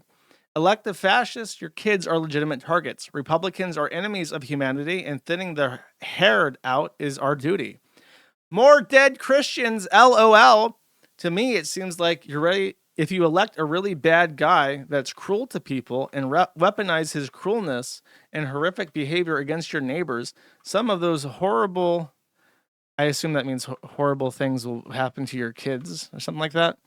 Maybe their Christo-fascist parents will think twice before supporting an admin that kills Palestinian children. Conservatives want to kill all trans.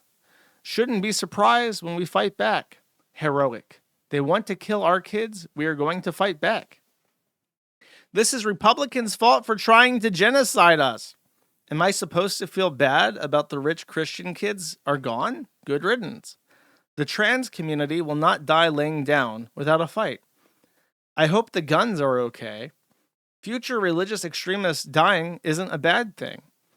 Quote, it's hard to believe this could happen at a Catholic mass, Hart told the NBC News. Why is it hard to believe? Is it because you thought your imaginary sky daddy would protect you from the decisions that politicians you elect make? It's not hard to believe at all.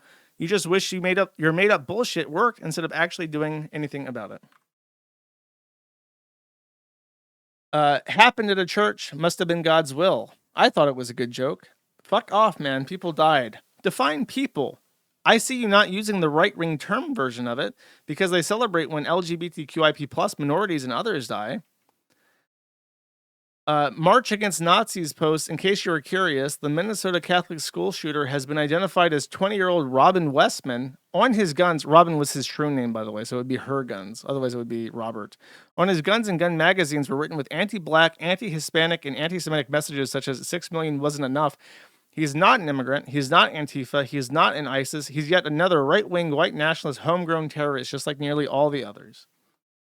Luke Bones, trans flag, pre-order trad wife, says, we're like 1% of the general population, so the fact that we account for less than 1% of shooters is pretty solid evidence that we're less violent and less dangerous than cis people. Conservatives don't care, though. Conservative men are the most violent demographics. They're almost certainly the most violent group if we counted unwarranted police violence and stats. Actually, that's black men that are the most violent. However, if you're talking most sexually violent, that is actually far and away transgenders. Delusional takes. My idea of what money would look like after the revolution. And then there's one of the drawings looks like the chud. So in the future, the troons promise us chud bucks, chat. That's where we're going with this. We're finally going to get the chud bucks. All right. By the way, there's a thread in the forum discussion board of the Kiwi Farms called Kiwi Merch 2025. It's on short notice, but since things are finally clicking back into place real fast, my plan for this merch run is going to be stickers. In particular, during COVID, we ran eggshell stickers, And I have been told that not only are they sunlight resistant and weather resistant, but they're actually exactly as hard to get off of stuff as promised. So people have posted pictures of trannies trying to take a knife and scrape these fucking eggshell stickers off, but they're designed, once adhered, to break apart like an eggshell. So you have to actually chip away at it piece by piece. It never actually peels off in one go. And someone even pointed out, Dick Masterson has one of these Kiwi Farms stickers on his laptop, and you can kind of see edges where it's been chipped away at, and he realized that it's like a proper eggshell sticker you can't take off. So his laptop just has the sticker on it to this day, which is very funny to me. So we're gonna make eggshell stickers again. I'm thinking, because they're so dirt cheap to make, I'll make a couple of them. I'm leaning towards Halloween themed, but then also Kiwi linged themes. If I go to, hold up. If I try to find this real quick. Here we go. Just go to W Place. So they have been doing these little itty bitty Kiwis everywhere, and they're so fucking cute. And there's like millions of them fucking everywhere. They look like tadpoles. I honestly, let's take a second and let's admire the Kiwilings just real quick. So, because this wasn't working last time I looked. You got the Ministry of the Interior. You got a little Patrick Tomlinson, 2 cats memorials, UK flag being shot by the Kiwi flag that should have won. Kiwilings everywhere. A nice Lidl logo. The mutt. An Israel flag that's turned into the Jerusalem flag, which is very funny. Taiwan, that's a Nig's avatar that he put into this. We got the Sisyphus Kiwi with useps.org, very nice. Ted Kaczynski, George Floyd in an SS uniform, Timmy from Undertale surrounded by Kiwilings, a Mega Chad Kiwiling over here in the water. An advertisement for Maddie.live. We got a ghost thing. We got a Kiwi on a horse that's super cool. A big, huge Kiwi tower over here. Super fucking awesome. A very scary, like, Crunklord anime thing. The Kiwi, the Slobber Mutt, like, Halloween merch that I did. Kiwi Vortex, a proper Patrick Tomlinson, massive Patrick Tomlinson. We got a Ross here from Bossman Jack. Doug Dimmadome, and then a really tiny Kiwiling with the super, super tall Doug Dimmadome hat, even taller than Doug Dimmadome's Dimmadome hat. Very impressive. Me, an Indian Kiwiling for some reason. A very interesting Halloween anime girl tribute over here. The clown from Space Station, just perfect. So I like the Kiwilings, and I would like to maybe do something, at least one of the designs for like a W Place, like Kiwiling thing. I really like that. Super cool.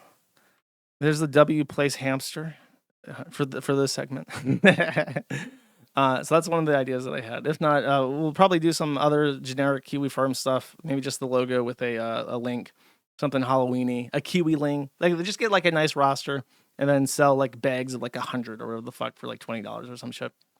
Something like that. That's my idea. If you'd like to contribute to that discussion, it is on the Kiwi Farms and the forum discussion board.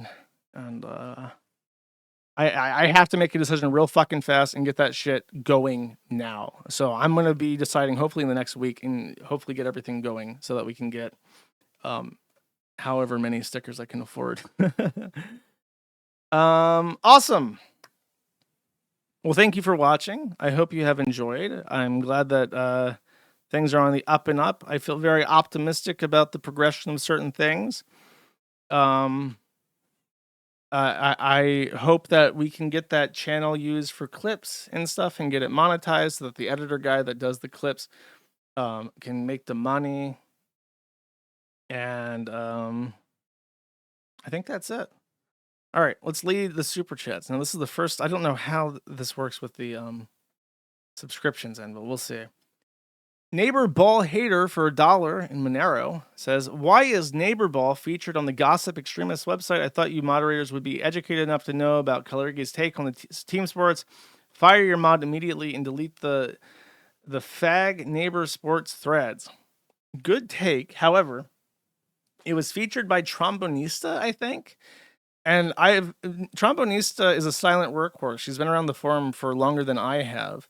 And after all this time, I had no idea she cared about the NFL. Truly a bizarre thing to see featured.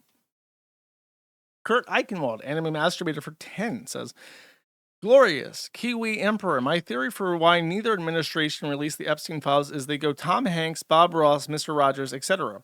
Both Biden and Trump knew they could never see the light of day in order to save the American people. I think that is fucking slanderous, and only a depraved anime mind could come up with that. Thank you. Citrus Addict for 1 says, I saw the Halloween contest winners posters that go up for the merch run, and now I want them even more. It's getting me into the spooky spirit really early.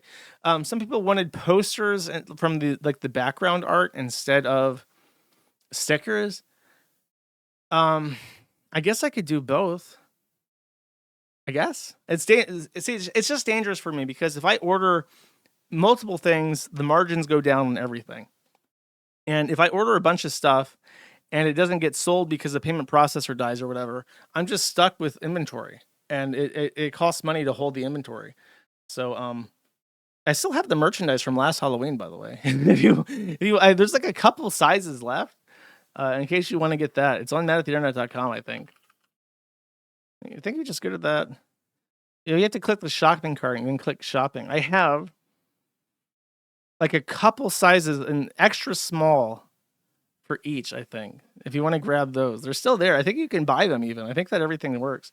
There's like 17 t-shirts in total. And like 10 of different sizes of the zip-up hoodie. So if you want to go buy those right now, you can. And if you do, please do, because that means I can get it out and stop paying for the inventory space. And also, when I start selling stuff again, it won't scare the payment processor because I have suddenly a bunch of people buying stuff. The 5XL, there's a 5XL of the zip-up still in stock if you want it. All right, next. Citrus Addict for 1 says, Halloween's the best. There's nothing like the look on a shitty coworker's face when they bite into a caramel-covered onion or a spicy tuna mayo-filled cupcake. Hearts. Yeah, probably not. It's pretty mean, though. It's not Halloween spirity. Okay. Eric George for 2 says, Jurist show tummy. No. Buzz Burridge for 1 says, March for Australia this Sunday. Stop mass immigration before we become like the UK or worse. I mean, bro, you're pretty much already there. You turned in your guns. You're fucked, bro. Buzz Burridge for 1 says, did you hear any fun stories of Ben chickens or other wildlife when you lived in Brisbane? I was warned about drop bears, and I think I've told this story, but when I did live in Brisbane. But there are these giant orb weaver spiders that sit in like every shrub. They're enormous. They're like the size of your hand or larger. The huge spindly spiders. They're not dangerous, but they're creepy as fuck. And they build enormous webs everywhere. And I walked into something that felt like a spider web when I was walking like on the first floor under a building that was overhead, and I felt I hit a web. And when I hit that web, I didn't feel a spider, but when I hit it, I was so scared I had walked into a giant orb weaver web that I legit hit the ground as hard as I could, like I had been set on fire. Because my thought was, if there's a spider on me, I want to crush it with gravity right fucking now. And when I did this, I did it right in front of Vinny, and he fucking like laughed his ass off at me because I literally hit the ground like I was on fire. No, I thought drop bears were real for a while, so I was always nervous. There was like this road near the Queensland University that had this huge, beautiful trees. They're like 100 feet tall, and they formed this amazing, magnificent canopy above me when you walked on this road. But I was always afraid of the fucking drop bears because they had these big ass trees above me. There was a kookaburra that was really fucking loud and would make noise early in the morning and piss me off. And I held a koala. There's a picture of me holding a koala from the Queensland Zoo. I went to go to the Queensland Zoo and I saw a kangaroo, and it wouldn't let me pet them. Actually, no, I did get to pet the kangaroos. They had like an open exhibit where you could walk in there and pet the kangaroos. I want to say there was another funny thing. Oh, in Australia, they have these turkeys. They're like Australian turkeys, and they're really, really like they're shitty eating. They're like just skin and bone, basically. There's nothing there, but they'll walk around like the campus of Queensland Uni and just eat chips, eat your chips off the ground and stuff. And it's weird. It's like a pigeon, but it's like a giant ass turkey that's walking around eating chips. So, yeah, very strange wildlife in Australia that you would only expect to see like in certain parts, but no, they coexist with the people there. The nature blends in very well. No, not chips. Big bag of chips from oh fuck, what was it called? It was like this grill. And they sell this thing called the Big Bag of Chips, and it's really, really good. They season it with something, and it's awesome. Anyways. Dizzy Until Death for 5 says, how much do we need to juice you to have you stream punching your walls or ripping your door off its hinges? A lot. A lot, my dude. Citrus Addict for 1 says, yeet the jeet, send them all back. Shoving sticks for the spicks. If they come from the sand, they are banned. If you're yellow, you can stay. If you're mellow. We are white and we will smite. You gotta convince the government of that. Awaken 34 for 1 says, I just got a notification that you're live on YouTube. Has the Jeet Menace finally given way? We're winning on all fronts, sir. Crispy Legs for $10 says, oh wait, no, this is a sub. Crispy Legs subscribed for 2 months. Thank you. Dragoons for 10 says, no, Dilate Child, it is you who will cope, stalk, in prison. Enjoy Sneed. As I said, that's the original. You gotta cope, seethe, and dilate. Thank you. Sneedo for 1 says, let's give a big welcome to our YouTube chuds who have stayed dormant for 2 years. I know, right? You disappear off YouTube and you don't exist anymore to some people. Very sad, chat. Bunker Housing for 2 says, reporting the consummate of content. And there's a Imager link, which I can't open because, as I've explained before, they block all VPNs. And this is no exception. Sorry.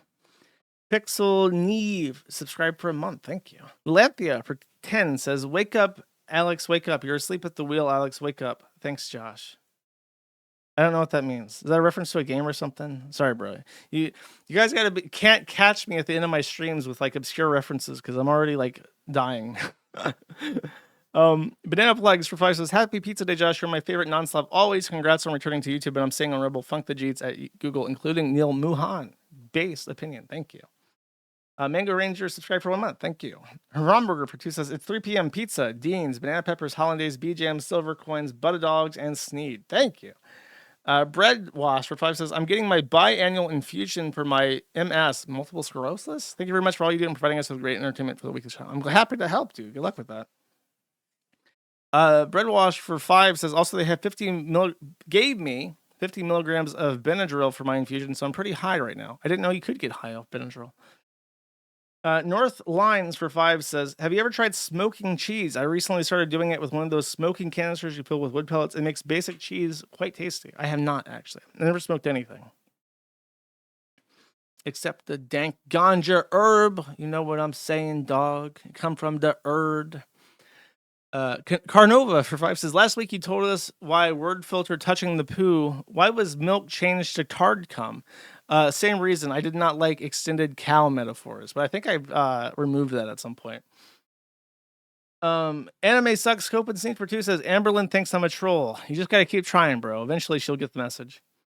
Asian Tech Support for 10 says, I don't think this Neil MOHAN fellow, I think he needs to go back. You don't like him? Yeah, I agree. He should go back. All the Jeets at Google should go back. Thank you. Anime Sucks Scope and Scenes for 2 says, do you think that you could send her a message? No, I'm not sending you. No, fuck off. Dick Jones, subscribe for a month. Thank you. 11th Circuit for 2 says, the episode of Meth Internet is brought to you by the number 41 in the letters TTD. Awesome. Thank you. Anime Sucks Scope and Stinging for 2 says, the program has been brought to you by the number 1000 and the letters LB and S. The Trick for 1 says, the righteous Karen behavior pays off. FYI, we have Thanksgiving as a federal holiday because of Sarah J. Hale and her Hail Mail She kept sending to link him. Really? That's bizarre. I did not know that. Hot Fart Fernando for 5 says, oh, he subscribed. Thank you. George Floyd for 5 says, subscribe for a month. I have to change that message. That's fucking me up. I've been doing this for 5 years and now the messages are different. George Floyd for 1 says, white people need to chimp out more. It's true, we do. We have to collectively chimp. Ralph Family Treasure subscribed for 4 months. Thank you very much. Bad Banner subscribed for a month. Thank you. Humble Guardsman subscribed for a month. Thank you. Asian Tech Support for 2 says GSG uses Stripe too, right? I keep forgetting that. Stripe is the reason I can't use Give, Send, Go. I need to fucking put that in a note somewhere. I keep forgetting that those motherfuckers are why I can't use Give, Send, Go. I need to go to somebody. My senator needs to know about that shit for sure. I'm keeping him in the loop. I'm keeping him informed. Both of them. Logistical Nightmare for 10 says, I'm constantly wearing the last merch run around people that probably want to kill me if they knew what it was from. It's truly the most stealth hate wear I've ever worn. Happy to help. Thank you. Real Die for 15 says, Josh, would this be you if you became a father? And then there is a YouTube link. Let's see what it is. Pierce's racist dad.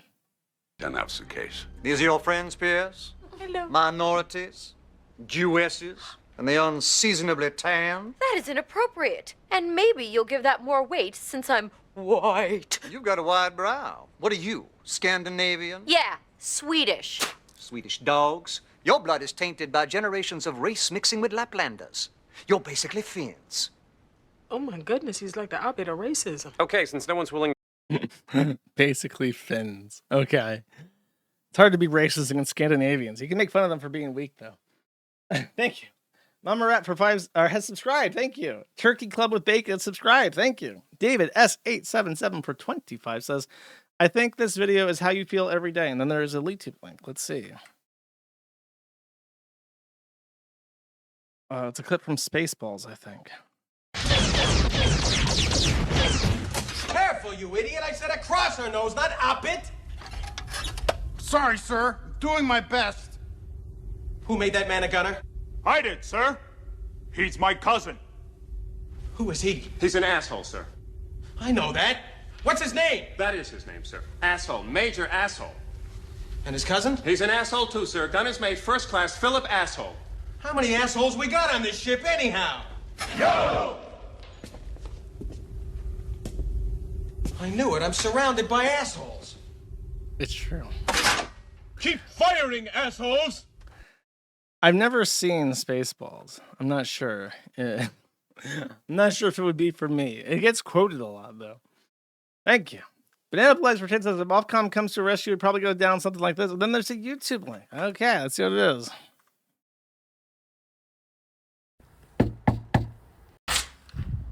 Can I help you? Hello, are you Josh? Yeah, what's up? Nice to meet you. I'm Police Constable Archibald Waltham Comsbley, and I'm here to investigate a crime. Constable? You're from the UK or? From London, yeah. Okay.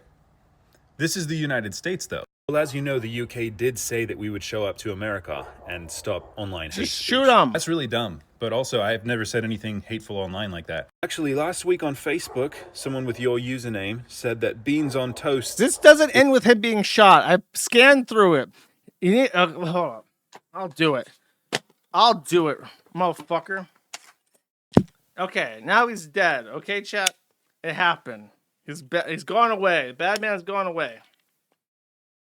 I can't believe you would send that to me and he doesn't get shot. That's the only appropriate reaction to that. And then I fucked up my computer somehow. Okay, chat. Chat, I need your help. When I bashed my keyboard, I accidentally zoomed into my mouse, and now I have like a accessibility feature on that's like doubling up my screen where my mouse is. How do I turn this off? How do I turn this off, chat? I don't know how to do this. I've never seen this enabled before. I didn't know this was a thing. Oh, wait, I see it. Screen magnifier. Close out. Yes! Okay, I fixed it. Okay, I fixed it. No, I'm not going to play. He doesn't get shot. Fuck it. This clip bores me. It's 10 minutes long. Derby for 5 says, Morning, Josh. What made you choose banana peppers as your crop of choice when guarding when you were abroad? Because, as I mentioned when it was happening, I could not get banana peppers. They don't sell banana peppers in Europe anywhere. It's just not a thing. So literally the only way I could get it was to import the jar or grow it myself. So I did. Dark Western for one says, escape, trumpet, escape. I don't know what that means. Beam the Bunny for 2 says, use the Clipper and Cheese Fund. For the Kipper and Cheese Fund. Thank you. Space Allen for $50 says, October is only 33 days away. I know, and I couldn't be more excited. September is just the speed bump for October. Thank you. Where's Bun Bun for 10 says, can't wait to read how Kiwi Farms lawsuit helps trigger the English Civil War of 2026. Lose more weight so that your statue is financially feasible. I'm working on it, bro. I'm working on it. My statues will be magnificent. Thank you. Little Baby Child for 2 says, please never make the bleep bleep bleep pussy licking sound again. What are you talking about? That sound? I don't know. I only do that very seldom. Gormless Wonder for 5 says, are you trying to avoid getting into the weeds of the Ofcom case because the filing is hilarious with the US versus UK history lesson? Yes. Preston took some artistic liberties with the filing. I just wanted to like sum up what it was because I find that more interesting than the actual text of the lawsuit. But all the LawTube channels going into it are very pleased with Preston's writing. So if you're interested, you should actually read it. Sneak Cricket for 2 says, I was at the store and a Jeep that looked like Andrew Tate but Indian got mad at me for the large order while I was checking out. He threatened to complain to cashier and me, and I just stared him down. Base. Remove Anti-Air Menace for 2 says, have you ever considered going hunting? Yes, I have. Logistical Nightmare for 5 says, I can't believe that I didn't know the plot of Super Killer until today, and I've been following this shitstorm for ages. Super Killer should super kill himself since he's taking up a superhero slot. Yeah, he should. That'd be a funny way for it to... See, if you were clever and Vito, it would end with like an existential crisis, and he would kill himself with his gun because he realized he sucked. Sneak Cricket for 2 says, Mai invited me to an anime con recently. It was a Degen VTube Lolly body pillow seller, or it had one, and I saw a man with a full Ahego clothing walking around with his young daughter. Total anime and weeb death. Yeah, that's about right. That's about what I would expect. Waken 34 for 1 says, I remember correctly, Golden Patriot is a comic being advertised, if not made, by a guy called Yellow Flash. I've heard of him. I forgot everything about him, though. Sneak Cricket for 1 says, I forgot to add that the anime Degen body pillow seller was 2 fucking Indian SARS. We need to deport all these Degen public defection jeets right the fuck now. Yeah, you probably should. They don't even give a shit. They're just selling that shit to fucking slop enjoyers. Awaken 34 for 1 says, I always thought the feud started over Riley harassing July. It might have. It could have. I'll give it to you. That could be like predating what I was thinking of. Kill Me for 5 subscribe. Thank you. Crispy Legs Forever for 10 says, the happiest of Fridays to you. Thank you very much. TB Deluxe for 5 says, Josh, we missed the wee-woos. Could you install one of those sirens in your house and have it go off like a black smoke detector every 90 seconds? It would make the streams great. Thank you. I suppose I could. I don't think it's illegal to. Mr. Manchester for 5 says, LOL Nancy boy. Thank you. Indomitable for 5 says, I'm eating local brie. It's good stuff. Once you get a good place, you should try making your own Kiwi Farms cheese. I will, definitely. Sneedo for 1 says, YouTube stream is getting the Walmart clean version CD experience of Maddie Lamau. It's true. David Lammy for 1 says, come to England. Absolutely not. Bunker Housing for 4 says, Gator burned whatever brand he had trying to be close to Ralph. Zidane noped out in time. It's true, he did. Simulligan 2 for 1 says, Joe Winko person stream when? I thought about it. Demon Psychiatrist subscribe. Thank you. Chuck for 1 says, I switched back to Gumroad because I like the UE more, but I can't see the post about cheese on locals. The latest is brownies. Am I retarded or having I have posted to locals. Does it not show up? Oh, do I have to pin it or something? Is that why nobody saw it? God damn it. Okay, I'll pin it after the stream. Sorry. Squidna for 5 says, I posted a contribution to the 25 Halloween merch thread. Also, we need a Kiwi-ling mug. I can't do mugs and posters and stickers. I have to pick like one thing. Bro, I'm not fucking making stickers of this. Fuck you. Video Ghost for 10 says, what do you think of the assertion that the UK has a higher freedom index? And this is linking to the Freedom House. Their consideration includes like how much the government bows down to press. So you can't max out your freedom score unless your government is subservient to the press and just believes everything that it says and also doesn't like banter with them at all. So it's fucking gay.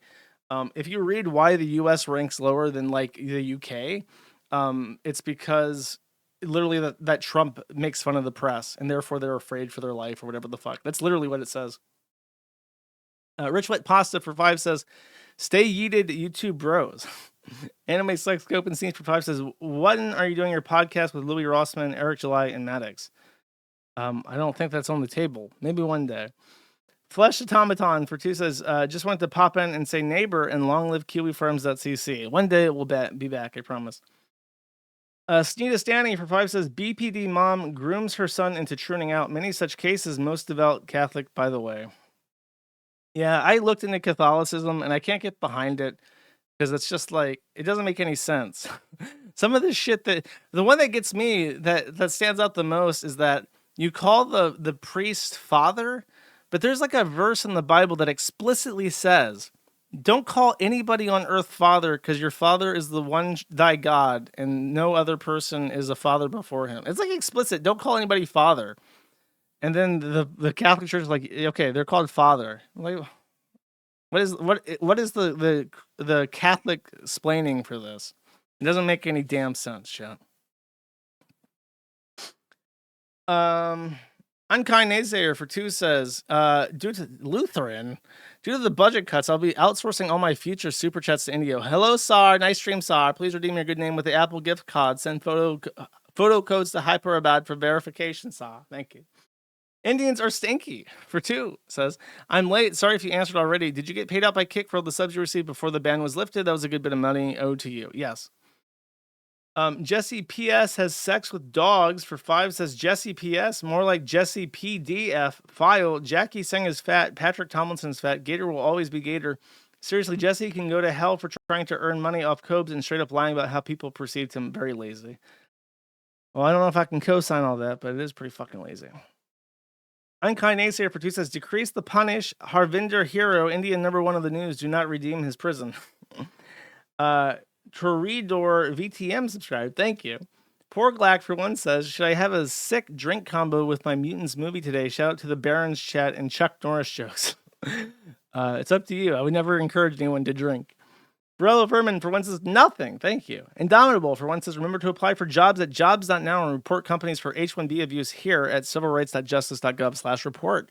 By the way, if you get a job from jobs.now and you heard about it on the podcast, I would love to know if I ever say anything on the podcast and it like meaningfully impacts your life in any way, shape, or form, write me an email. I promise, even if I don't reply to your mail, I read through all of them. And sometimes emails are just like really difficult to reply to and it just gets pushed back. And then it's like 2 months out and I feel like it's awkward to reply at that point. So I do read all the emails. So if you want to send me an email and give me your life story, how I improved your life, let me know. So Mulligan 2 for 5 says, "Kid Bandit uploaded a new training video of himself boxing for you to enjoy." And then there's a link. Buddy, I think everyone's a little bit burned out on the Kid Bandit content at this moment, to be quite honest with you.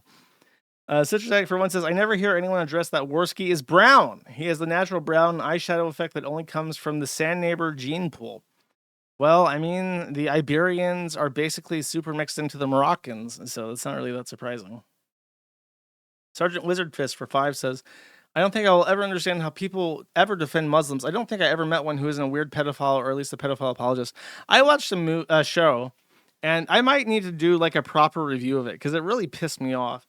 It's called Midnight Mass. It came out in 2021 and was supposed to be like a mini series that's like a scary horror movie, and it very gradually shifts from like an actual horror movie to like Reddit, the TV series.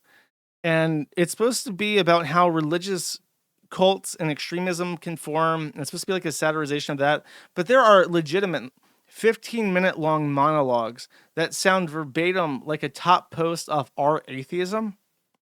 And the most infuriating thing is that it's a island with like 150 white people on it, except for the sheriff and his son, who are Muslims.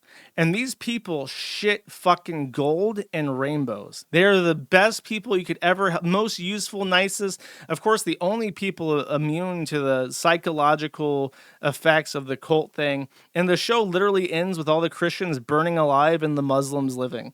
Like, that's spoiler alert, but that's how it ends. And it's like a preposterously bad series. It's actually shocking. It's just crazy. Porglack for one. It's supposed to be, by the way, it's supposed to be like an even-handed take on like religious stuff at all. But whenever a liberal talks about religion, they cannot say anything bad about Muslims. They're just completely immune to any criticism. Porglack for one says Catholics love troons. Just look at Fuentes. Yeah, you know the weird thing about Fuentes being Catholic is that he talks about like a religious dictatorship, but in in Germany, the Catholics were the weakest base. Women overall voted more for Hitler than Catholics did. And Hitler always resented them for that. And it was always because to a Catholic, the Pope is higher up than the leader of your country because the Pope sits on the seat that talks to God, right? So with the Lutherans and Protestants and whatever, you didn't have that issue. But with the Catholics, you did. So if you're going to make like a religious fascist state, you can't have it be subservient to the Pope, especially when the Pope is like a mega faggot. So I've always found that to be a contradictory thing in like the whole America first, but also America first, Vatican flag. Like, is it America first or is it the Vatican City first? Because you got to pick one. You can't pick both. Can you call Fuentes a Catholic? He goes to mass apparently every week. About Tree Fitty for one, Tree Fitty 01 for 5 says, get Brett Weir, I said. I don't know what that means. Thank you. Tech Controller for 15 says, Josh, when Mohammedan kitty dealers get in his chat. Okay, let's see.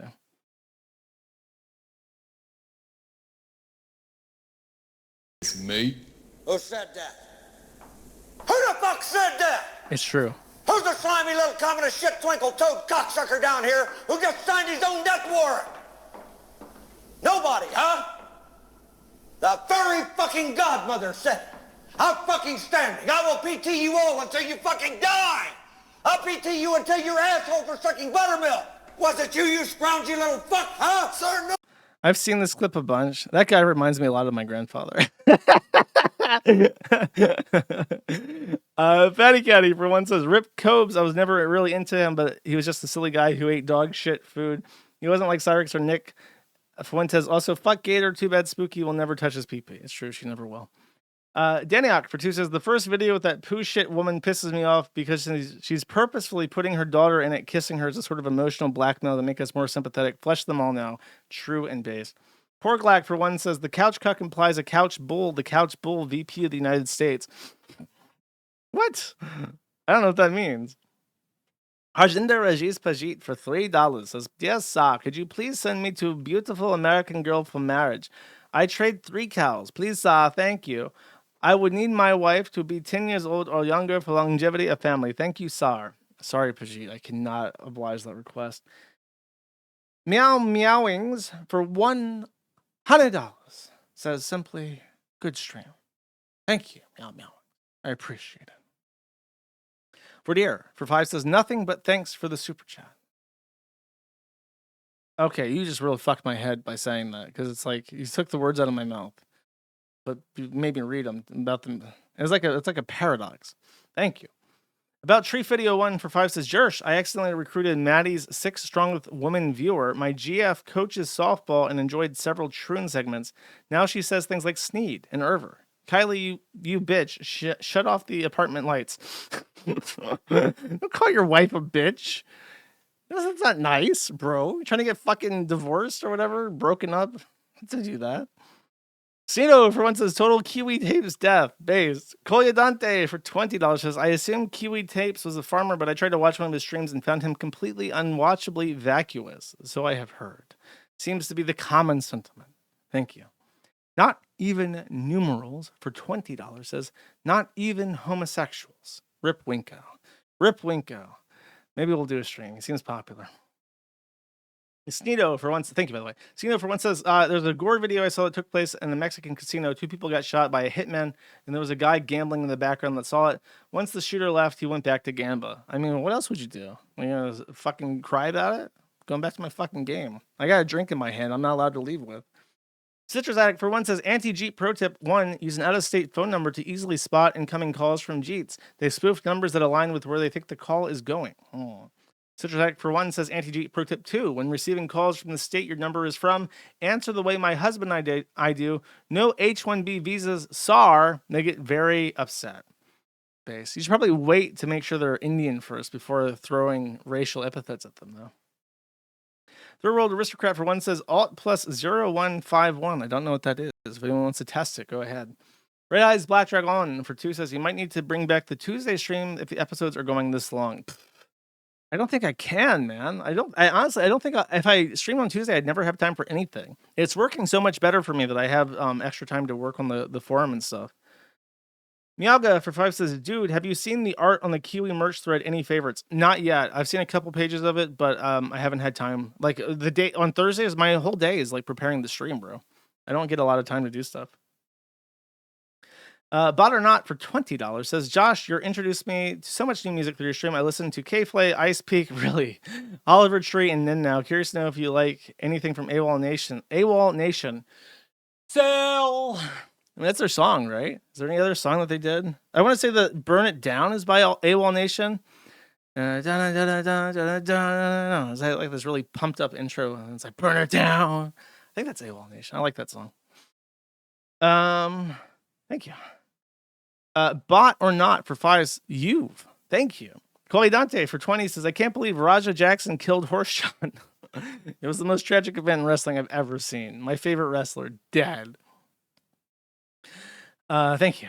Tech Controller for $15 says, this is clearly how we've all seen Jurist for years, and he's just discovering. Okay. Is this just like the fat guy from South Park or something? What is this?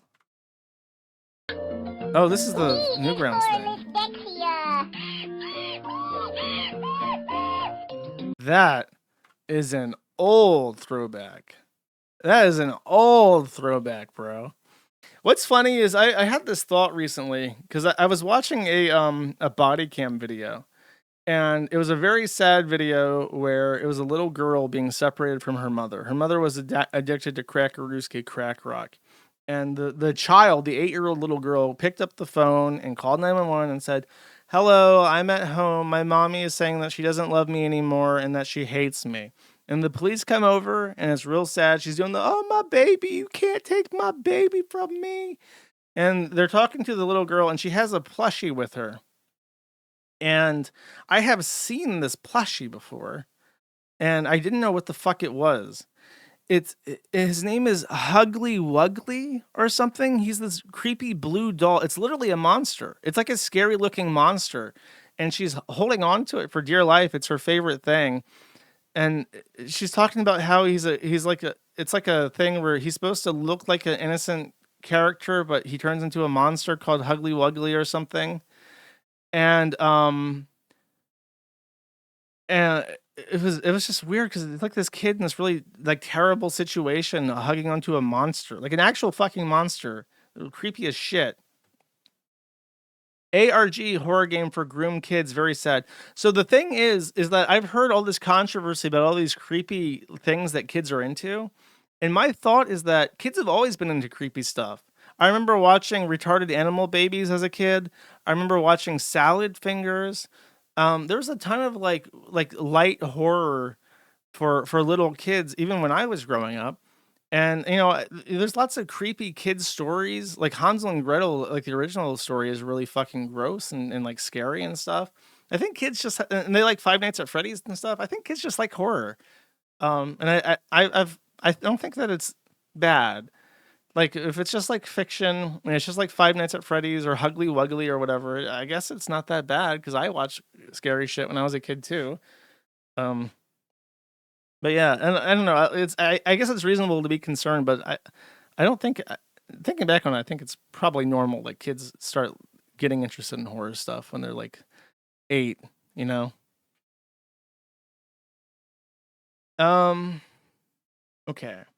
The lowercase L Linternet for one says I posted a link to the Kiwi Farms on V and got banned from all boards for 2 weeks and no warning, and the appeal was rejected. The reason people on 4chan aren't talking about you on the forums is because Janny's literally punished you for it. Yeah.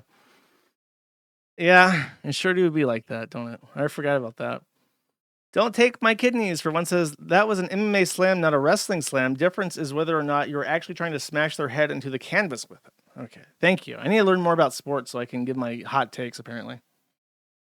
Don't take my kidneys for one says his dad was also egged him on and mocked him beforehand and says my dad doesn't call me a bitch now right before jumping in.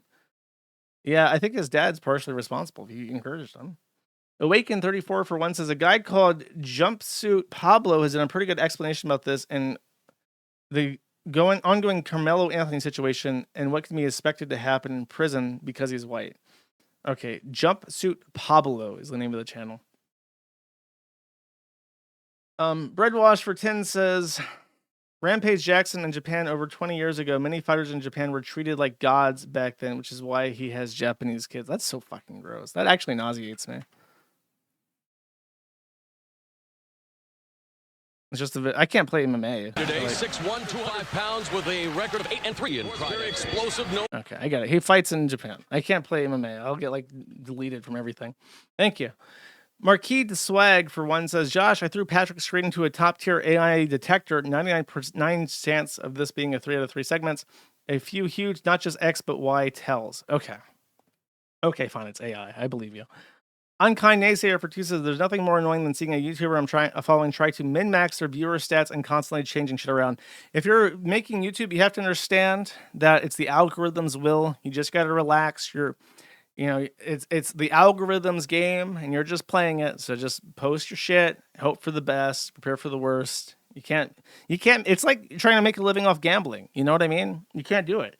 YouTube's not your fucking friend. It's there to make money. If you can't make YouTube the money that they want you to make, you're not their fucking friend. They'll get rid of you.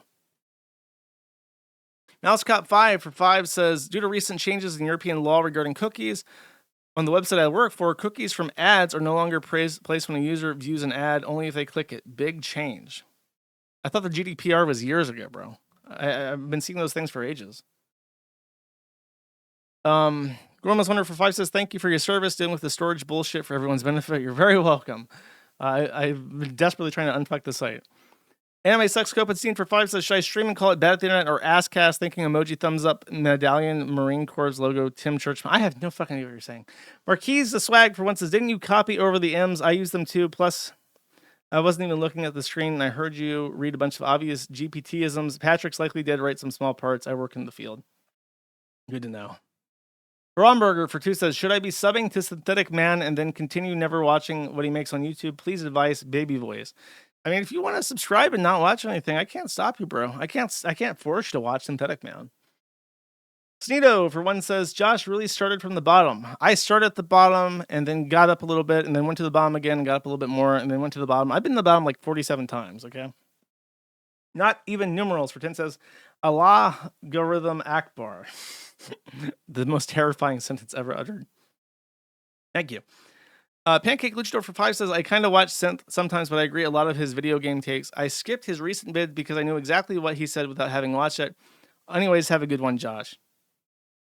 Yeah, I mean, sometimes I'll watch Jim Sterling stuff that I know his opinion on it, but I guess if you can't make your opinion entertaining, then people don't want to hear it, you know?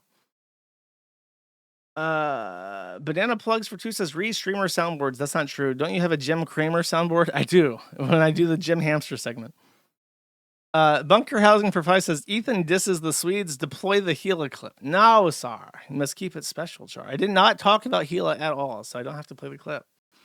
George Floyd for 1 says, I knew a gay Jewish couple on Facebook. One of them used to dig poop out of his toilet and record himself playing with it. This is in regards to H3 subreddit segment. Yeah, I've seen some people are really obsessed with their butt, and they tend to be Jewish, and I don't know what that means. Booper Scooper for 20 says, Mr. Moon, do you have the name of that Capital song? You played it a long time ago, and of course I forgot to save it. You're thinking of the Russian one. I mean, bro, you should have fucking explained this a lot better. I know what you're talking about. It's called Capital by a really, really famous singer. Hold on, I'll tell you what it is. It's Capital spelled with a K, and it's by Lapis Trubetskoy. Trubetskoy. It has a very psychedelic-looking thumbnail. You can't miss it. With Hugo Chavez in it, I think. Thank you. Banana Plugs for 2 says, Josh, after this H3 toilet story, I formally request a Semitic content rate. Fuck you. Red Crab for 1 says, the reason modern Negroes are so aggressive is because they learned there are no consequences for their actions, and black women always for the most violent retard thug because of drug money. I mean, black women don't seem to be into black men these days. I see lots of posts by black women about how much they hate dating black people. Dios mío, La Cretera for 2 says, absolutely grim that Ralph has to settle for some squat goblina prostitute. The ugliest motherfuckers in Mexico pull decent looking hoes. Nobody actually marries a goblina. The girl turns into one afterwards. Strong words. Awaken 34 for 2 says, I must ask for the Reddit coverage you've dined today. Do you still think it's too harsh to call them Jeet British hybrids? They're just Redditors, bro. They're their own thing. You can't try to make compare them. They're just Redditors. Sneedo for 1 says, hey Josh, what is the Pepe and the Kiwi Farms W place called? The one with like the weird googly eyes? I have no fucking idea what you would call that, bro. Sorry. Banana Plugs for 2 says, 2 weeks ago, I asked you about Trump's EO, about the financial stuff. I know you touched a bit on that and the Stripe stuff, but I'd like your wider take about it. It's just, it's an executive order, so it's weaker than a bill, and it just directs the Small Business Administration and, quote, relevant authorities, not naming any. If he had a list of them, I would rate them all, but he doesn't even name them all. As if to imply even he doesn't understand who's responsible for this shit. So it's the same problem as the law they want to sign. It's toothless, but I mean, hopefully it's scary enough to get them to stop being faggots. Optavia sales rep for 10 says, reserve your space at the Kiwiling Towers now. New spaces added every hour. Make up your new neighbors. Join us today. The big towers is, they want you to add more floors to it, basically. Thank you. Anime Extremist for 2 says, have to be a bit conservative with my money at the moment, but I'm slowly getting out of the vet hospital bills. I want to say thanks for the stream. Also, I'm a 5-year sober from using pills, by the way, as of 2 days ago. Well, congratulations. Sorry to hear about your animal, but congratulations on being sober. The Bugs for 1 says, all Josh needs to pet is a capybara. Dude, I've never pet a capybara. I need to. You're right. Always Mr. No for 1 says, tried to order a hoodie using MasterCard, but I got declined. If that's true, you need to send me an email. It should work. Anime Extremist for 2 says, if you had to choose, would you rather have a daughter who worked as a VTuber and was dating one of her fans, or a daughter who is dating somebody exactly like Anime Sucks, Cope, and Sneed? Well, thankfully, I'll never have to worry about that. I know. I mean, the issue with the VTuber thing is that, like, they're usually very sus in how they appeal to their audience, and then, therefore, their audience would be sus themselves. I would be more okay with it if she was just exploiting them for money. You know what I mean?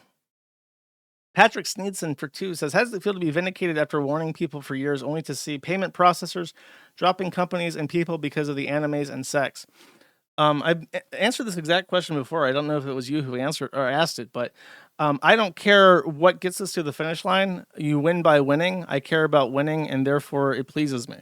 You know what I mean? I don't give a fuck what it is. It could be over matches or something.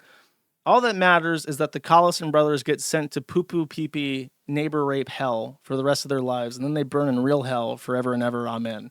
That's what matters. That's what we're working towards.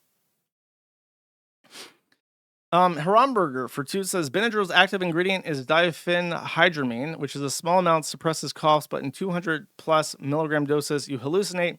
500 plus makes you meet the shadowy hat man or black hole spiders. Fascinating. I have no intent to use this information. Gormless Wonder for 5 says, not quite done yet. And then there's a W Place link. I guess I'll pull it up. Oh, wow. That's really nice. It's this really, really super cute. Wow. That's awesome, dude. What the fuck? Did you do this by hand or did you do like a program? That's really impressive.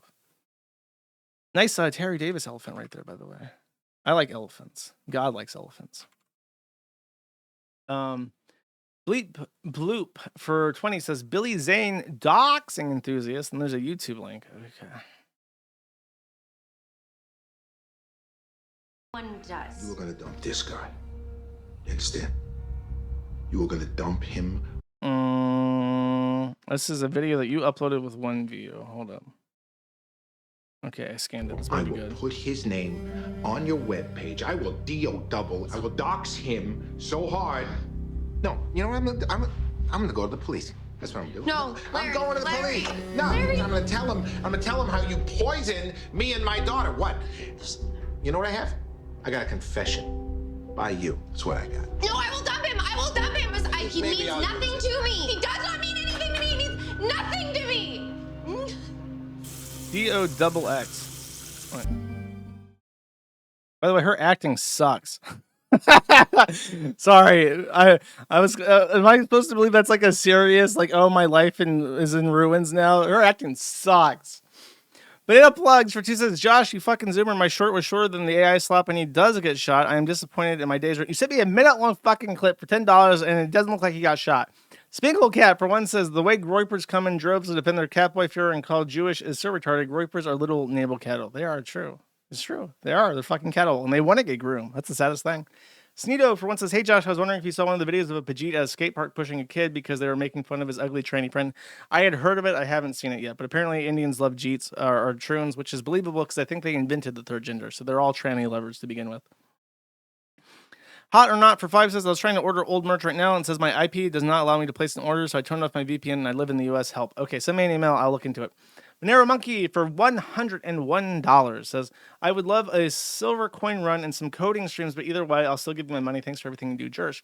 I intend to do, like I said, I intend to do the silver for next year for our birthday, but I don't have a design yet for the Observe. Thank you very much. I appreciate it. Anime Extremist for 2 says, my favorite Simpson episode is when Homer gets a job at ICE and rather than arresting Jeets, he gets an AR-15 from out of his trunk of his fancy German car and just starts shooting them. An absolute classic. I don't think that happened. I think you're hallucinating, sir. Too much Benadryl. Vordier for 5 says, please review Squid Game 2 and 3 for the Gumroad. Your first review was really good. I guess I could, yeah. I think I even started doing that when I watched them. Because I think they suck. I think my determination is that they suck. Dios Mia La Creatura for 2 says, I'm no papist, but in the context for that fatherverse is about calling out the self-righteousness of the Jewish authorities. It doesn't literally mean not to call someone father, only an example. I mean, it seems pretty fucking explicit to me, bro. Spingle Cat for 1 says, Count Dinkl's pug was put down today. Press F for Buddha. Press enough for Buddha. That's pretty sad. I know the dog's been around for a while, and I think it's been in poor health for a while too, but that's pretty sad. Ratlord 111 for 2 says, nice stream. Very cool. Thank you. The Orange Cow for 10 says, you should have talked about the British girl with the knife. Oh, I don't know the details of that, but she's probably going to go to fucking jail and get raped by Muslims and shit. Muslim trannies. It sucks. Thank you. Docs Found for 10 says, 1 year ago, yesterday was the last time I smoked a cigarette. Here's the cost of a pack of cigarettes now. Thank you very much. I appreciate it. And congrats. And Citrus Addict for 1 says, for being toothless, your slobber mutt sure did scare those tranny journos. Fangs bared, this nibba has no teeth. Don't underestimate the exact order's potential. Well, I don't know exactly what caused it. I'll never know, so it's hard to say. By the way, somebody, yeah, it didn't show up. What the fuck? Dunmer is top brass, and then a bunch of other people donated like 10 plus subs, and it didn't go into the fucking thing. I didn't get notifications for any of that. Dunmer is top brass gave like 100 subs, which is like $500, $400. So it's like, it's crazy. Okay, I'm sorry. I don't know what the fuck I did wrong. It showed up a couple times, but it didn't show up for that one. That pisses me off because I actually sat down and I worked on this and it didn't go through. All right, I do have to jump off. I'm expecting a maintenance man to come over. So, thank you everybody for watching. Thank you everybody for the super chats and for the subscriptions and for everything else. I really appreciate it. It's really nice. Matty.live, matt@theinternet.com, matt@theinternet.gumroad.com. That's back. Subscribe to it. Thank you very much. There's also the locals. It's all on the page. Just go read it. And I think, where is this? How long is this song? 3 minutes. Perfect. Okay. See you guys next Friday. Take it easy. I will be reviewing Vito's comment over the weekend. Matt@theinternet.gumroad.com or locals. Bye-bye.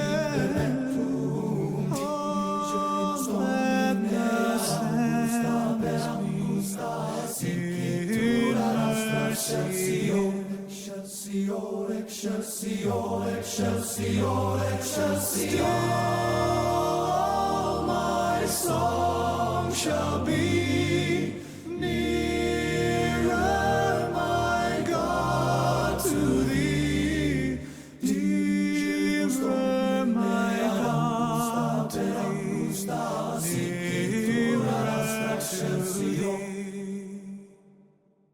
Though like the wanderer, the sun gone down, darkness behold me, my rest is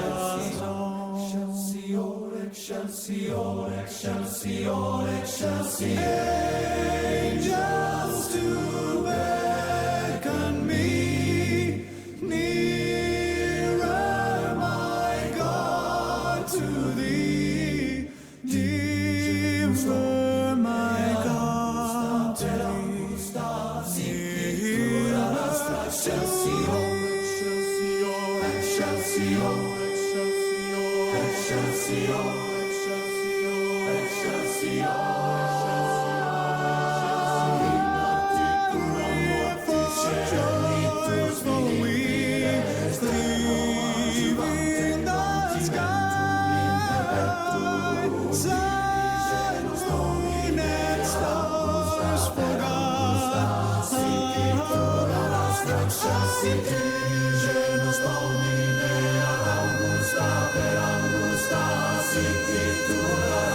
Shall see